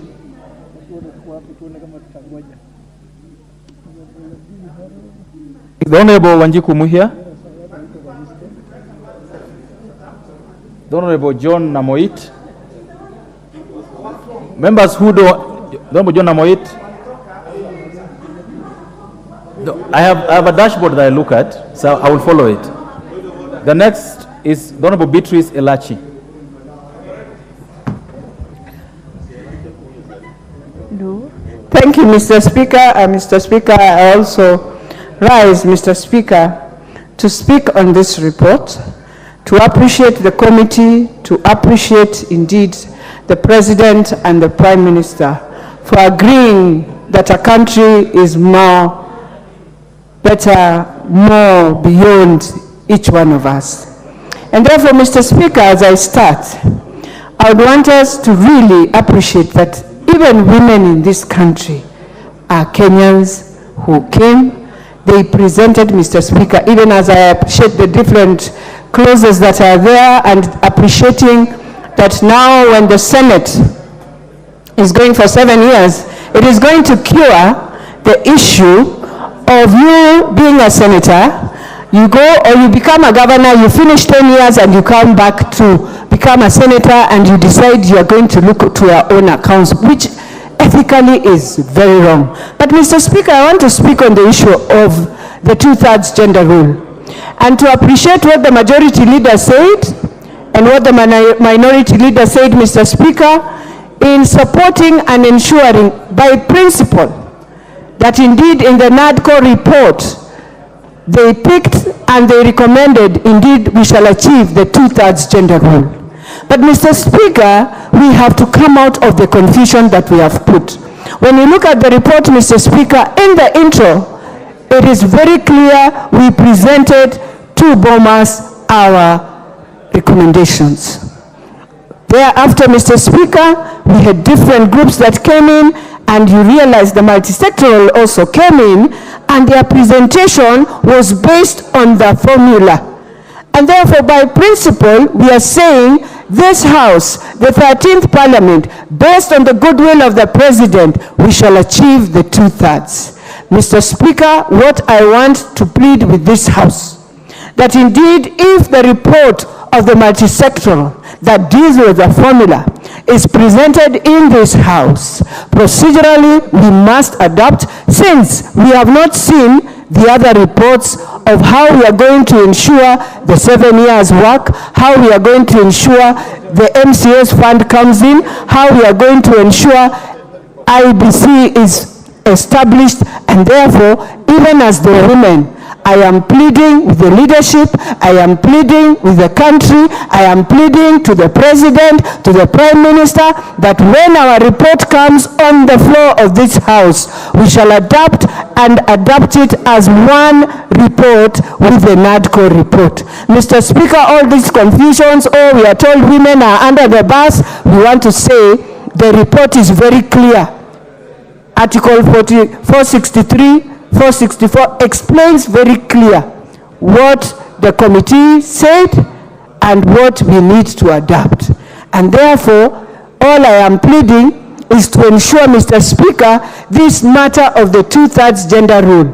I am pleading with the National Assembly members that we can work as a team and ensure we pass it. And therefore, I am requesting the ministry to ensure they bring in the report so that we can look at the formula and adapt the formula, Mr. Speaker. I also want to thank every man, every champion who has stood on this agenda, Mr. Speaker. Mr. Speaker, as I finalize, the most important thing is that when JLAC will be bringing all the, I'll call it omnibus, of all these other proposals that are there, the proposal of 2/3 will be part of it. And therefore, Mr. Speaker, we should not allow again to go back to the days when we are saying, now again the 2/3 will come alone, it will be a standalone. We are saying and we are pleading by procedure, based on what the majority leader and the minority leader agreed, we can agree as a House, support, and I believe the National Assembly will indeed make women of this country know that we are one, we are there to walk a journey together to see the development of our country. Mr. Speaker, it is very sad when women are told in this country that we will have a balloon budget or they'll do. Is it only the women? Why is it so easy to give 7 years to the Senate, as much as I'm supporting that proposal, that it is so difficult to agree on this proposal? For me, by principle, I know it is in the report, and therefore it will be very unfortunate that we can come and start now speaking on different tongues on this report, on this issue of 2/3 gender, when the President was very clear that this will be his indeed achievement for the women of Kenya. Therefore, Mr. Speaker, I support and plead that we really need to appreciate when the report comes. Thank you, Mr. Speaker. Thank you. Member for the Gausi South. Mr. Speaker, I thank you. And I want to take this opportunity to first thank the wisdom of the President and the leader of opposition, the former Prime Minister, in finding the wisdom to have the country cool down the temperatures and sit on the table and have a conversation about the posterity of this nation. Mr. Speaker, the wise people tell us that when the debate is lost, that is when the arguments set in, and that is when violence sets in. But we are civilized people, Mr. Speaker, so that Kenya as a country is able to prosecute the matters that we find to be a thorn in the flesh in a decent way. And the National Dialogue Committee presented such a case. Mr. Speaker, I also have to thank the leadership of the Leader of Majority, the Honorable Kimani Ichung'wah, and the Leader of the Wiper Party for steering the ship to a stage where we have a report before us and we are able to debate it before this House. Mr. Speaker, one of the biggest achievements of NADCO is placing the problems at the place where they can find solutions. Mr. Speaker, some of the issues that are being discussed at NATCO would not get a solution anywhere else. It could not get a solution in the streets. It could not get a solution in the bars. Some of the issues needed legislative remedies. And the only house tasked with the responsibility of legislation is the House of Parliament. Mr. Speaker, so this report is now properly and procedurally before the right place, so that this House can do as it wills, because it is guided by Article 95 and 96 of the Constitution to do what we are doing. Mr. Speaker, we are just coming out of the third reading of the housing bill, Mr. Speaker. And you remember that the housing as an issue came up in these NADCO negotiations. And there was a push and pull about housing. But Mr. Speaker, without going into the details that we have canvassed this afternoon, it is important to see how our deliberations this afternoon were well informed by what was conversed during the NADCO negotiations. But most importantly, Mr. Speaker, NADCO gives us an opportunity, unlike the previous commissions that have been held in this country. Mr. Speaker, we have had the Ndongo Land Report. We have had the Kriegler Report. We have had the Truth and Justice and Reconciliation Report. Mr. Speaker, these are reports that are gathering dust, because we as Kenyans, at that point, we did not have the courage to face the devils that have been bedeviled this country for centuries, for decades, Mr. Speaker. Mr. Speaker, it was during the BBI debate in this House that I said that if we had implemented the Ndongo Land Report, if we had implemented the recommendations by Kriegler, if we had implemented the report called the Truth, Justice and Reconciliation Report, Mr. Speaker, we would not have needed BBI, because the issues about land that are being canvassed, that had become an historical issue, had been canvassed in the Ndongo Land Report. The issues of historical injustices have been canvassed by TRJRC. The issues about election injustices were in the Kriegler Report. So, Mr. Speaker, we as a generation now have an opportunity through this NADCO report to make things right, Mr. Speaker. Mr. Speaker, I also shall take this opportunity to place it on the floor of this House that the decision made by His Excellency the President must have taken a lot of magnanimity on his side, because I am sure that there are people on the side of the President who were not seeing the import of sitting down and negotiating with the opposition. There must have been people who are breathing fire to the leader of opposition, the very esteemed Prime Minister Raila Odinga, saying to him that he should not sit down with opponents. But because of their wisdom, Mr. Speaker, we now have a report before us. Mr. Speaker, I could not end this debate without putting my voice in support of the candidature for the former Prime Minister of this country, a well-fitting member of this African community. He fits the bill to be the chairman of the AU. And Mr. Speaker, I have to say that he has my undivided support as he goes for that bid, Mr. Speaker. And I know Kenya shall be behind him as he makes this bid for a continental seat, so that his career will end on an esteemed note. It is the chairperson of the AU Commission that is open. The Honorable Jakonga, what is out of order?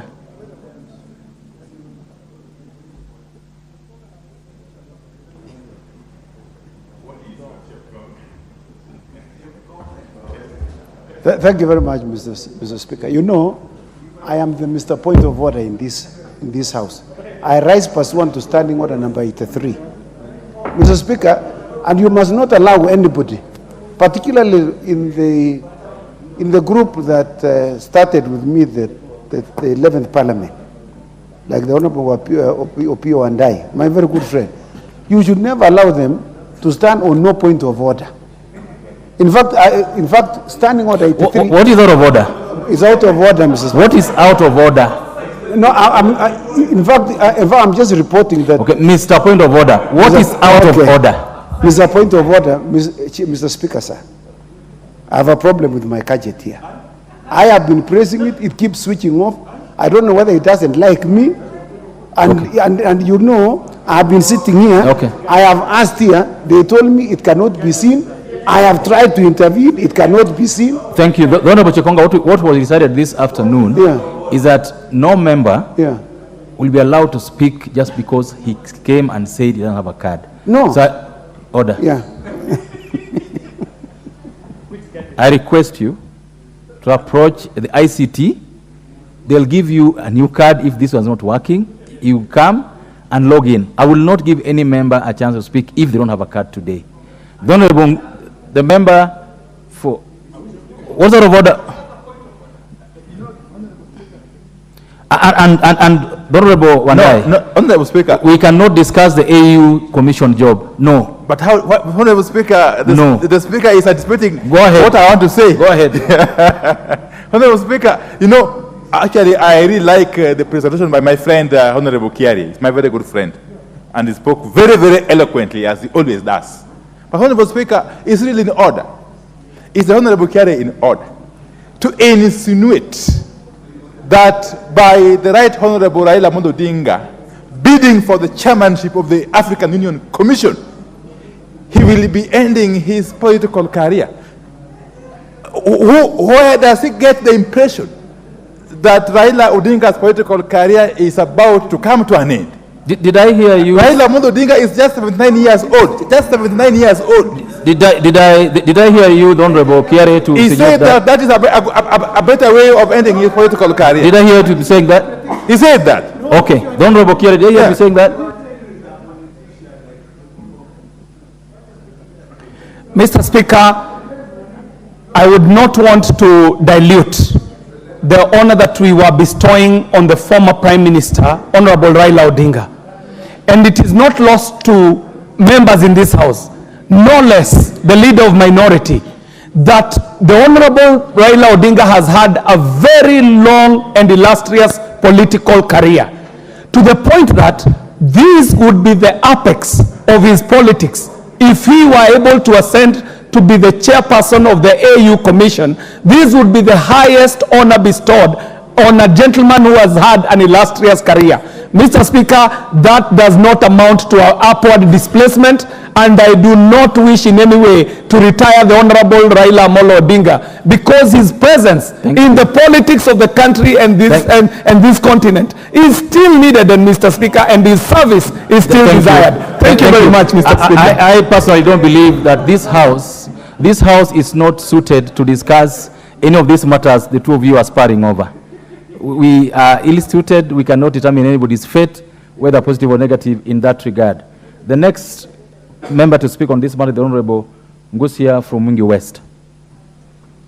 Thank you, Mr. Speaker, for giving me this opportunity to add my voice on this matter of national dialogue. Mr. Speaker, you would recall that when we started demonstrations, I advocated for dialogue in many media houses, Mr. Speaker. And I thought it was the only way to help in Kenyans. And from the onset, I would like to take this opportunity to congratulate my party leader, Kalonzo Musyoka, for steering this committee very well, together with the majority leader, Kimani Ichung'wah. And of course, Baba accepted all what was included in this dialogue, Mr. Speaker. Mr. Speaker, I love the way the matter was conducted throughout the country, consultation after consultation. So many people participated, and this committee was able to filter what is more critical in our country. And we propose the following, Mr. Speaker, and that is why I'm supporting this dialogue committee. Number one, restructuring and reconstitution of IBC. Our IBC has already been labeled, and we have one constituency which is not even represented in this House, Mr. Speaker. And for us to do this, we have to have a properly constituted and also restructured IEBC very quickly. Expansion from membership of 7 members to 9 members. Mr. Speaker, I think it is a good idea. Let us not see, or rather witness again, what we saw in the last elections, Mr. Speaker. That is point number 1. Point number 2, there was time for resolution of presidential elections petitions. This one will move in from 14 days to 21 days of hearing the petition of the president. And most of the time, when we have had this, when I recall, Mother Koome was so under pressure actually to meet the deadlines of these petitions.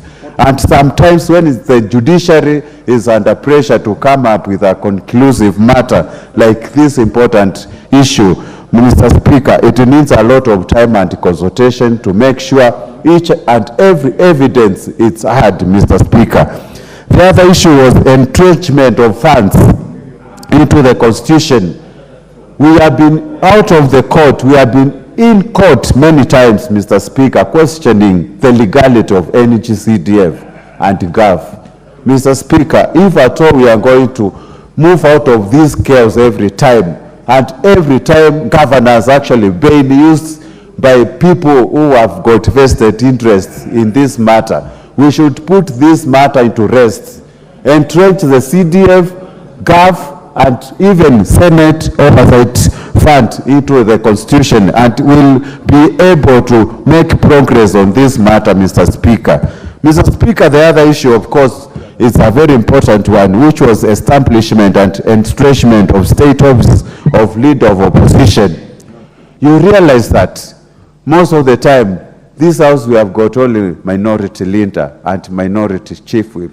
But Mr. Speaker, assuming that currently Mr. Raila Odinga Omolo is here, even Stephen Kalonzo Musyoka is around this house, Mr. Speaker, this house will be having a meaningful and, of course, a very good debates in matters of defending our democracy, Mr. Speaker.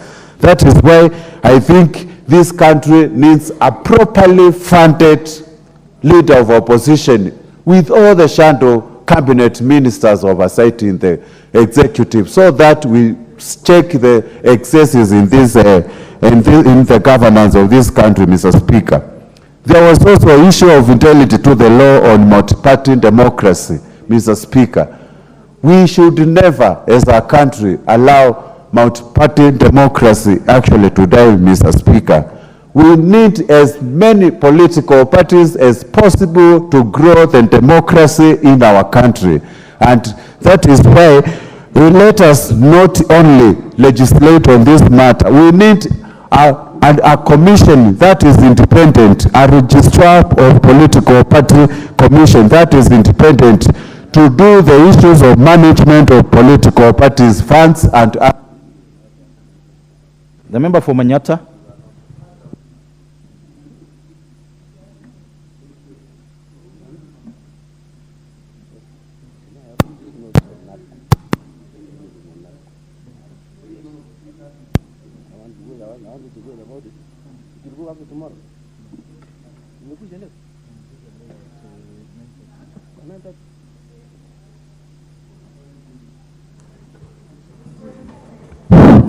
Thank you. Thank you, Honorable Speaker. I also want to take this opportunity to put my thoughts in the NADCO report. Honorable Speaker, I want to start by saying that I have keenly read the report, and I want to first say that, Honorable Speaker, it is something that we need to think about, that this report came after some chaos that came from one of the principals saying his election was stolen. And Honorable Speaker, that brings me to my first point, that we need to cure the curse of losers of presidential elections causing havoc and forcing this country, Honorable Speaker, to a standstill for either benefits on their coalition. And Honorable Speaker, I believe that while we are actually conversing on this report, it is important to see a continuous dialogue committee. And Honorable Speaker, I believe the Truth and Reconciliation Committee should always be there to continue with the conversation of bringing people together whenever there is havoc, without the issue of people going to the streets, putting their sufurias on the head. And Honorable Speaker, that can be something that can help this country. Honorable Speaker, we should not always converse when there are chaos, but we should always converse when the country is actually moving on well. And that is why I believe the offices that have been suggested must always bring that conversation between the minorities and the majority, Honorable Speaker, in this country. Honorable Speaker, while I'm thinking about this NADCO report, Honorable Speaker, and the many suggestions that have come up in terms of the offices of the official opposition, and Honorable Speaker, I'm thinking we also need to think a lot on the size of the government that has been introduced in the 2020 Constitution. Honorable Speaker, I believe as far as Kenyans are working so hard, paying taxes, we have a humongous government that is actually taking a lot through recurrent expenditure and denying a very crucial part of our development in this country. And Honorable Speaker, I believe the issue of entrenching the funds, especially the NGCDF fund and the GAF, and also the word for Honorable Speaker, is something that I welcome in both hands. Honorable Speaker, I have seen many members of county assemblies really begging their governors, singing praises to their governors so that they can survive, Honorable Speaker. I believe not only should we give them word fund, but they should be made clearly autonomous and their activities be clearly identified and funded directly from the budget, Honorable Speaker. That will make them be more effective and they will be able to carry out their duties of planning the county governments and oversighting on what is being done by the county governments, Honorable Speaker. Honorable Speaker, as we also move on, we also need to look at the issue of elections, Honorable Speaker. It is unfortunate that at every election, at every point that we have finished up on elections, Honorable Speaker, there is always chaos in this country. And Honorable Speaker, it should bring this House into some sort of a discussion on how to cure completely the issue of plunging this country into chaos whenever there is just a mayor general election. Many countries, Honorable Speaker, that we look up to have actually had elections in a year, and if you go to that country, you don't even notice or identify there's an election that is coming or that has just been concluded. Honorable Speaker, I believe that would be the ultimate source of praise for the 13th Parliament and of the NADCO committee, Honorable Speaker. I also propose, Honorable Speaker, a continuous NADCO committee engagement. And I believe, Honorable Speaker, we should see how this conversation can. Thank you. Members, let me just mention the fact that on this motion, we will have a balance of 28 minutes. In those 28 minutes, I would request us that if given a chance, do self-regulation so that I'm able to give for this side and for this side before we close. If you could use 3 minutes, the better, so that we have able to balance our interest to speak. This chance now goes to member for Emeru Adikir.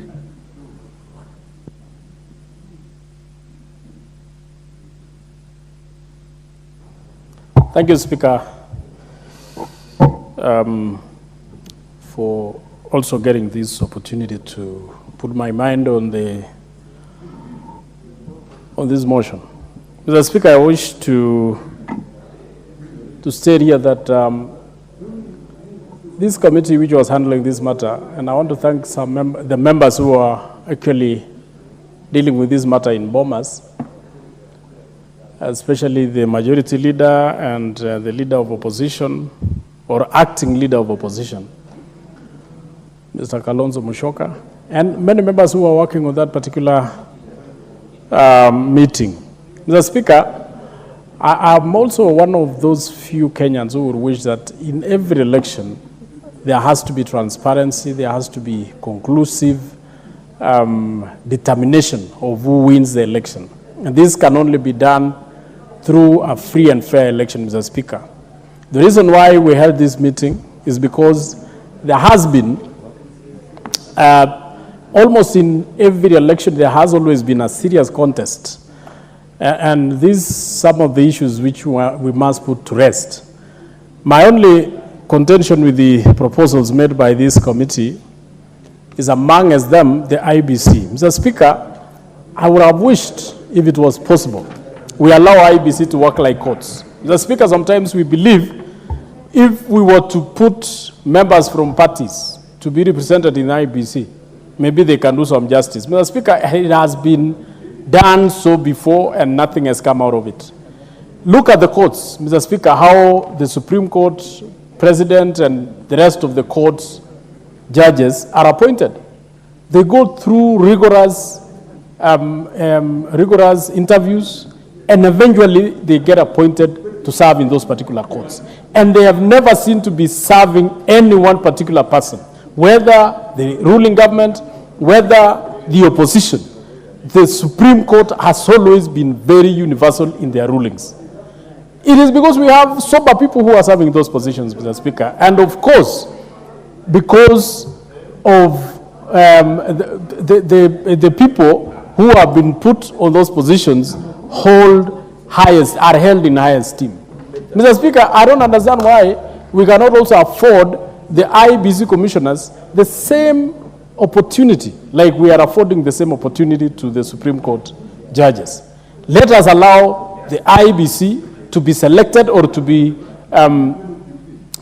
put on the same rigorous interview, just like we are doing with the Supreme Court, and allow them to work.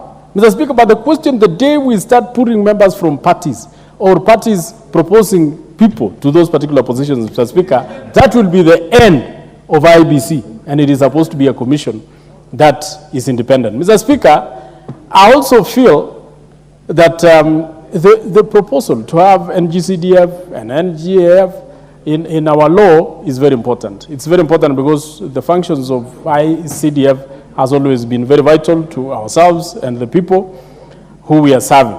On the question of boundaries, Mr. Speaker, I don't know how we are going to do that, but sometimes I believe our taxpayers are overburdened at times. Sometimes if we want to serve our people correctly, let's increase funds to the constituencies and maybe using the one man, one shilling. And that one can serve our country. You know, we don't have to hide our heads or bury our heads in the sand. It is a reality. There is a constituency having over 300,000 and another constituency having over only 20,000. We must serve Kenyans correctly.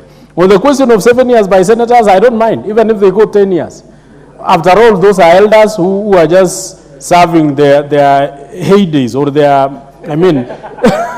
so we don't have any problem. On the issue of two-third gender rule, Mr. Speaker, and this one I wish you allow me more minutes, on this gender rule, it has always, I've never understood why we cannot make it, Mr. Speaker, on appointive position. We say it must be 50%. But on elective, this one depends on the people. How do you force people to elect whatever gender they like or they don't like? So on that part, Mr. Speaker, I wish I would, if I'm given opportunity, Mr. Speaker, to amend, I want this House to return to the parliamentary. They will be answerable to the people who elected them.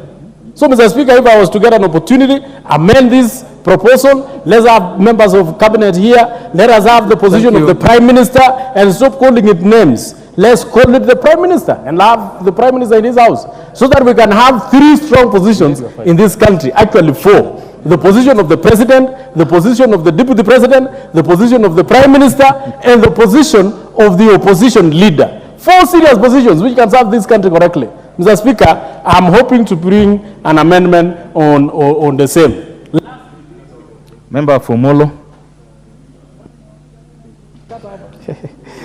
Thank you very much, Mr. Speaker. I beg to add my voice on this NADCO report. And one of the things I want to congratulate them for is because it hopes to resolve the conflict we have after every election. It is very sad, Honorable Speaker, that it is like we try to fold our country every time we go to elections. We tend to leave our brains at home. We start looking at each other as enemies, and becomes a very long political process. The campaign period means that very few government projects are being implemented around that time. Businesses and investors employ what you call wait and see, because they do not know what will happen during elections. Then immediately after election, we waste another almost 1 year. And therefore you find in a span of those 5 years, the time that a government has time to work is only 3 years. So the rest of the 2 years is wasted on political context. So if this is going to fix that political context, that is a step in the right direction. The boundaries review is also very critical. We are looking at seeing possibilities of, for example, of adjusting our boundaries, adding additional wards, for example. One of my areas in Molo is a place called Sachangwan that we all feel as a people should be a ward by itself. And therefore, so this will give us a chance to review that and possibly have additional wards. For example, the Sachangwan ward, that would be great. On enshrining the funds in the Constitution, again, this is a very, very welcome move. I think the importance of NGCDF cannot be overstated. Some of us, including myself, is a product of NGCDF. My secondary school, my university education was sponsored through bursary, and therefore that this NGCDF continues is something that should be very, very welcome. Most important, I would like to laud also the inclusion of GAF in the Constitution. We've seen what county MPs have been able to use to do with the allocations being done in GAF, and most importantly, propel them into other elective positions. You've seen people that have served as women rep, for example, former women rep for Homa Bay is now doing an amazing job as governor for Homa Bay. So it's a very great step in the right direction. On the creation of the office of the official leader of opposition, sometimes I feel us in government, when we say that the opposition leaders should propose other ways of doing something better. Sometimes I find that unfair because they do not have the mechanism or the resources to do that. So the creation of the official leader of opposition means they're going to have someone who can have a shadow cabinet, so that when you're doing the BPS on this side, they're also doing a BPS on the other side. They're challenging the government programs that are and suggesting doing something better. Lastly, on the 2/3, I strongly believe in women leadership. I am a father of a daughter, and I believe they should be given an equal chance. I believe our current environment of political competition creates an unfair environment for women, and therefore the inclusion of or the enactment of the 2/3 gender rule in our Constitution, not just in leadership, but I would suggest even for other offices of. I think your time is up. Move Marakwet West.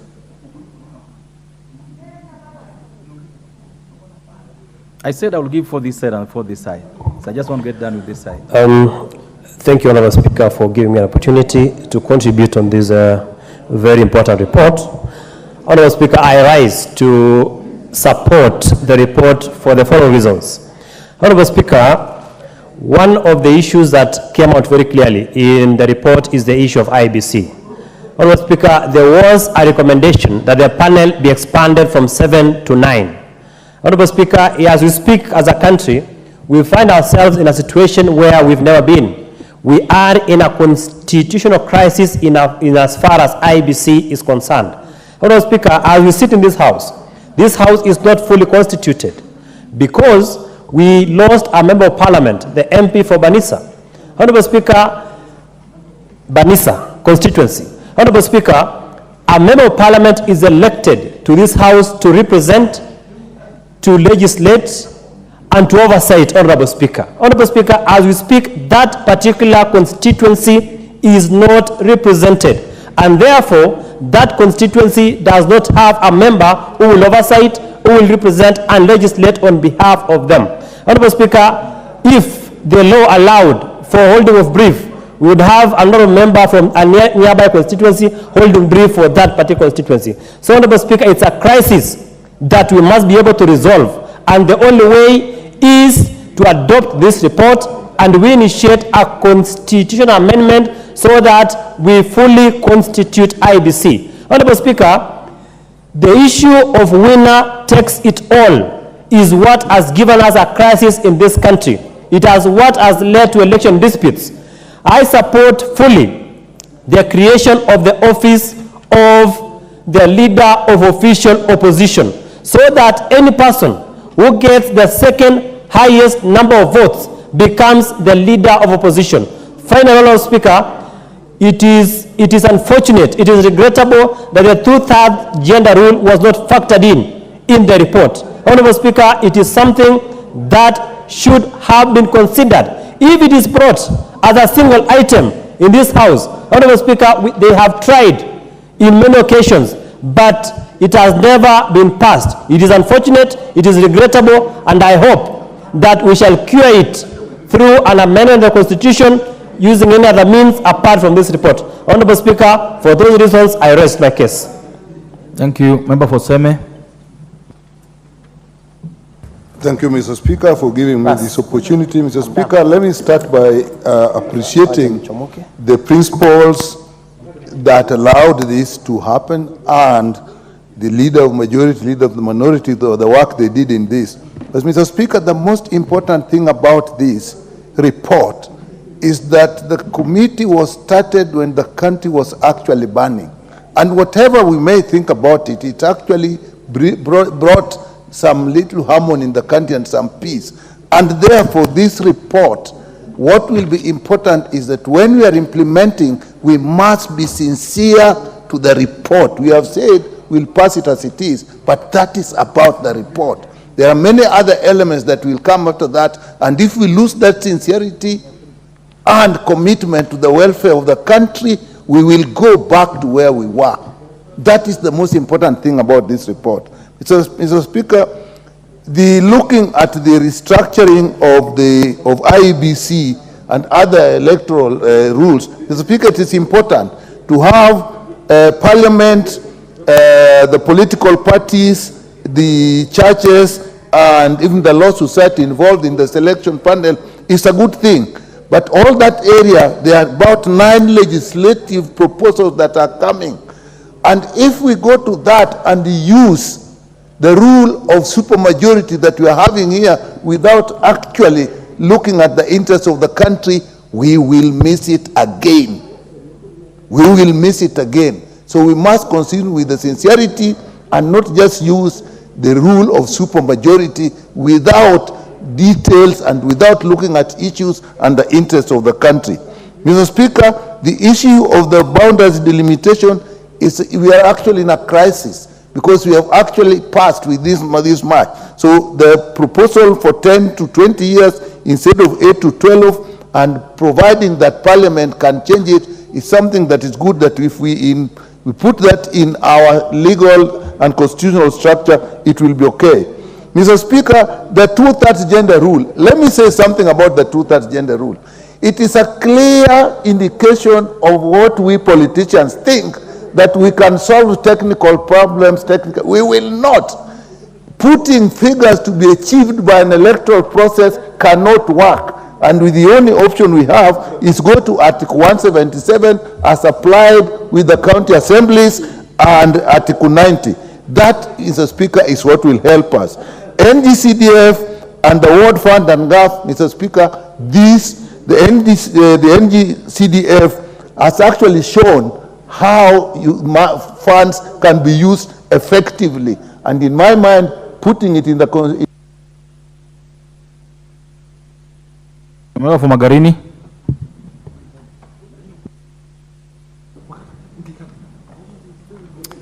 Asante Mheshimiwa Spika kwa kunipatia nafasi hii nikaweze kuongeza sauti yangu katika mjadala huu. Mheshimiwa Spika, kwanza nichukue nafasi niwapongeze wahusika wakuu kwa kuona ni bora waweze kuja pamoja na kuileta nchi iweze kuwa kitu kimoja kwa kuanzisha mchakato huu. Mheshimiwa Spika, naunga mkono taarifa hii ya NADCO na hasa nizingatie kile kipengee cha kuweza kupata theluthi moja ya wabunge wakaweze kuwa aidha wa jinsia ya kiume ama jinsia ya kike. Ikizingatiwa idadi ya wale ambao wanachaguliwa, Mheshimiwa Spika, ningependekeza ya kwamba ile tofauti baada ya uchaguzi, ile tofauti ambayo inahitajika kujaza lile pengo ndio tukaweze kupata ile theluthi moja ya jinsia, basi hiyo ikaweze kugawiwa vyama vile vitakavyokuwa ni vyama vya bunge, kwa Kiingereza parliamentary parties, ili wakaweze kuchagua ama kuteua wabunge wa jinsia hiyo ambayo ina upungufu. Hivyo basi tutakuwa tumekwisha tatua swala hili la jinsia, theluthi moja ya jinsia.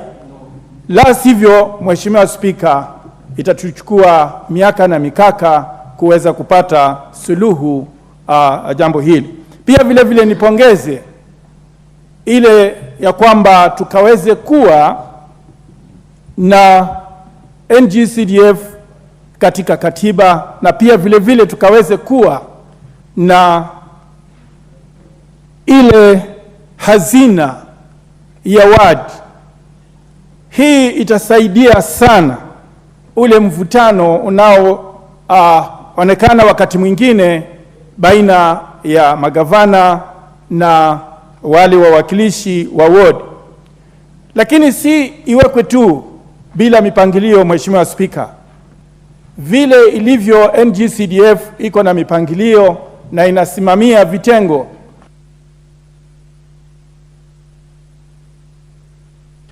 Member for Elgeyo Marakwet.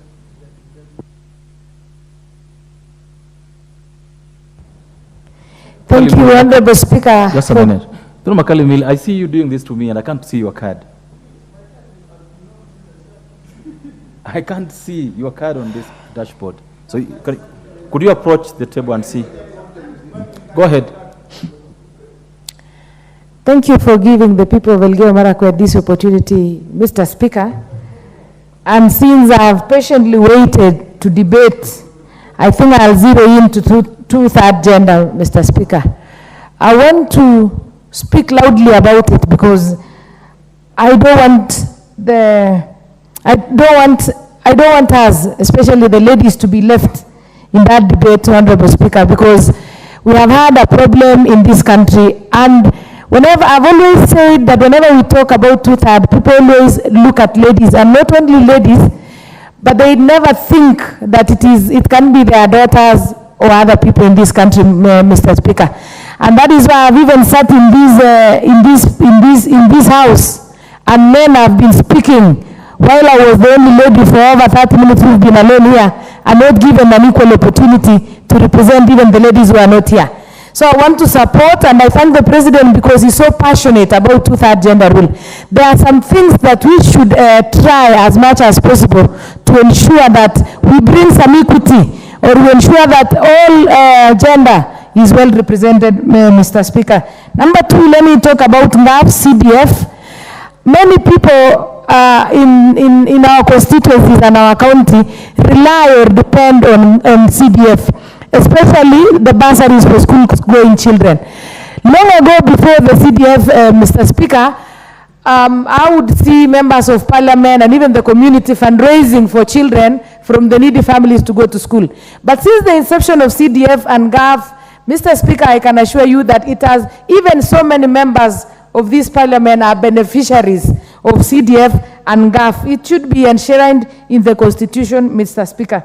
Mr. Speaker, it is also good that we have official opposition leader in the House. And many a times, people in the opposition might lose direction or might lose interest in the House business because They might not, okay, they do have the whips, they do have the leader of minority, but at times when there is no leader of official opposition, members tend to relax. And we need opposition to ensure that the government is kept, is checked properly, Honorable Speaker. So it is good that we get the official opposition, we get the Prime Minister in this house, and to ensure that each and every time issues are there, the majority and the minority are well represented, Mr. Speaker.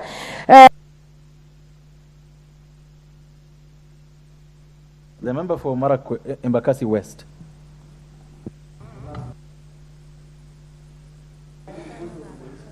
Thank you, Honorable Speaker. First of all, Honorable Speaker, let me take this opportunity to commend the team that did this report, led by the majority leader and His Excellency Kalonzo Musyoka. I want to thank the President and the former Prime Minister, Raila Odinga, for giving the country an opportunity to talk to one another. We have an opportunity to amend the Constitution through this report, Honorable Speaker. And through this report, a proper public participation was conducted where members of the public were able to contribute. Honorable Speaker, reconstitution of the IEBC is very important. We need to hold those by-elections very urgently, but we need an IEBC that is respected in this country. We need to, there's an issue of boundaries review as well, Honorable Speaker, in my constituency. There are two wards, there are two areas where Uhuru have always wanted their own ward, Tena have always wanted their own ward as well. Honorable Speaker, the position of leader of opposition is welcome, but it must be well resourced. And I like that the Chair of Finance mentioned that. So that office is independent and respected. It cannot be a position that is given, that will be micromanaged by the executive. It must truly be a position that can bring proper opposition in our country, Honorable Speaker. The issue of staggered elections and senators having different terms, Honorable Speaker, I must disagree with this one. Otherwise, we will keep our country in perpetual campaign. Because if you have an election 5 years and then somebody else has an additional 2 years, 7 years, that means we'll be campaigning throughout. And I think that's the one thing this report was trying to cure, so that how do we manage these elections? How do we ensure that we finish elections and get back to the issue of building our country, Honorable Speaker? The issue of political parties, the sanity, that's why we need that independent office of the registrar. Especially, Honorable Speaker, those of us who are in Jubilee, elected in AZIMIO, we feel harassed and forced that we are supposed to exit the coalition that brought us to Parliament, Honorable Speaker. So there must be sanity, and it's important that that office exists in a manner, and that's for the future of our country, so that there's proper democracy in this country, Honorable Speaker. Honorable Speaker, the issues of election petition, I know has been proposed to 21 days, but we must learn from the US election of 2020. You saw President Donald Trump dispute and exercise all other different channels, despite the uprising that was there. But he went to court and it took time. I think we need more than 21 days. We need probably 30 to 45 days so that our Supreme Court can thoroughly go through those petitions and ensure that the decision that comes is a decision that is accepted by all parties. What happened this year, Honorable Speaker? Last year we had an issue with it. 2 points, Honorable Speaker. We need a referendum. If we are going to change all these things, you must do a referendum, because we are changing the functions of Parliament. That, whether we like it or not, there must be a referendum. Finally, Honorable Speaker, we still consider this report incomplete. One reason, you failed to consider cost of living, but the natural course of things is now taking effect, and you are seeing it as it's going out there. Thank you, Honorable Speaker, but I support the report. Thank you.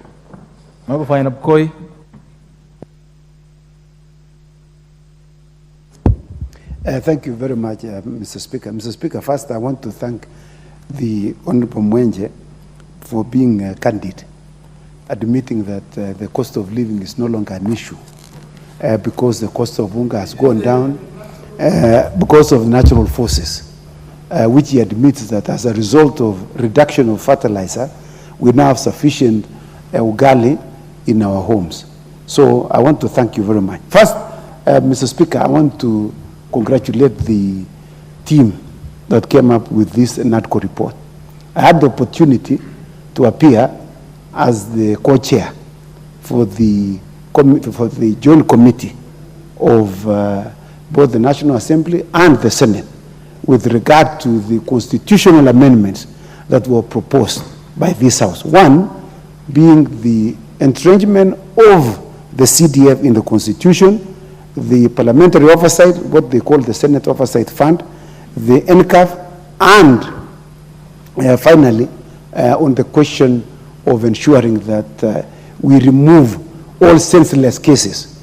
There are people who have just earned money, and they have become professionals in suing CDF. I know of some parties who have one party which has been suing CDF 10 times. It has become a profession for him because, unfortunately, the courts don't award costs when they lose the case. So the entrenchment of CDF in the Constitution will completely obliterate and eviscerate the so-called purported public litigation interest cases. Secondly, I want to support this report because of the convergence of thoughts with respect to the IBC. I hope we are going to remove what we saw when I was a commissioner with the Parliamentary Service Commission, when we were given names of people to be appointed to the panel. And those people who are appointed to the panel were also given names, those who are appointed to the commission. And so that is the reason why we had stalemate in the commission. Because we wanted to advertise, we were told you cannot advertise. These are the people you must appoint. Even the other ones also, they purported to advertise, they were told, pick this one and this one. So that, you see, the process became flawed because they were partisan. And so we hope that this thing will completely remove that partisanship that we saw. And so we want to thank even the chair of Committee on Housing and Finance because affordable housing is in this NADCO. I don't know why people walked out, and yet it is a consensus thing, Mr. Chairman, Mr. Speaker. So I want to thank them and to congratulate the NADCO team for coming up with affordable housing as a theme in the report. And so I thank you, Mr. Speaker. Members, before we call them what reply, I would want the Honourable Member for Kitui Central to have a last bite on this. Yeah, thank you, Honourable Speaker. I really appreciate this opportunity, Honourable Speaker.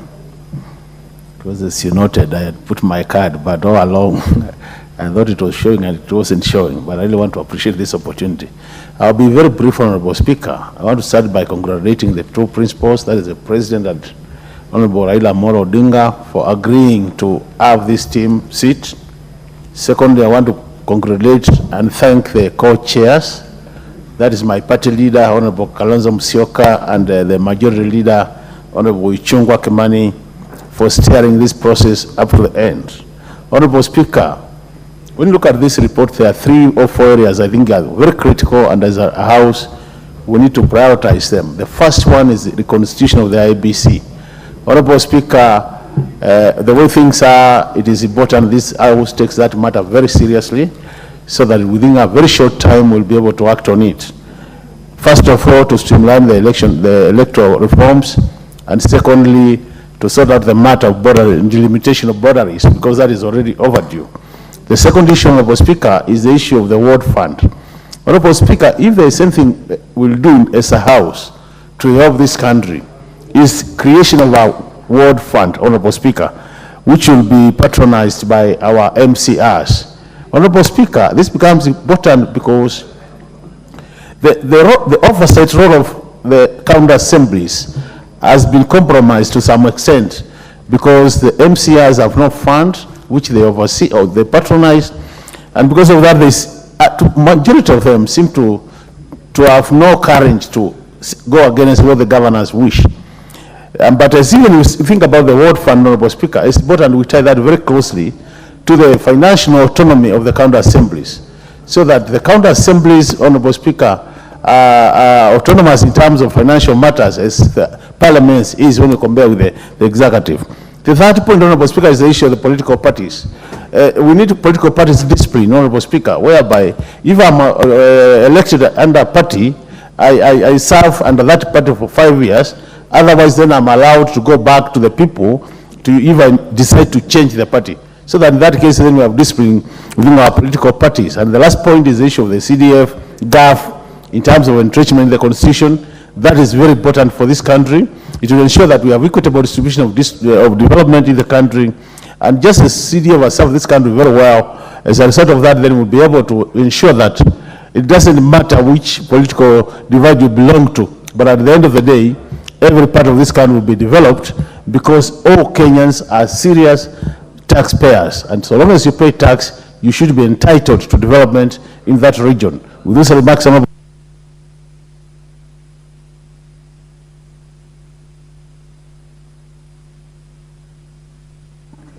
There are members, debate on this matter is spent in terms of time. I therefore now call upon the mover to reply.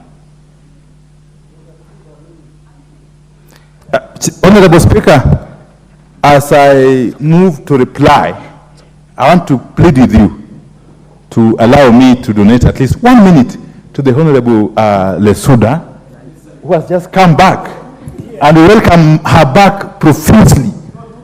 And my friend, the member for Yatta, just 1 minute to crown all this. Yes, and then I can conclude by, yes. There's a request this side too. Do you want to also allow a minute this side? If it's a minute, it's only going to be for Kagombe. You're okay? The member for Garissa Township. That's Garissa Township. Oh, it's a new member, so I don't know him well. Okay. So we'll make it a minute each. 1 minute each. Thank you. The Honorable Lesuda. Speaker, and I want to thank the minority leader for giving me that 1 minute. And I will not waste it. I will go direct to the point and to say that I support the NADCO report. I just want to bring to the attention of this House that as a parliament, from the 11th parliament, 12th, and now the 13th, we're still struggling with the 2/3 gender rule as a country. As you remember, last parliament was actually declared unconstitutional by the judiciary because of us not attaining the 2/3 gender rule, Mr. Speaker.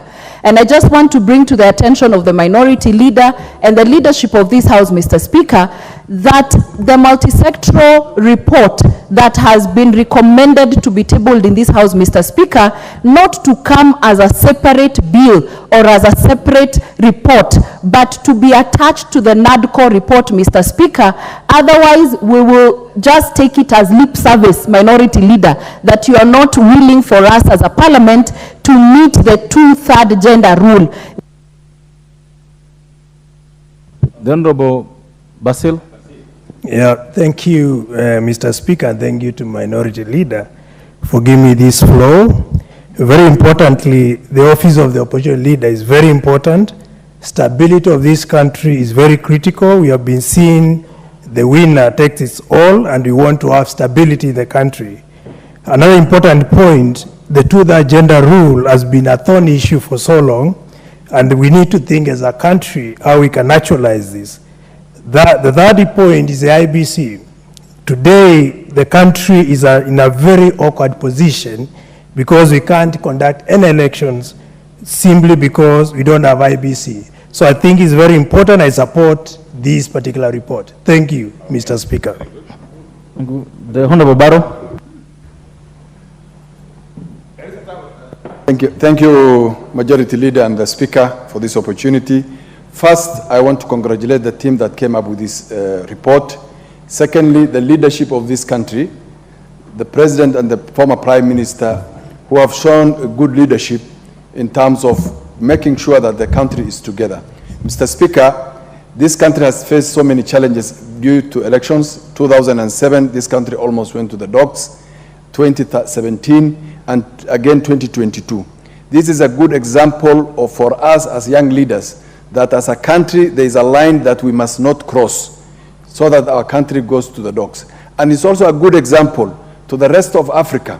If you look around the region, Sudan is one example, that their leadership and their country, the leaders, did not see that this is the line they should not cross as a country. So for that, I support this report. Secondly, on the issue of NGCDF and GAF, and also the ward, because the ward, the members of the county assembly in a position, they are not in a position as leaders to oversight well the governors and the leadership at the county level.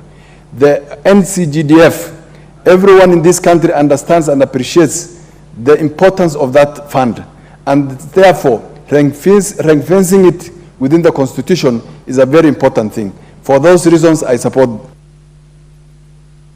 Aye. So, Honorable Speaker, thank you very much for indulgence, and therefore I wish to reply as follows. First and foremost, let me thank my colleague, honorable members, from across the political divide, for having supported this motion almost unanimously, for having lent your support to this motion without exception. All of you who have been able to speak to this motion have actually supported it. And that is very, very encouraging. I cannot forget to thank the leadership of the two coalitions out there for having appealed to their members, for having encouraged their members to support this motion in the manner they have done. That is the spirit in which this country needs to move forward. A country that speaks to itself, a country that speaks within itself is a country that prospers. Secondly, Mr. Speaker, now it is the duty of this House again, if and when we pass this motion, because I'm sure we shall do so, by way of voting, what is going to remain is the processing of the legislative proposals that are attendant to this NADCO report.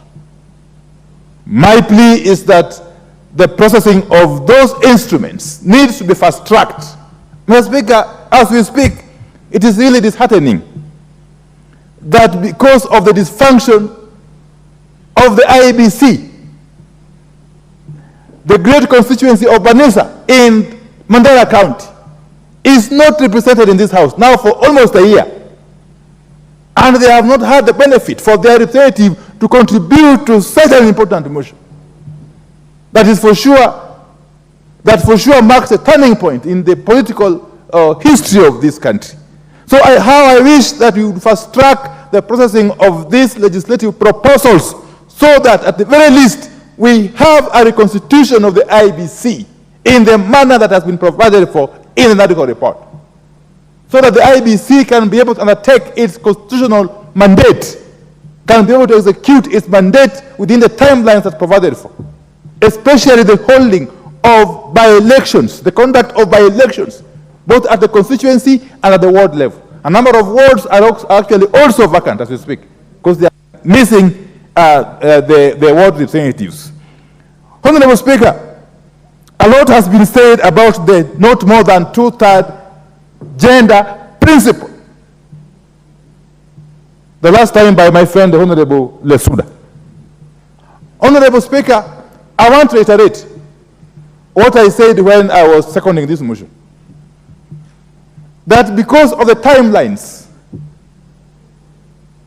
and in the wisdom of the NADCO, it was recommended that the multi-sectoral working group that was dealing with the not more than two-thirds gender question be allowed to conclude its work within the time frame that it had been allocated. And that whatever recommendations shall emanate from that multi-sectoral working group shall form part of the NADCO report, regardless of when those recommendations will land in this House. That is the principle. It may not be apparent on the face of that report, but that is the principle. The spirit of the NADCO report is that whatever recommendations that multi-sectoral working group shall come up with shall form part of the NADCO report and shall therefore be treated in the same manner the other recommendations of the NADCO report are being treated.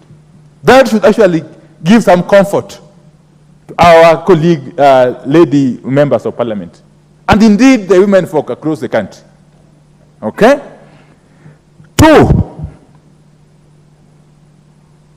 the matter of the cost of living remains an outstanding issue. we agreed to disagree. And that is really very healthy. We agreed to disagree within NADCO, that the matter of the cost of living be left pending, since there was no consensus. The AZIMIO side's progressive recommendations or proposals were shot down, and therefore we left it to the KWANZA side, which is in control of the government, to see to it that they reduce the cost of living. I'm hoping they will do so, because otherwise this is a ticking time bomb. This is a ticking time bomb. I can see manipulation of the exchange rate through manipulation of the Eurobond. That is a story for another day. I'll be coming back to deal with it later. I hope you will be able, Kenya Kwanza, to deal with the cost of living. Otherwise, it will consume you. It will consume you in the fullness of time, Honorable Speaker. So finally, as I conclude, just add my minutes, I finish. Let me say that God has been very kind to this country. To conclude. God has been extremely kind to Kenya, because every time we are on the verge of falling into the precipice, the Almighty God has always pulled us back. And we must get the learning from this. Getting into dialogue with your political opponent cannot be a sign of weakness. On the contrary, it's a sign of strength. If you can dialogue with your political opponent, it shows that you have got the strength and the... Out of order, the Honorable Member for Madenge. Honorable Speaker, is the minority leader in order to mislead this House that there is manipulation of the exchange rate? He should table evidence to that effect or withdraw. The Honorable Wandai, order, the Honorable order. The Honorable Wandai, would you substantiate that? In argument. No, this is not, this order, order. This is a matter of grave concern to the public. And so you just can't get away with it like that. You either substantiate the manipulation of the currency or you withdraw that statement. Honorable Speaker, I think in this House, and me and you have been lucky to be here for some time, since 2013. It cannot be out of order for a honorable member to express his opinion about what is happening in the exchange rate market. It cannot be out of order. My opinion is that the current movement in the exchange rate is as a result of manipulation, and which is tied to the Eurobond. That is the Honorable Wandai. Yes. As President Officer today, I insist, because this is a matter that is concerned to the public. You know that. And you know the impact of your statement. So you either table evidence to that effect or you withdraw that statement. I will ask you, Honorable Speaker, to indulge me and allow me to bring the evidence, because I don't have it here now, to bring the evidence at the soonest possible time. If you don't have I could bring it on Tuesday this week at 2:30 p.m. If you don't have the evidence, you know what our rules say. No. Order. What our rules say, as you alone is responsible for the truthfulness of the statement that you make on this floor of the House. So if you don't have that evidence, I would request you proceed and withdraw the statement and proceed with concluding your. It's in hard form, and I didn't carry it here. And I am saying that if you gave me time, I would be able to come and substantiate with documents. Is that too difficult? I order you, Wandai, withdraw your statement that the currency is manipulated. If you don't have that evidence now, I order that you withdraw that statement. What I will do, Honorable Speaker, to make the matters easy, is to suspend my statement for now and allow me, when I come back on Tuesday at 2:30 p.m., I'll come back here with a load of evidence, if that could suffice, Honorable Speaker. Go ahead and suspend it. Fine. I hereby suspend my statement that the exchange rate is being manipulated until I am able to carry the load of evidence and bring it here to substantiate what I've said. Honorable Speaker, with those very many remarks, I wish to reply. Thank you very much. May God bless you.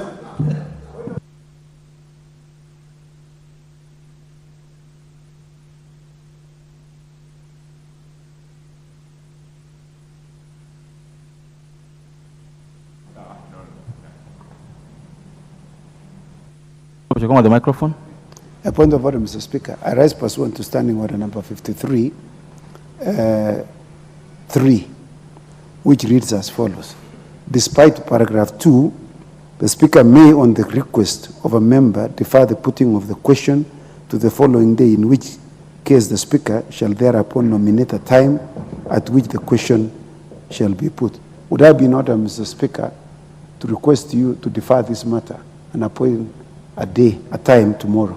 Thank you so much. The decision on this matter, and therefore the putting of the question on this matter, will be done in the next sitting, which is tomorrow. Next order.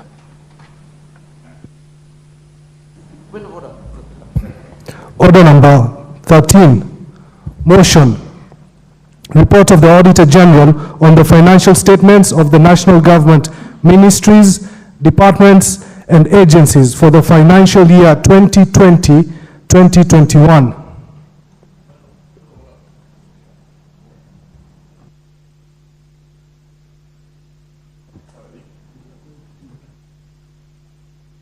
The member for Gatundu South.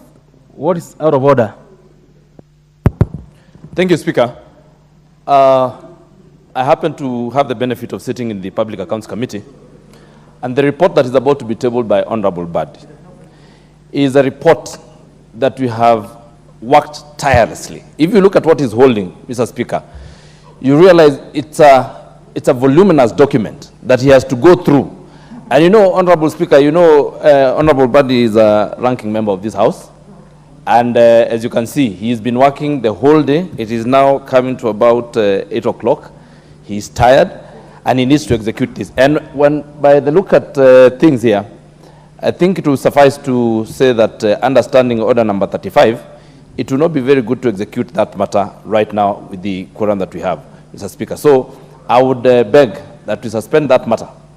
And we actually call the House out of quorum, and we stop the matter and deal with it tomorrow. Thank you, Speaker.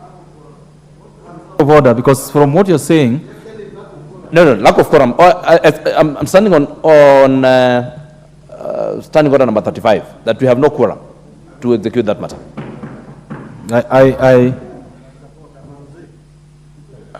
I confirm that that I order that the bell be rung for 5 minutes.